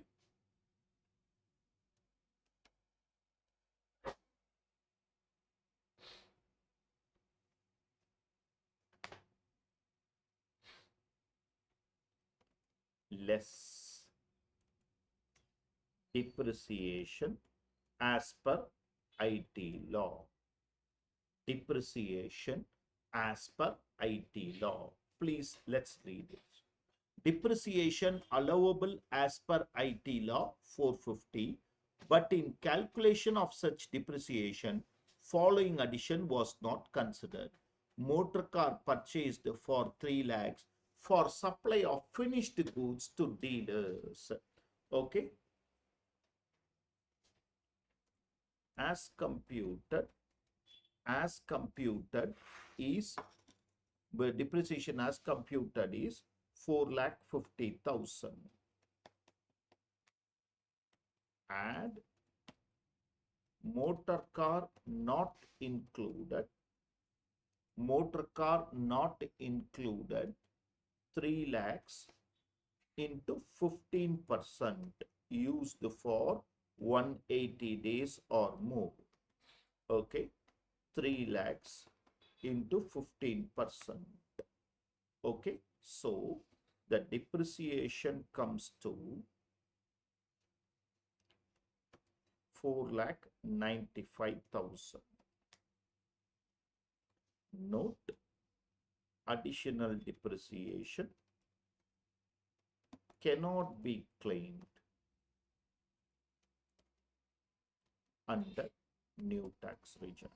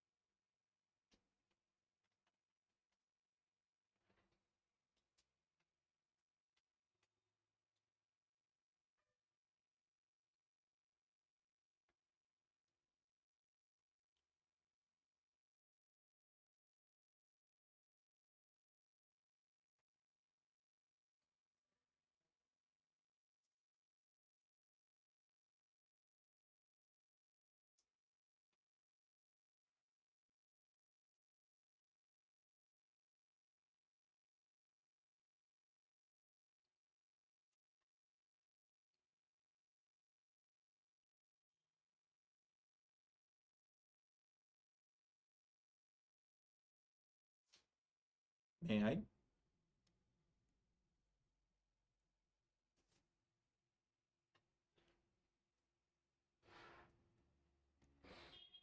Add deemed income under section 41. deemed income under section 41. When asset is purchased for scientific research, 100% of the expenditure would have been claimed. You all agree with me? They would have claimed. Whenever the asset is sold, the whole of sale value will be deemed to be business income.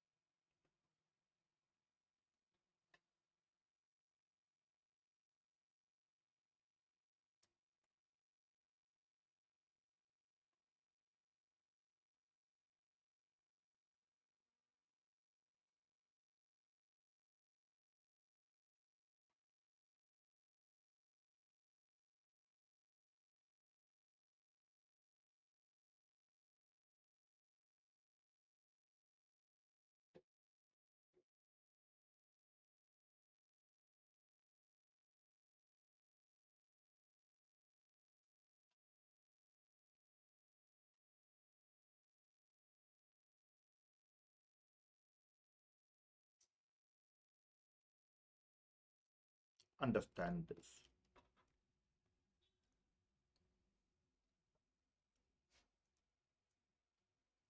I sold goods worth 5 lakhs to the debtor.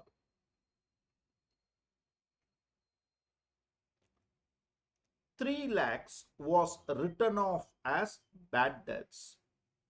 2 lakhs was not allowed. I sold, okay. He received 3 lakhs from a debtor, which was written off. Amount due from the debtor was 5 lakh, out of which only 3 lakhs was allowed. Out of which only 3 lakhs was allowed. So the remaining 2 lakh was not allowed. What does this mean? It is still outstanding. It is still outstanding.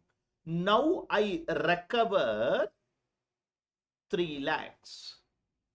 2 lakhs will go towards this. 1 lakh will go towards bad debts recovery. Always remember the principle. Bad debts collected will be allowed as deduction. It will be considered as income only if it is allowed earlier as deduction. Only if it is allowed. In this case, they did not allow me 2 lakhs. So up to 2 lakhs, it will not be considered as income. Only 1 lakh will be considered as income. You're all understanding? Okay. And bad debts recovered. Out of 5 lakh of debt, only 3 lakhs was allowed earlier. This means 2 lakhs is not allowed or still outstanding. Now, when we recover, 2 lakhs will go towards disallowed portion, and balance 1 lakh is income. Same section, deemed income.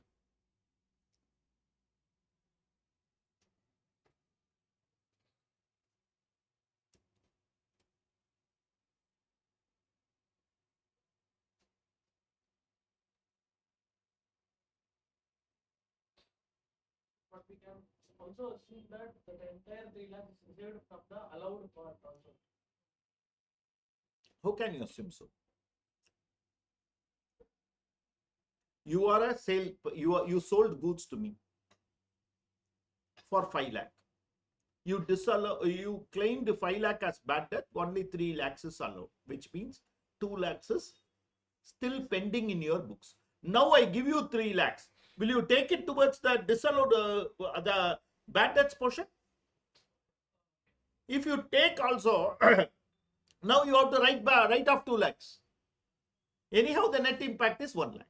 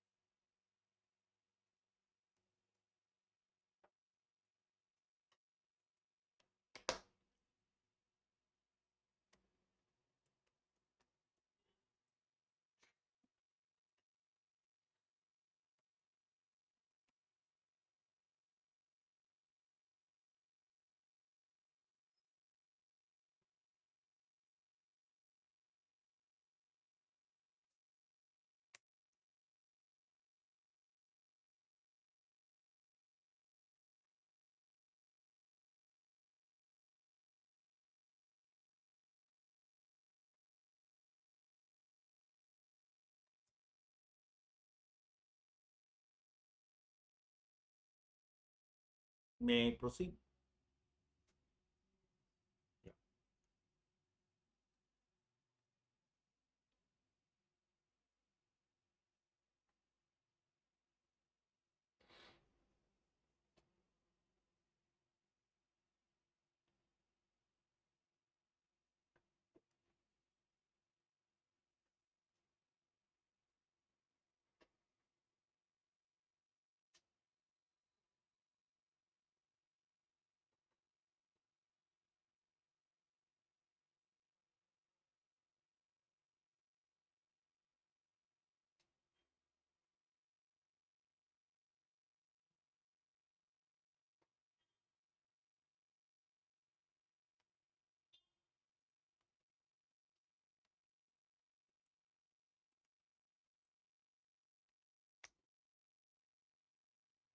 Working note on income from house property.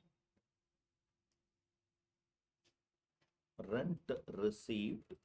How much is the rent received? How much is the rent received?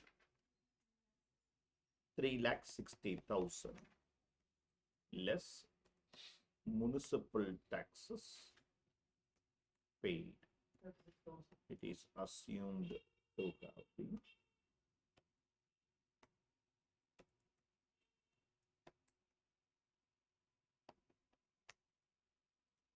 net annual value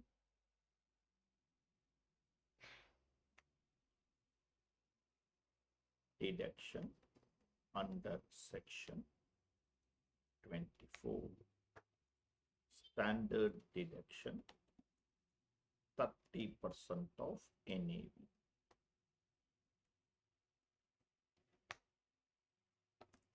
Interest on borrowed capital.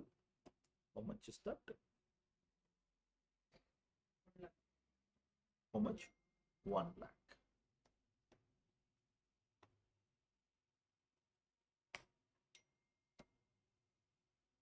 Taxable IHP.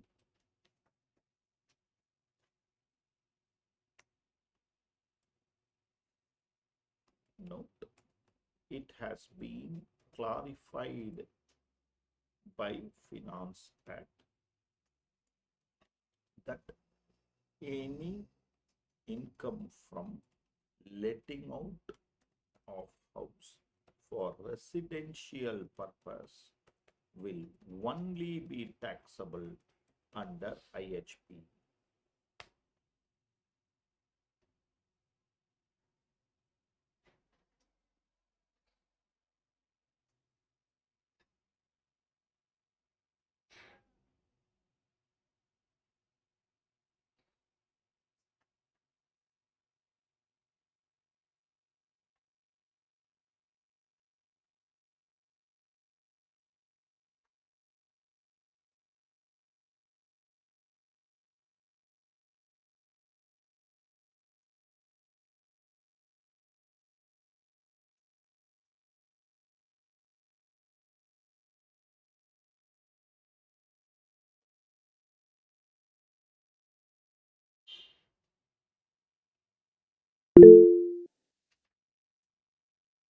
Well, can you directly ask me? Sir, interest on borrowed capital. What was the question? Sorry.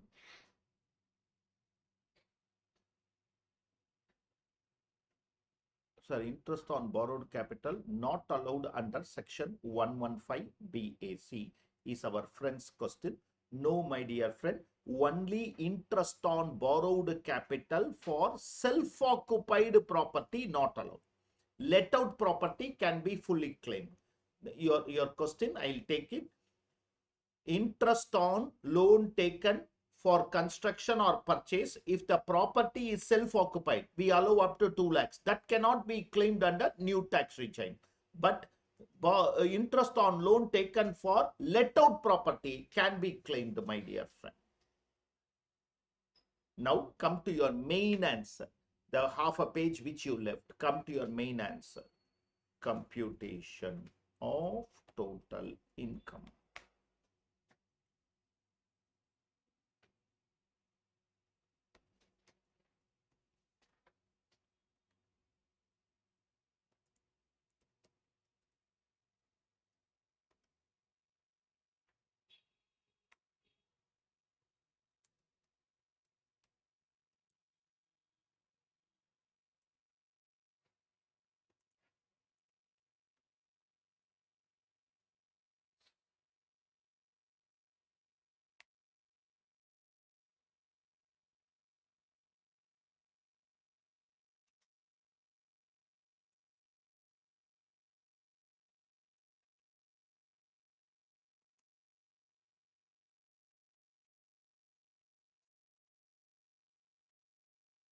Winnings, we need to gross up.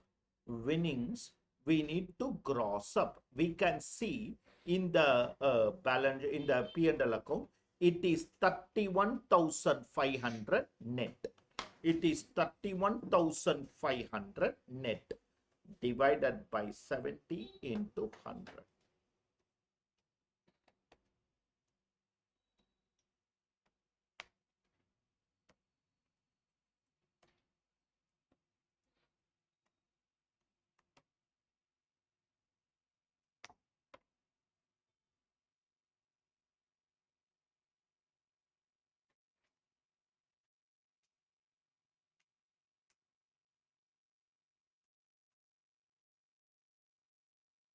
Deduction under section 80 EEB, low interest on loan taken for purchase of electric vehicle. This cannot be claimed under new tax regime. Are you clear? Please write it and show. Examiner should know that you know this provision, that you cannot claim it. Examiner should know that you very much know this particular provision. Okay, so please write it and show. Whenever you buy an electric vehicle up to 1,50,000, you can claim under 80 EEB. Okay, in this case, you cannot claim because assessee is following new tax regime.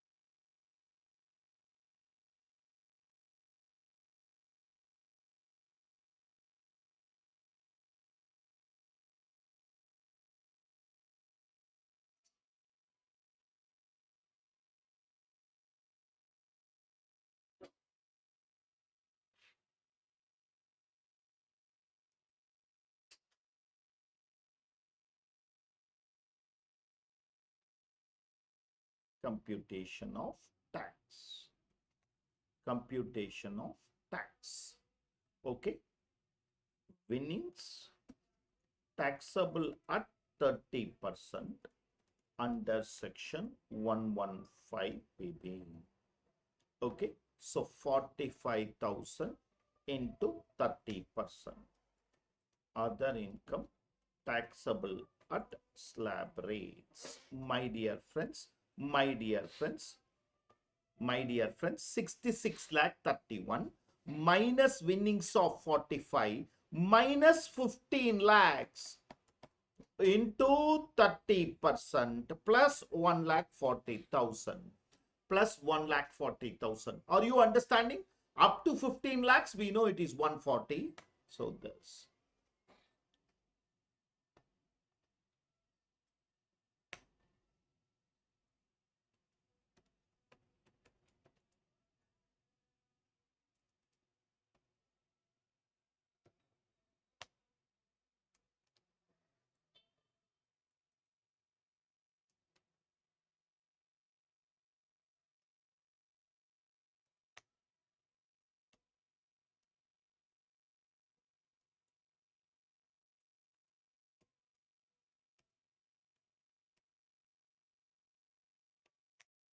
Always we will round it off to the nearest 10.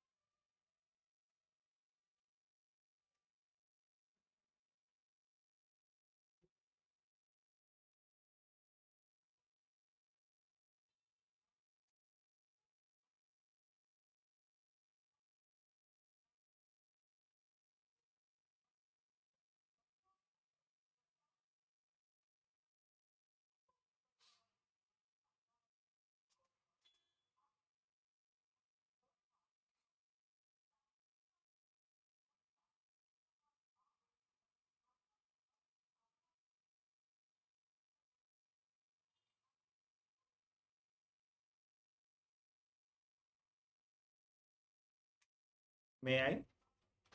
May I? Okay. Shall I progress? You're understanding this? You're understanding this? Remember the 14% level. We will do more of PGBP, don't worry. Question number 8. Book profit of the firm 15 lakhs. Two partners, each eligible for a remuneration of 35,000. Compute the maximum permissible remuneration.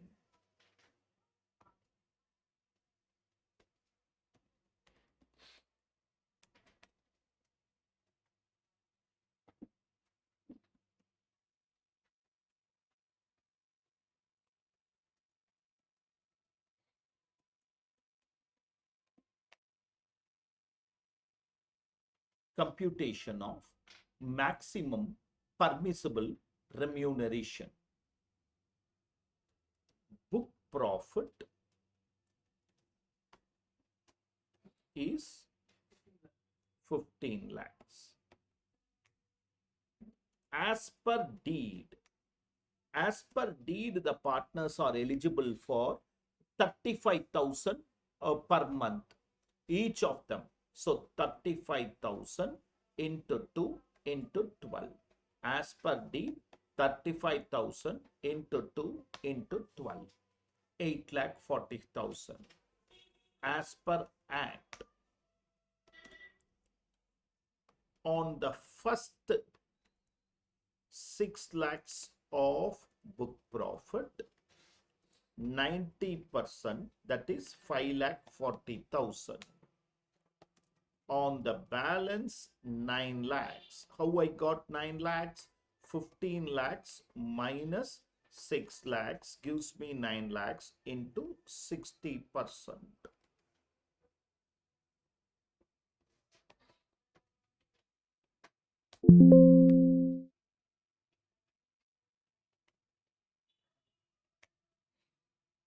So I'm getting 10,80,000 as per Act. As per Act, 10,80,000. As per deed, I got 8,40,000. 8,40,000. The law says either as per deed or as per law, whichever is less. So I will be only allowing 8,40,000. So I'll be only allowing 8,40,000.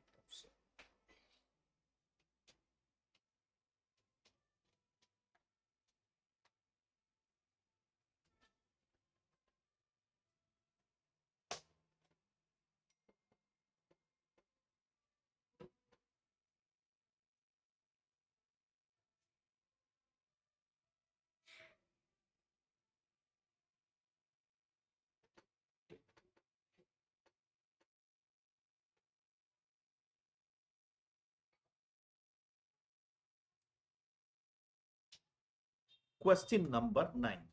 Book profit of the firm 5 lakh. 3 partners, each eligible for a remuneration of 2 lakhs.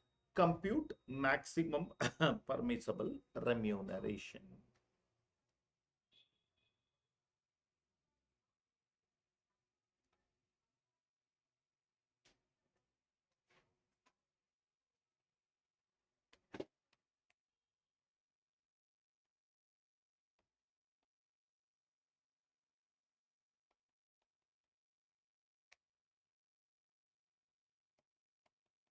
Book profit itself is 5 lakhs only. Okay, as per Act. Okay, 5 lakh into 90%, that is 4,50,000 or 3 lakhs, whichever is higher. So 4,50,000. As per Act, 4,50,000. Are you following? Are you following? Okay. So either as per deed or as per law, whichever is less. So I can claim only 4,50,000.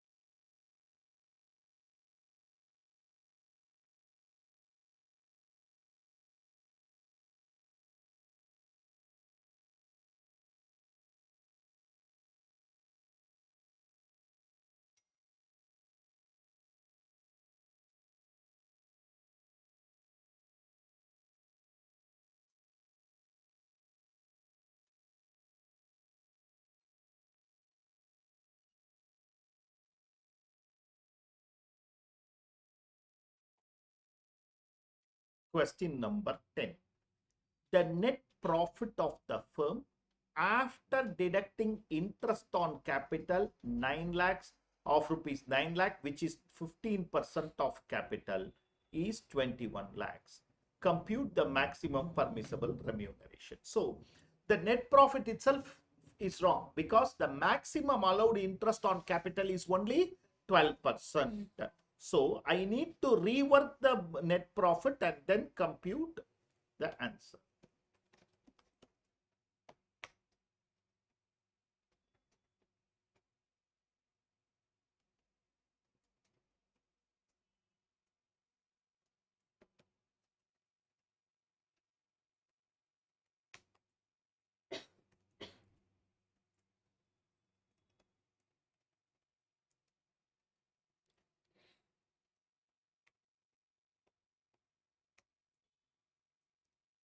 And interest, okay, excess interest on capital, that is maximum allowed is 12% or as per deed, whichever is less. Here in this question, 15% is charged, whereas 12% is only allowed. Hence, 3% of interest to be disallowed. 3% of interest to be disallowed. How? 9 lakh divided by 15 into 3. If 9 lakhs is 15%, what is 3%?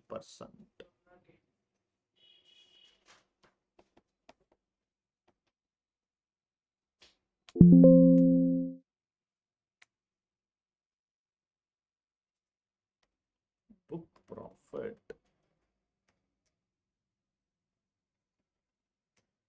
This is my book profit. This is my book profit.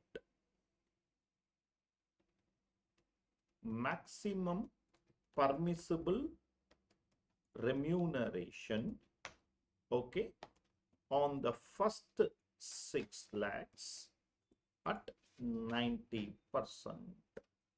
5,40,000.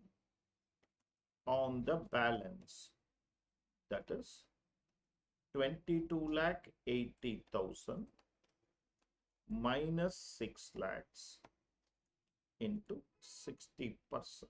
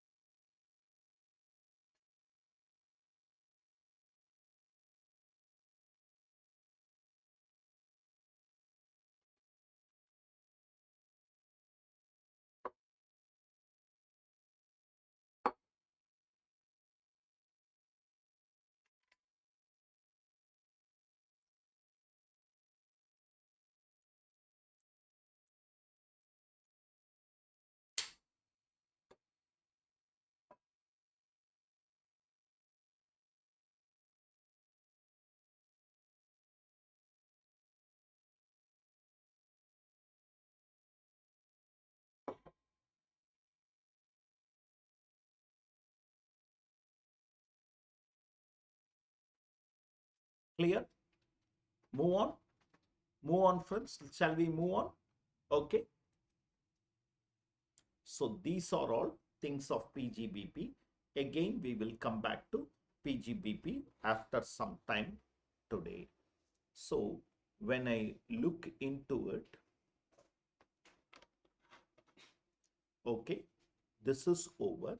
Standard deduction is over. 40B is over. Major amendment of capital gain is over. That leads me to IFOS. That leads me to income from other sources. Okay. That leads me to income from other sources. There is one very important amendment. I don't know how far in Inter they are going to test, but there is all possibility. And a second amendment like standard deduction for salary. First, I will deal with the second amendment. There is something known as family pension. There is something known as family pension. On which standard deduction can be claimed. Okay, for which standard deduction is allowed under section 57. Till last year, it is 1/3 of pension or rupees 15,000, whichever is lesser. 1/3 of the pension or rupees 15,000, whichever is lesser. My dear friends, there is an amendment only for new tax regime. Okay, which means for old tax regime or traditional tax regime, this continues. Only the amendment is valid for new tax regime, which says 1/3 of pension or rupees 25,000, whichever is less. So the standard deduction is raised by 10,000 rupees only if the assessee is following new tax regime, not under the old tax regime. This is one amendment with regard to standard deduction for family pension. Am I clear to you? Am I clear to you?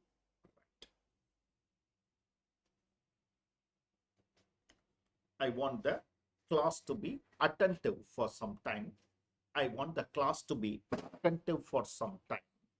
Okay, because as I told you, in Inter, I'm not sure, but there is a possibility of asking buyback of shares. Buyback of shares. That is, the company purchases back its own shares. The company has the option when the company is having excessive capital, that is, they have reserves, they can buy back their own shares. You know that the 2:1 ratio should be maintained post buyback. There should be gap between two buybacks out of reserves, revenue reserves only. Like that, company law has given some rules. Let's come back to the tax part of it. Buyback of shares. So the company issued shares which they are buying back. Only for some time listening, later taking down neatly. Okay. Now, the provision up to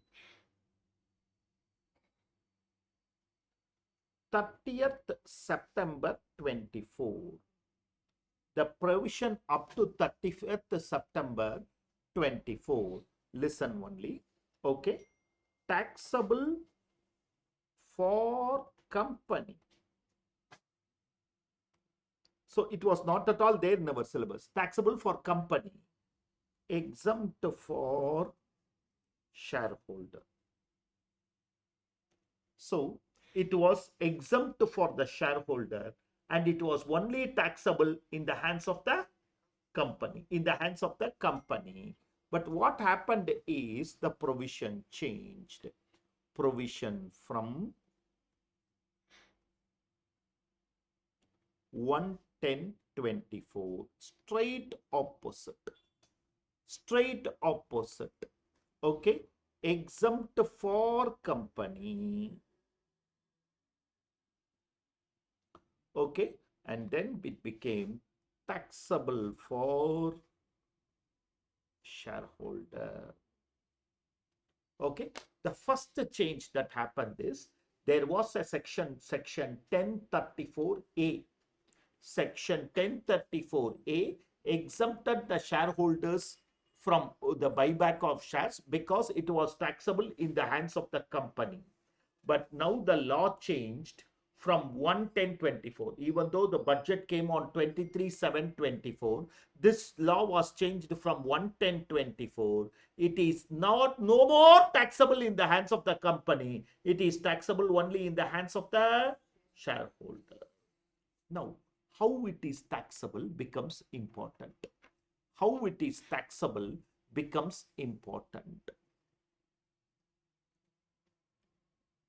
Whatever received for buyback.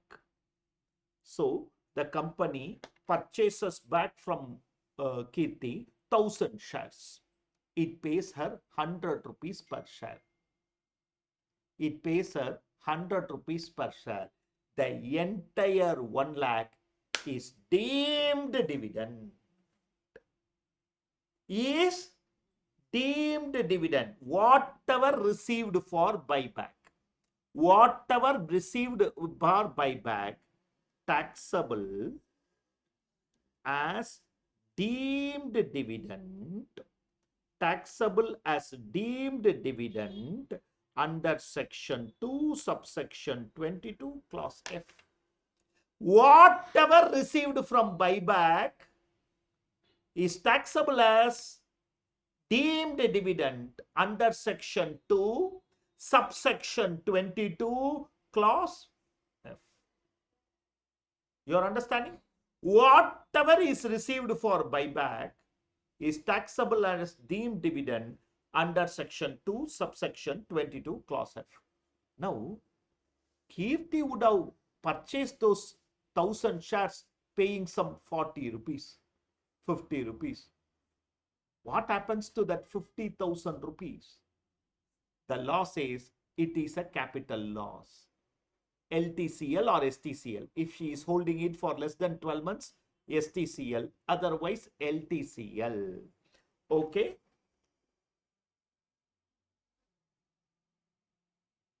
Money paid for purchase of shares is either STCL or LTCL, whatever is the money paid for purchase. Normally, what should happen? I received 1 lakh minus 50,000. 50,000 should only be taxable. No, boss. They took this 1 lakh to another chapter, IFOS, under section 2, subsection 22, clause F, 222E, loan or advance received from a closely held company by a substantial interest holder or his relative or a partner in which such a substantial holder is a or a firm in which the substantial interest holder is a partner is taxable.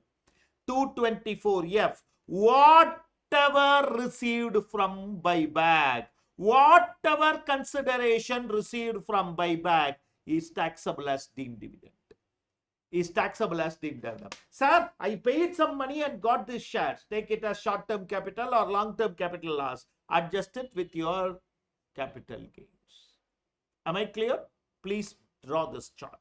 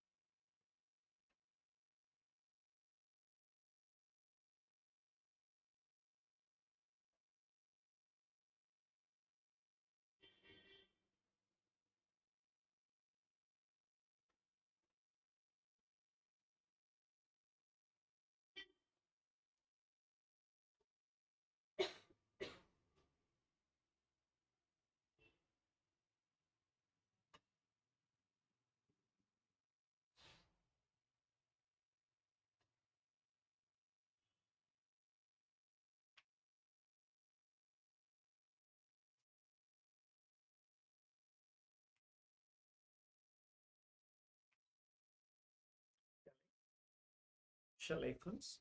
Okay. So once more, I'm repeating the theoretical aspect of that.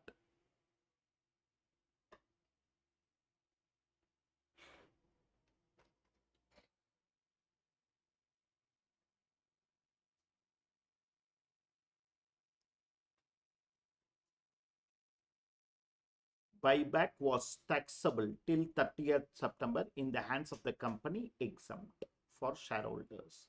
From 1st October, not taxable in the hands of the company. The whole of the consideration received will be taxable as deemed dividend in the hands of the shareholder. To repeat, the entire amount paid by the company is taxable as deemed dividend. It is not taxable in the hands of the company. The only responsibility of the company is to deduct tax at the rate of 10% as it is dividend.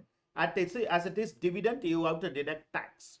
The question arises as to what happens to the purchase price of those bought back shares.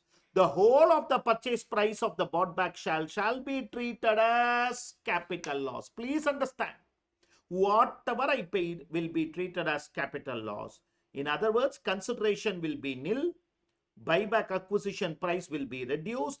The result will be STCL or LTCL, which can be set off. If it is STCL, either against STCG or LTCG. If it is LTCL, only against LTCG. Standard deduction for family pension is this.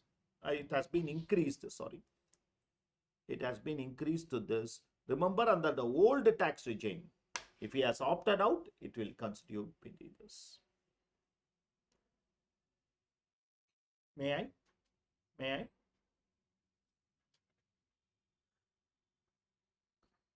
Karthik, Kumar and Kritika provides you the following particulars of their income, asking you to compute the total income and tax. Receipt from buyback on 17th August, not taxable in the hands of the shareholder, because up to 30th September, the company would have paid the tax. On 11th November and on 1st March. Shares were purchased 3 years before for these rates. LTCG on sale of jewelry arising in January. STCG on which STT is paid arising in March. Both are new after amendment. Family pension received. Dividend received. Interest on loan taken for investment in shares which gave us dividend. Please understand, against dividend income, only interest can be claimed, not even collection charges. Only interest can be claimed. Maximum is 20%. Winnings. First assessee is following the normal tax regime, which means for family pension, he can only get 15,000 as standard deduction. The other two assessees are following the default tax regime, so they can get the full amount as deduction. Okay, let's have it as columnar. Let's also have it as columnar.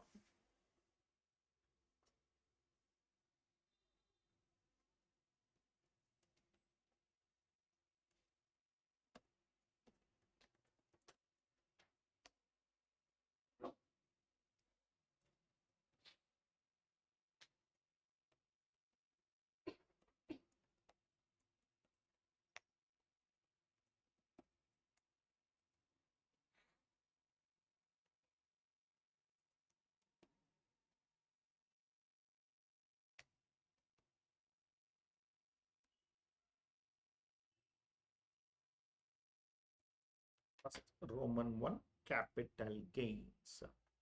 Okay. STCG, taxable under section 111A, arising after 23rd July. Okay, I will get 1,70,000 dash 1 lakh. 1,70,000 dash 1 lakh. LTCG on jewelry arising after 23rd July, section 112. Okay, 140/60.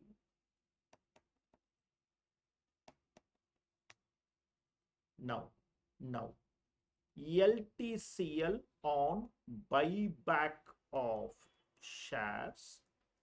LTCL on buyback of shares after 1st October 2024. The whole of the acquisition price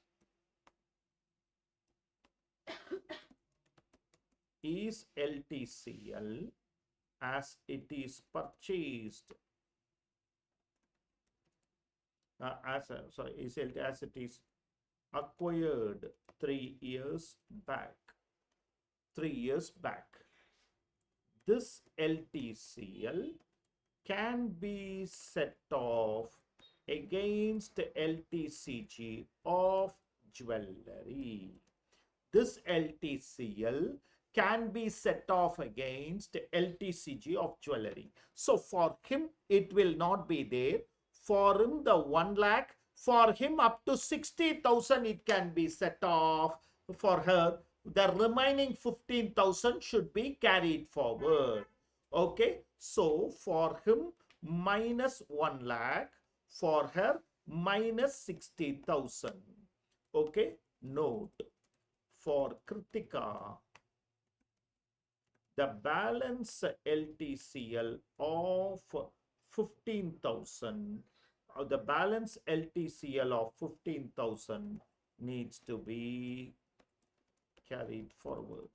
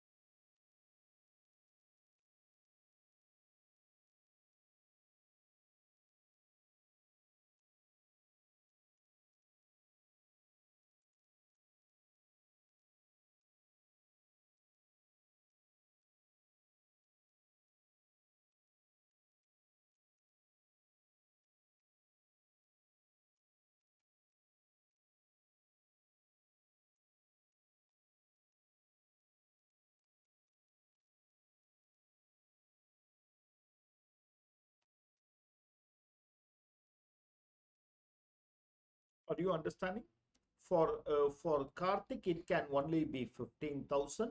For Kumar, 25,000. For Kritika, 1/3, that is 24,000, will be lesser.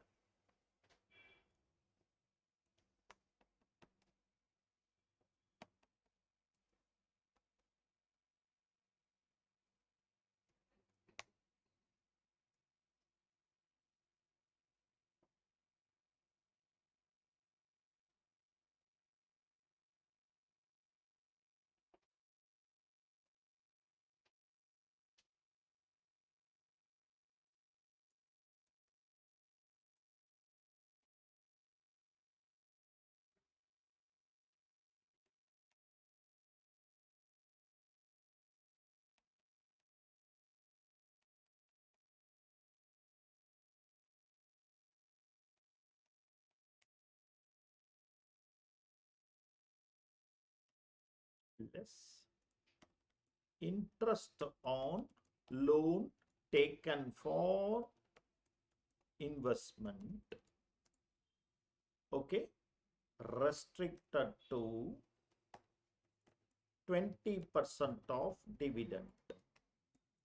That is, okay, actual interest or 20% of dividend, whichever is less.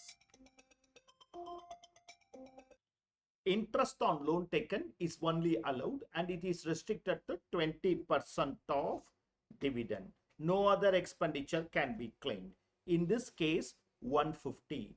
150 or 1,30,000, whichever is lesser. 65,000 into 20% gives me 1,30,000.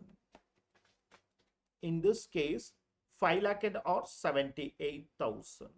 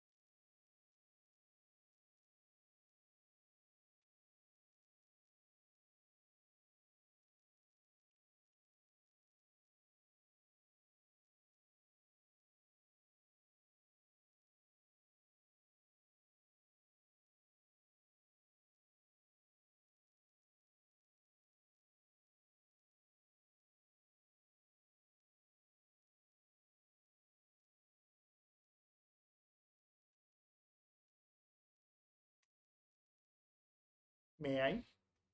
Okay. 15% on STCG on which STT is paid. Section 111A. So, on this 15%,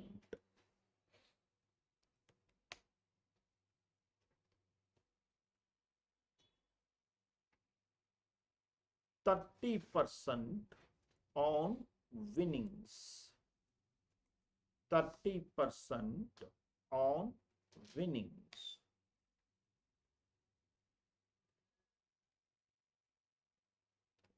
On the balance at slab rates.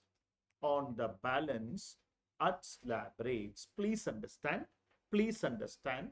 For Kumar, okay, for first associate is Karthik. For Karthik, 10,95,000 minus what is the STCG on which STT is paid? 1,70,000 minus winnings is 3 lakhs. So his income comes to the 1095 minus 170 minus 3 lakhs. Can you please put it in calculator and tell me? 10,95,000 minus 170, 6,25,000. He is in the old regime. So, okay, 6,25,000 minus 5 lakhs into 20% plus 12,500. First 250 nil, next 250 12,500, on the balance 20%. On the balance 20%. For Kumar, 9,51,000 minus his he has no LTCG. Oh, I mean STCG, 1,50,000. Okay, which comes to 7,01,000 new regime. New regime. Is that clear? New regime. Okay, 7,01,000 means 1,000 into 10% plus 20,000. 1,000 into 10% plus 20,000. 20,100. 20,100. For Kritika, 9,10,000 minus her STCG income is 1 lakh. Her winnings is 1 lakh. Okay. So 7,10,000. She is also in the new regime. Okay. She is also in the new regime. So, okay. 10,000 into 10% plus 20,000. Add HEC at 4%.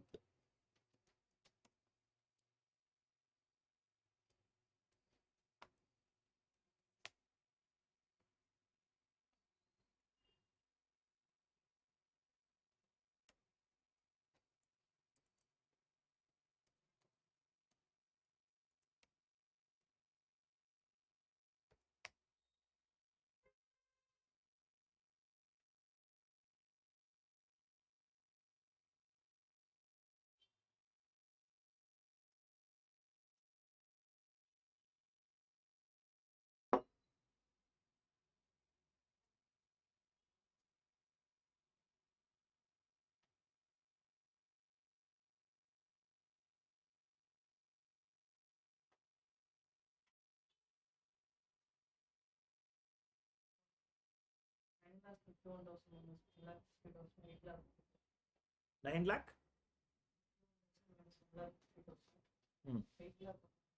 8.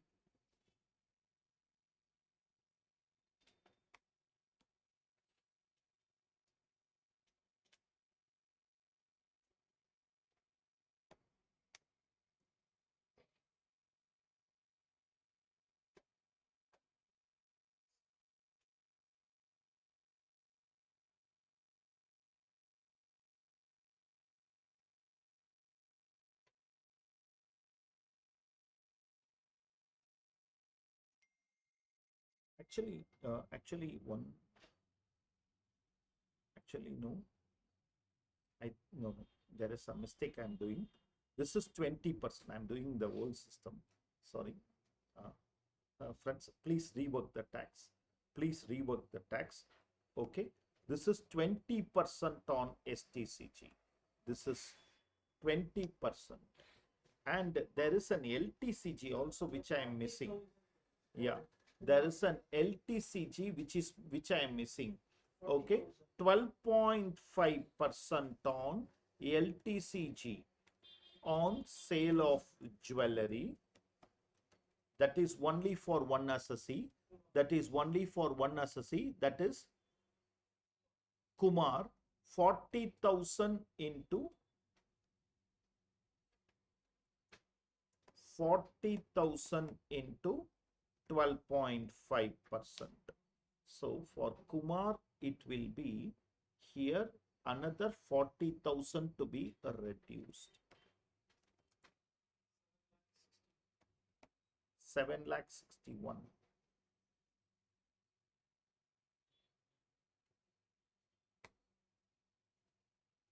Sorry, friends.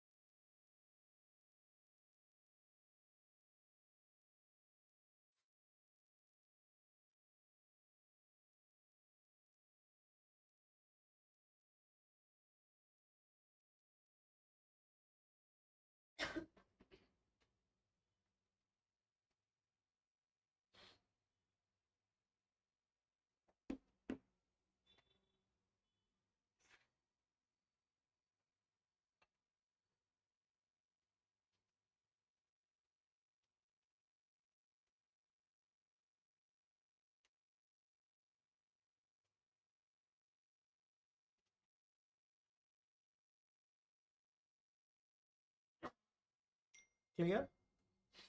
Clear? Clear? May I move on? Yeah. Online friends, hope you are all following.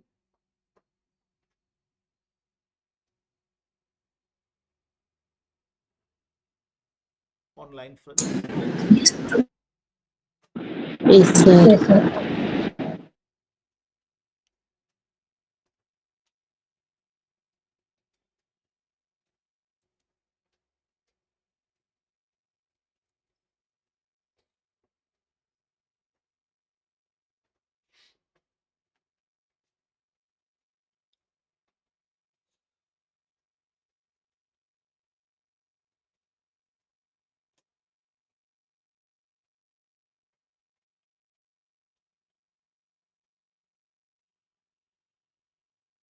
There are no amendments in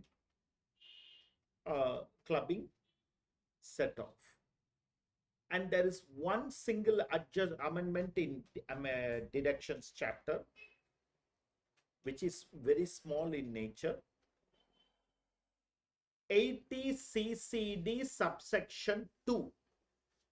80 CCD subsection 2. Employer's contribution to pension fund. First, we will include it in gross salary. Please understand, first we should include it in gross salary and then give a deduction has to be given. First, we should include it in gross salary, the whatever is the contribution deduction. Till last year, for government employees, 14%, for non-government, 10%. Now everybody 14%. And the beauty is, it is only for new tax regime. The old tax regime is still 10%. Because this deduction alone can be claimed under the new tax regime also. 80 CCD, 80 JJAA. Okay, both can be claimed. Okay, let me go into this. Increase the limit of employer contribution to pension scheme. The amount of contribution to pension scheme will first be included in the gross salary. Till the last year, it was 10% or 40%. This limit is 10% is increased to 14% under concessional tax regime, where employee is under normal tax regime only 10%. Salary for this purpose, basic pay plus DA forming part plus commission. Employer contribution to pension scheme can also be claimed under concessional tax regime. Read through.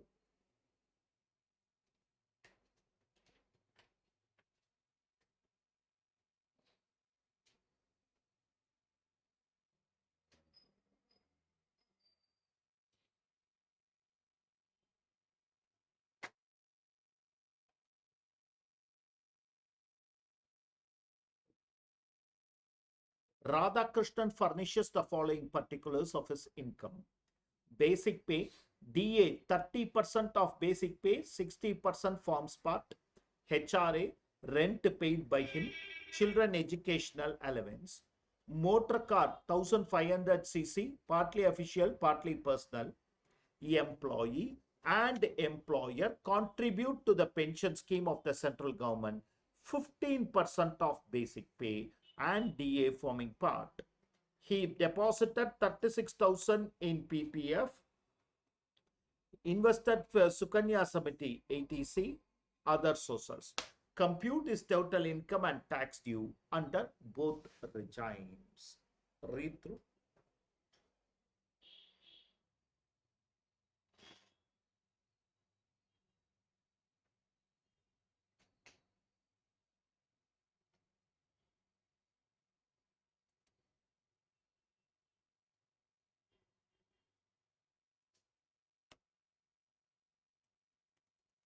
Leave half a page. leave half a page. Working note for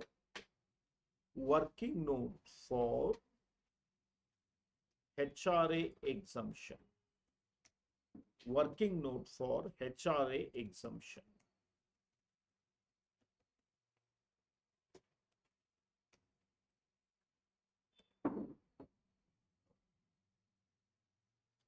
Salary for HRA, okay, basic pay 35,000 into 12 plus DA forming part 30%, 60% forms part.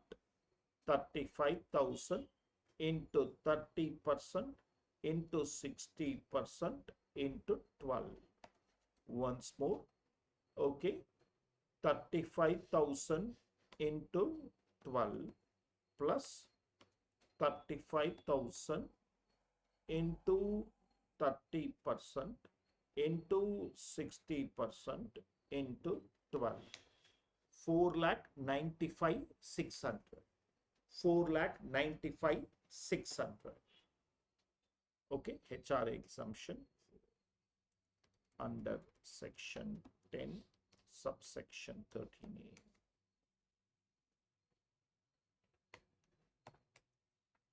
Actual HRA received. Actual HRA received. Rent paid minus 10% of salary. Rent paid 19,000, okay, minus 10% of salary. Okay, repeating.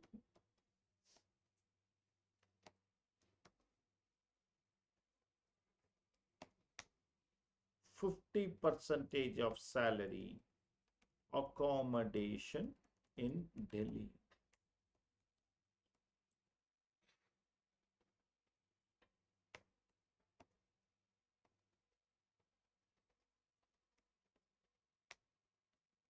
Whichever is less.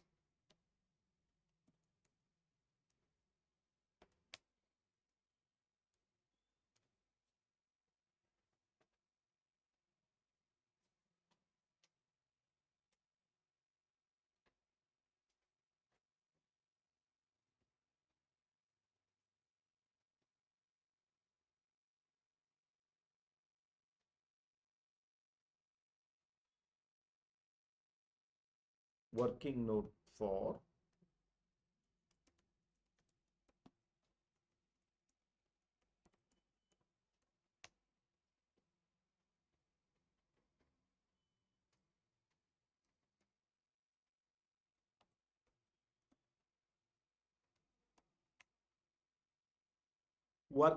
for computation of taxable salary. Working note for computation of taxable salary. Please understand. Please understand. Basic salary 35,000 into 12. DA 30% of basic salary.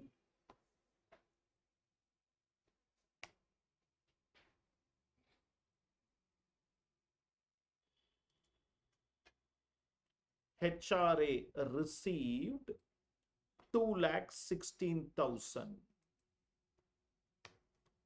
less exempt under section 10 subsection 13A cannot be claimed under concessional tax regime. So here you can claim this 178,440. Here you cannot claim.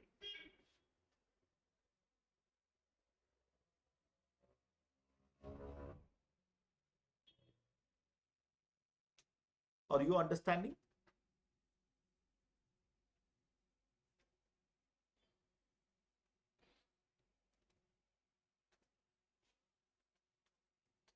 Children educational allowance, okay, 1,150 per month per child for 2 children.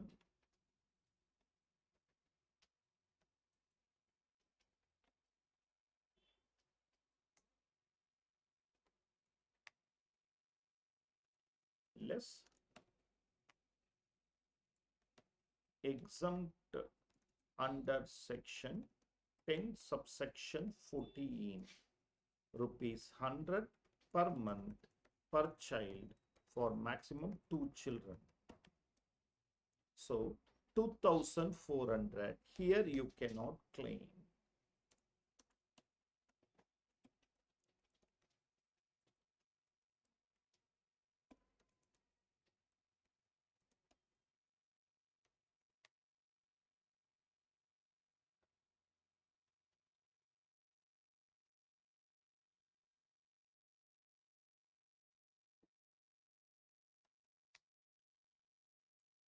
Perquisite value of car. Okay, motor car 1500cc was provided along no driver, partly official, partly personal. Okay, so 1800 into 12.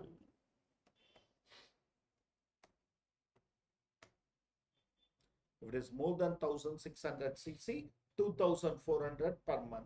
Driver also provided 900 per month. Here it is only car. Employee and employer's contribution. So each of them 15% off. Okay. Employer's contribution to pension fund first included as part of salary. Okay, it is basic plus DA 495,600, 4,95,600 into 15%. 4,95,600 into 15%. Because we already know salary.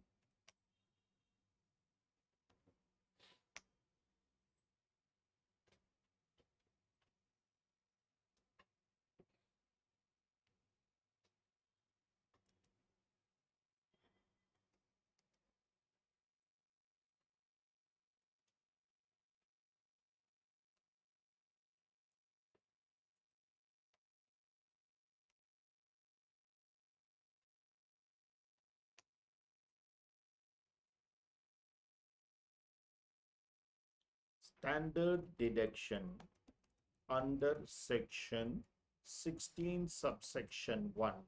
Here it is 50,000, here it is 75,000.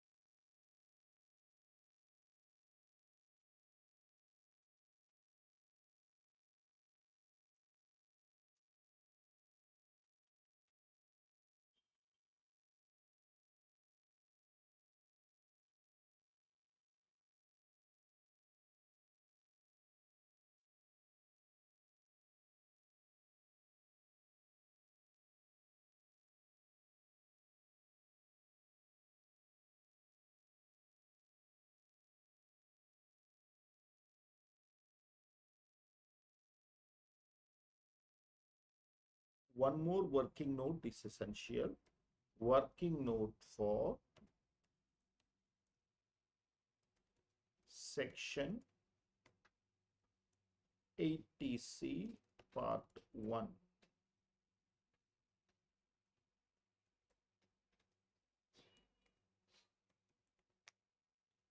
Working note for section 80C part 1.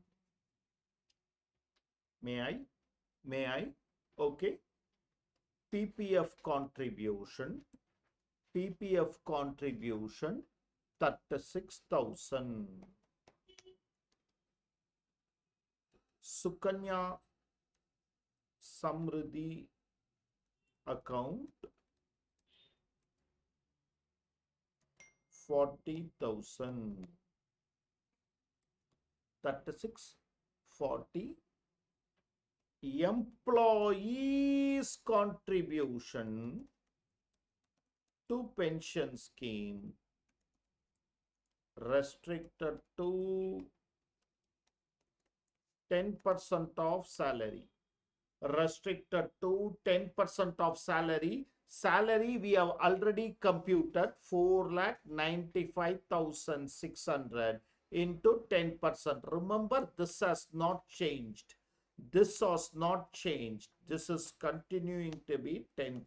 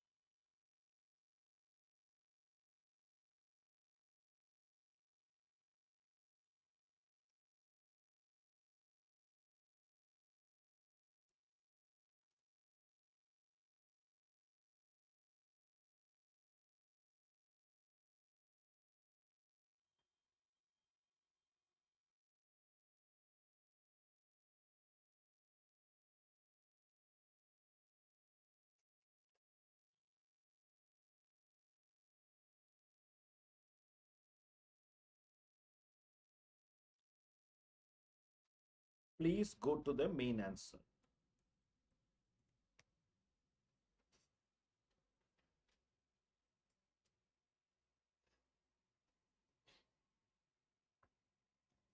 Please go to the main answer.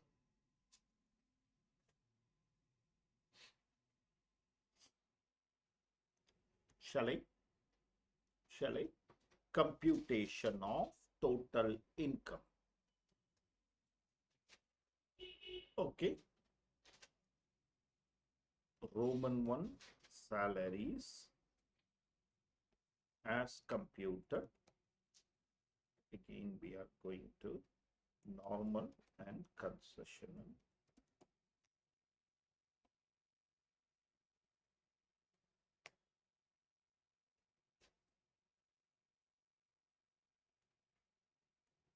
Roman 2, other sources as provided. I think 1,25,000. I think 1,25,000.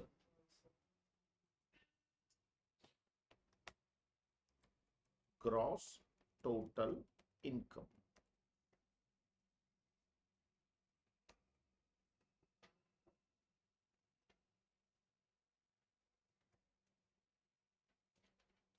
Deduction under chapter 6A 80 CCE part 1 cannot be claimed under concessional tax regime.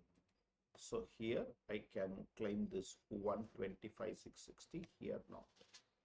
80 CCD subsection 2, employers contribution to pension scheme, 10% of salary under normal regime slash 14% of salary under concessional regime. So here it will be 49,560.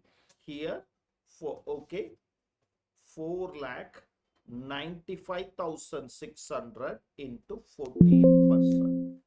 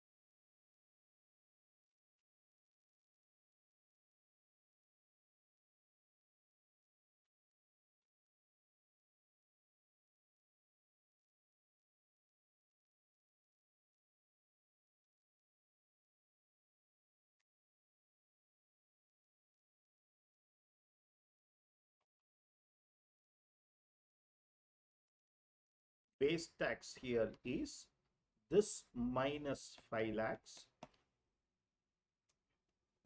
into 20% plus 12,500.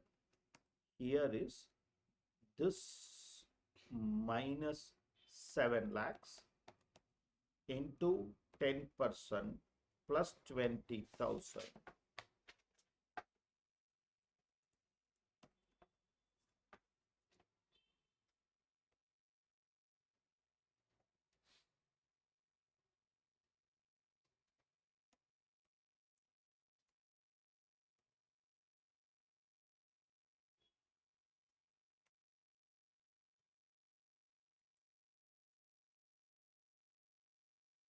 Of course, we will round it off. 34,750, 38,98080.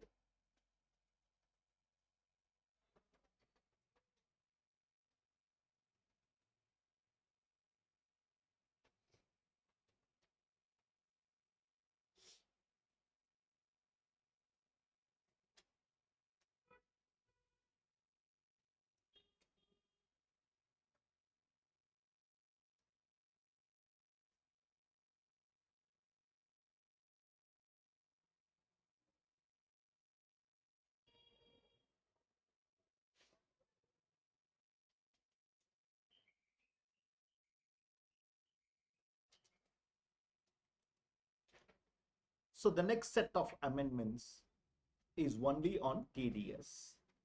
That too only on rates, but some things are very important amendment in TDS.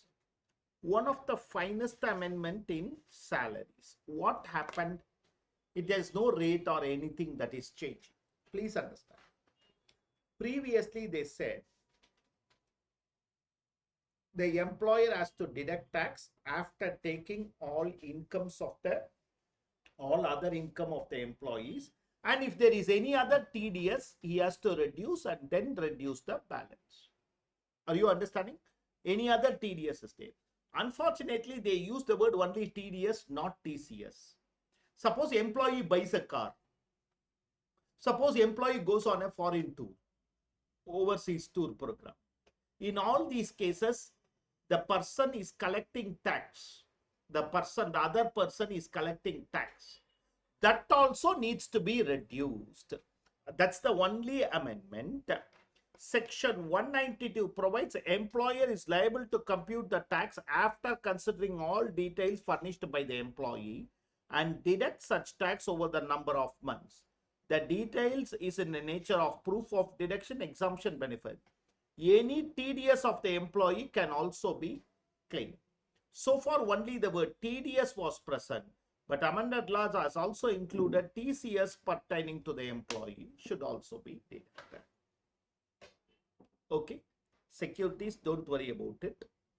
Okay, if something is falling under 194J, they will not come under 194C. These are two, but 194IA. What is that? Sale of a immovable property. The threshold limit 50 lakhs. 1% is the tax to be deducted at source on either the stamp value or the actual consideration, whichever is higher if it exceeds 50 lakhs. There were always questions like, I sell a property for 1 crore. There are 3 joint buyers, each paying me 33 lakh 33,000 or whatever it is. Should they deduct tax? Because for the buyer it is only 33 lakh 33,000, but there are 3 different buyers, 1 seller, 1 crore. Reverse situation. I have a joint property. Me and my brother has a joint property. We are selling for 80 lakhs and the consideration is 40 lakhs per person. The consideration is 40 lakhs per person. Should tax be deducted? Now the law has clarified in both the cases tax has to be deducted. When I say consideration, it is not per transferor or per transferee. It is for the whole transaction, asset. It is clarified. where there are more than one transfer or a transferee in respect of an immovable property, then such consideration shall be aggregate of the sum payable to the transferees. It is not per transferee, it is not per transferor. All transferor to all transferee, if it exceeds 50 lakhs, deduct taxes. Clear? Clear? Okay.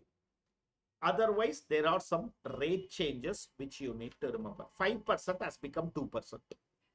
All commissions has become 2%.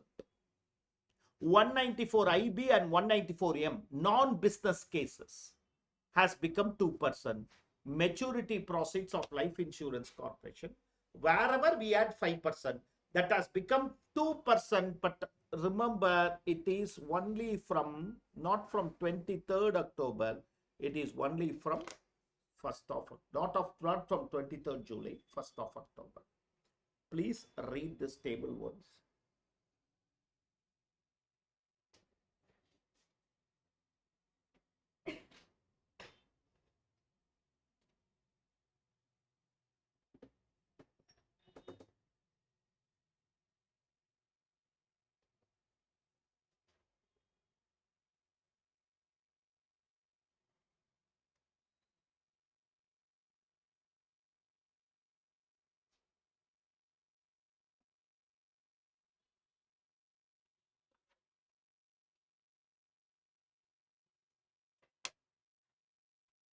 We'll practically understand it.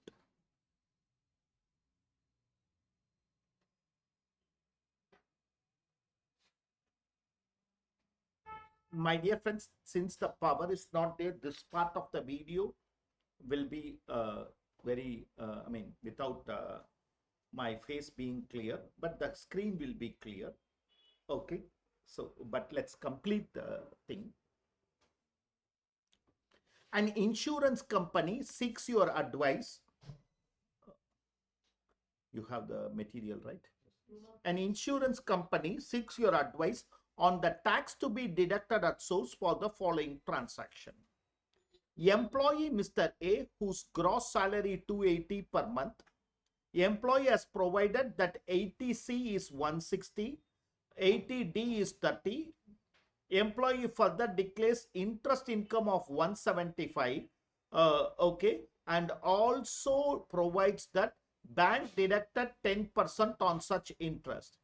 Employee has purchased a new car for 18,10,000 during the last year. So what would have happened is the the dealer would have also collected tax at source where any luxury car is purchased. Where any luxury car is purchased and the value of the car exceeds 10 lakhs, then the dealer is liable to collect tax at source. Tax at source. TCS 206C 1F. 206C 1F, 1% they would have collected. Okay, so let's the question, I should have its own question. So I believe that it is, I wanted to be new tax regime, but I forgot to type it. So question number 18, I will just be dictating the answer for those who are here. Please take down the answer. Question number 18.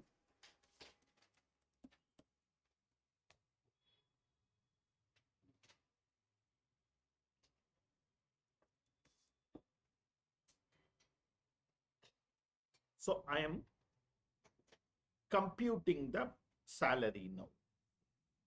Computing the total income now. Computation of total income.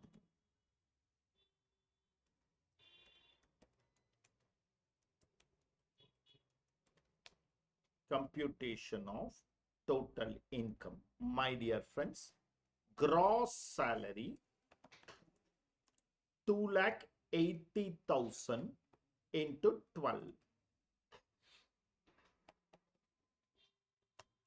Okay, I am writing on the top itself, computation of total income, new tax regime.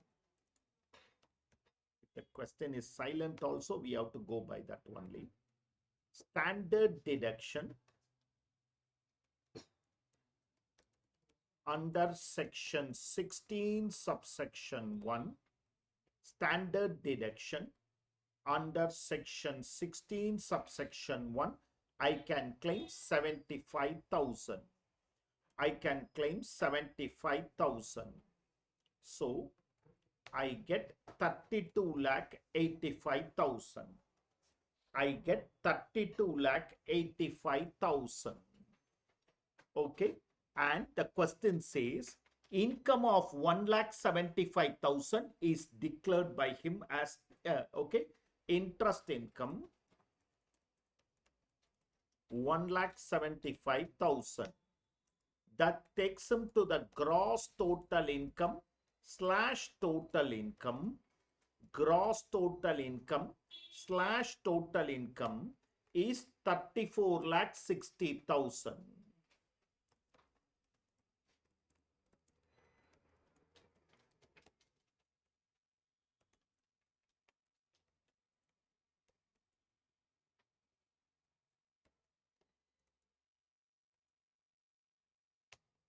Okay, okay, is 34,60,000. Are you so far following? Are you so far following? Now, I'm computing the tax for this. I'm computing the tax for this, my dear friends. I'm computing the tax part of it. Okay, base tax will be, okay, 34,60,000 minus 15 lakhs into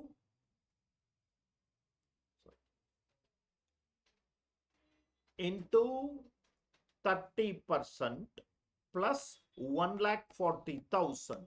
I am getting a base tax of 7,28,000. Please check it down. Okay. So 19,60,000 into 30% plus 1,40,000 plus 1,40,000.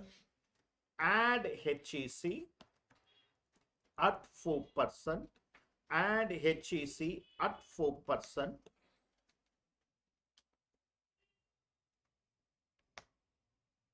I am getting a total tax. Okay, I am getting a total tax of 757,120. All of you getting this? 757,150 less TDS. Okay, interest income at 10%.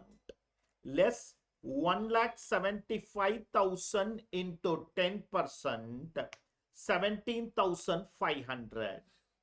TCS under section 206C 1F. TCS under section 206C subsection 1F. 1% of 18,10,000. 1% of 18,10,000. I'm getting 18,100. Balance tax payable. Balance tax payable. I am getting 7,21,520. I am getting 7,21,520. 721,520. Employer is liable to deduct per month 7,21,520 divided by 12. Okay. Employer is liable to deduct 60,130 approximately. Just check it out. 60,130. 127 to be precise.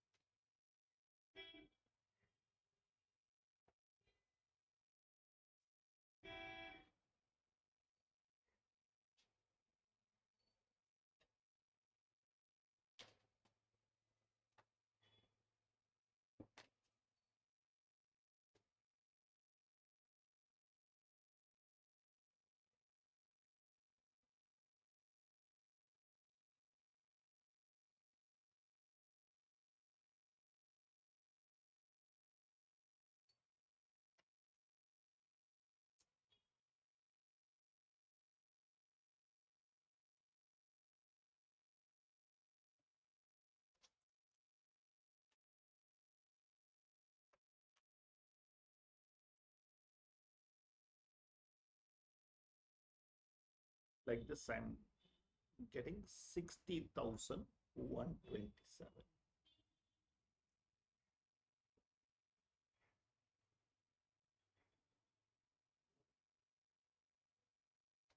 Are we? Are we? Right. Question 2. Payment of commission for purchase of land 1,40,000. 50% was paid in September. So it's a business. It's a business covered under section 194H. Up to September 5%. From 1st of October 2%.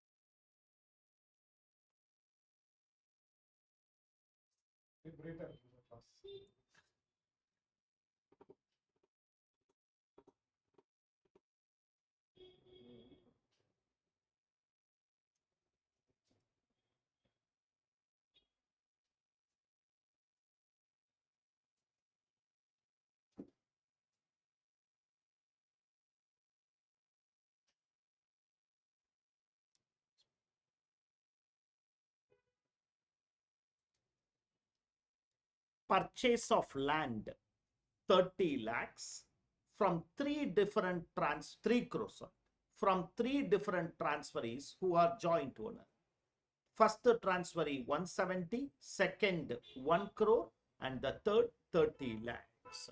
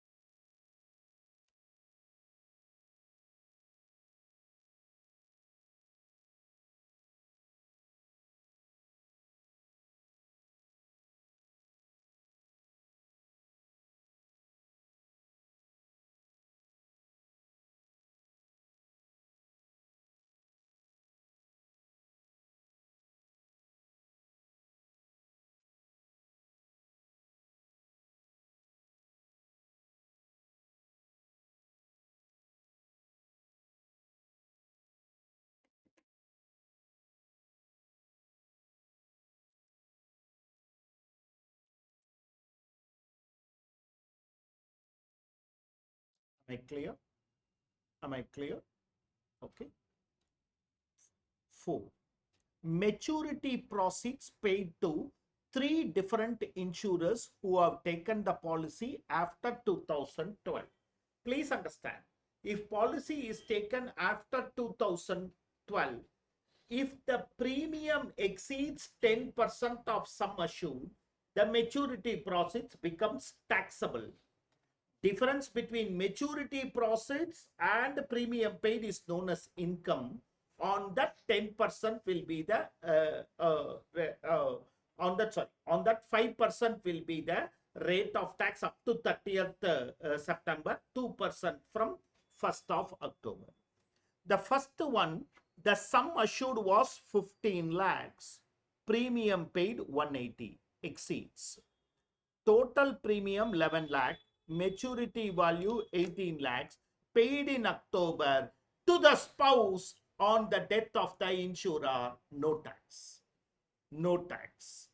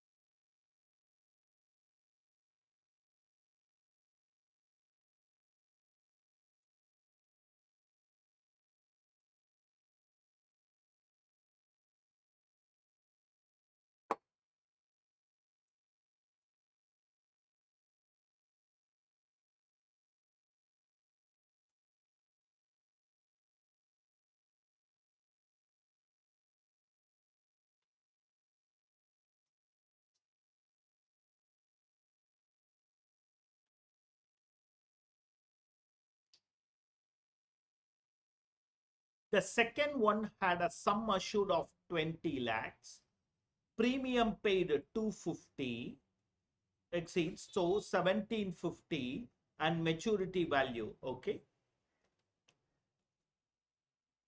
Premium, premium paid exceeds 10% of sum assured, hence taxable at the time of maturity. Hence taxable at the time of the maturity.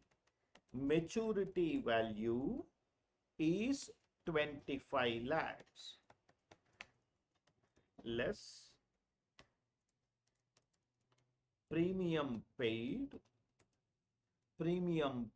less premium paid is 17,50,000. Income 25 minus 1750, 7,50,000. TDS at the rate of 2% since it is on or after 1st October.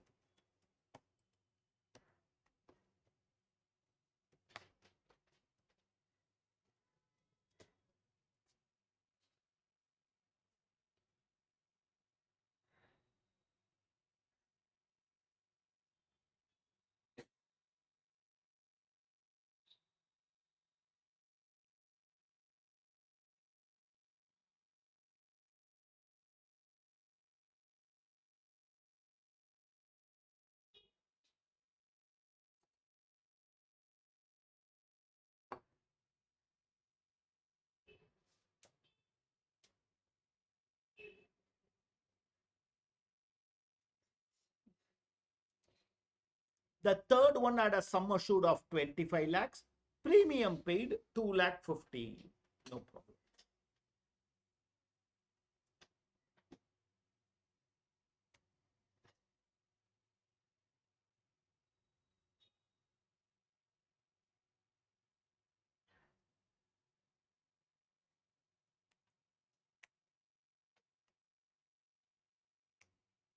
the premium paid has not exceeded 10% of sum assured. Hence, the maturity is wholly exempt.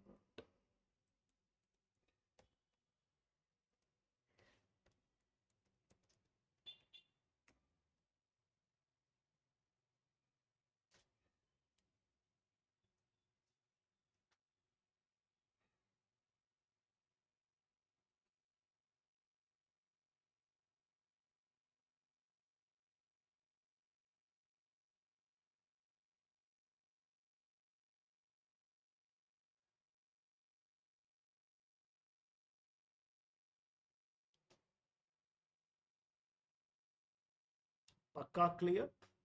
Pakka clear, friends? Pakka clear? Okay, okay. Question 19. A non-business assessee pays rent of 60,000 per month for his residence. What will be the provisions of TDS applicable? Will your answer change if he is a business assessee? No, because it is for residence only. Only if it is office, 194I will be applicable. Okay, whether it is business assessee or non-business assessee, if it is paid for residence, 194IB.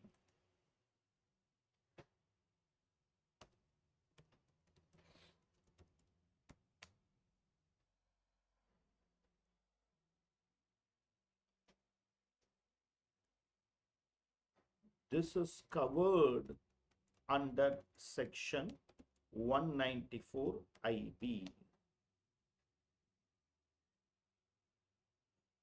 Rent other than 194I is covered,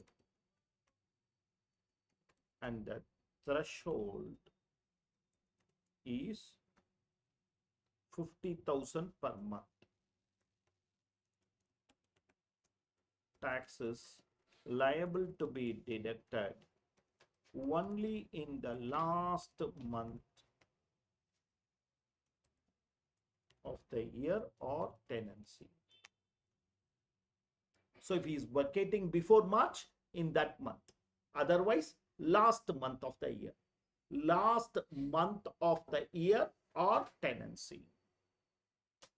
Tax will be 5% up to 30th September and 2% from 1st October.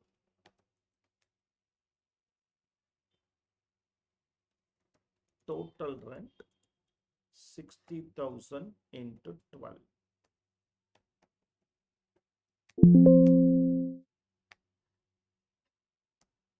TDS under section 194IB.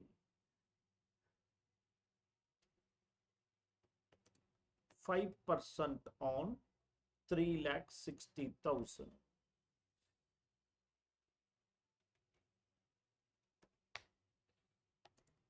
2% on 3,60,000.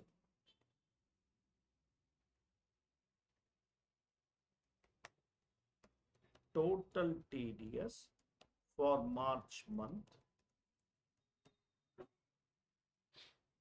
So what I will do is, in the month of March, out of 60,000, 25,200 I will deduct. Balance 34,800 I will pay to the owner.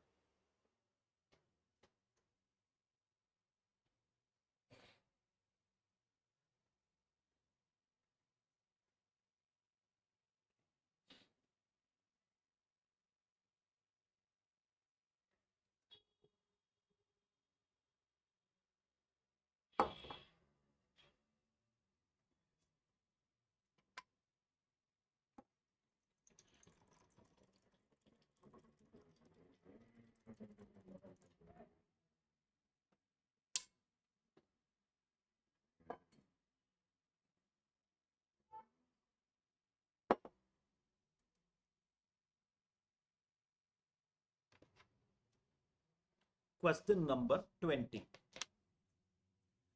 Shreyas, a salaried employee, approaches you for the tax to be deducted at source in the following transaction. So, he is not a business assessee. Only two sections are applicable.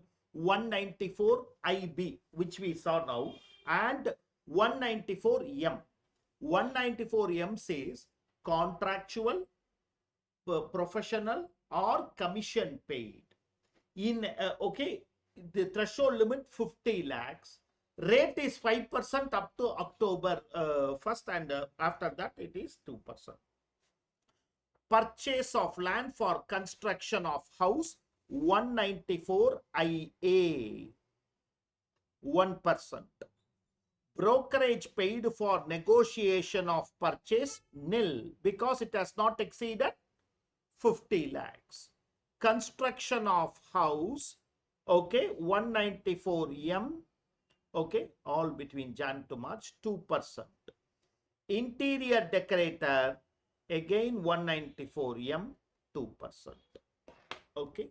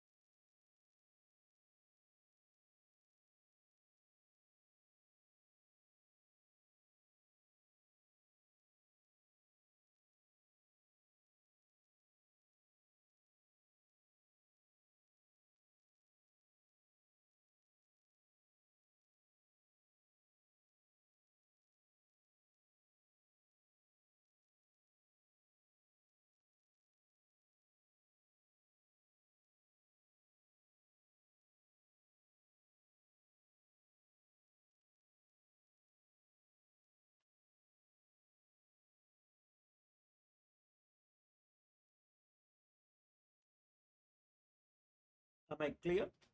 Okay. Friends, these are all the amendments. I am again telling you, These 25 pages, 20 questions will give you 20 marks. Along with amendments, I have also covered the other areas. Will give you easily 20 to 25 marks. Miss not. Miss not. Please work out once or twice at home. Whatever doubt you have, you can catch up with me. We'll go to PGBP after the break.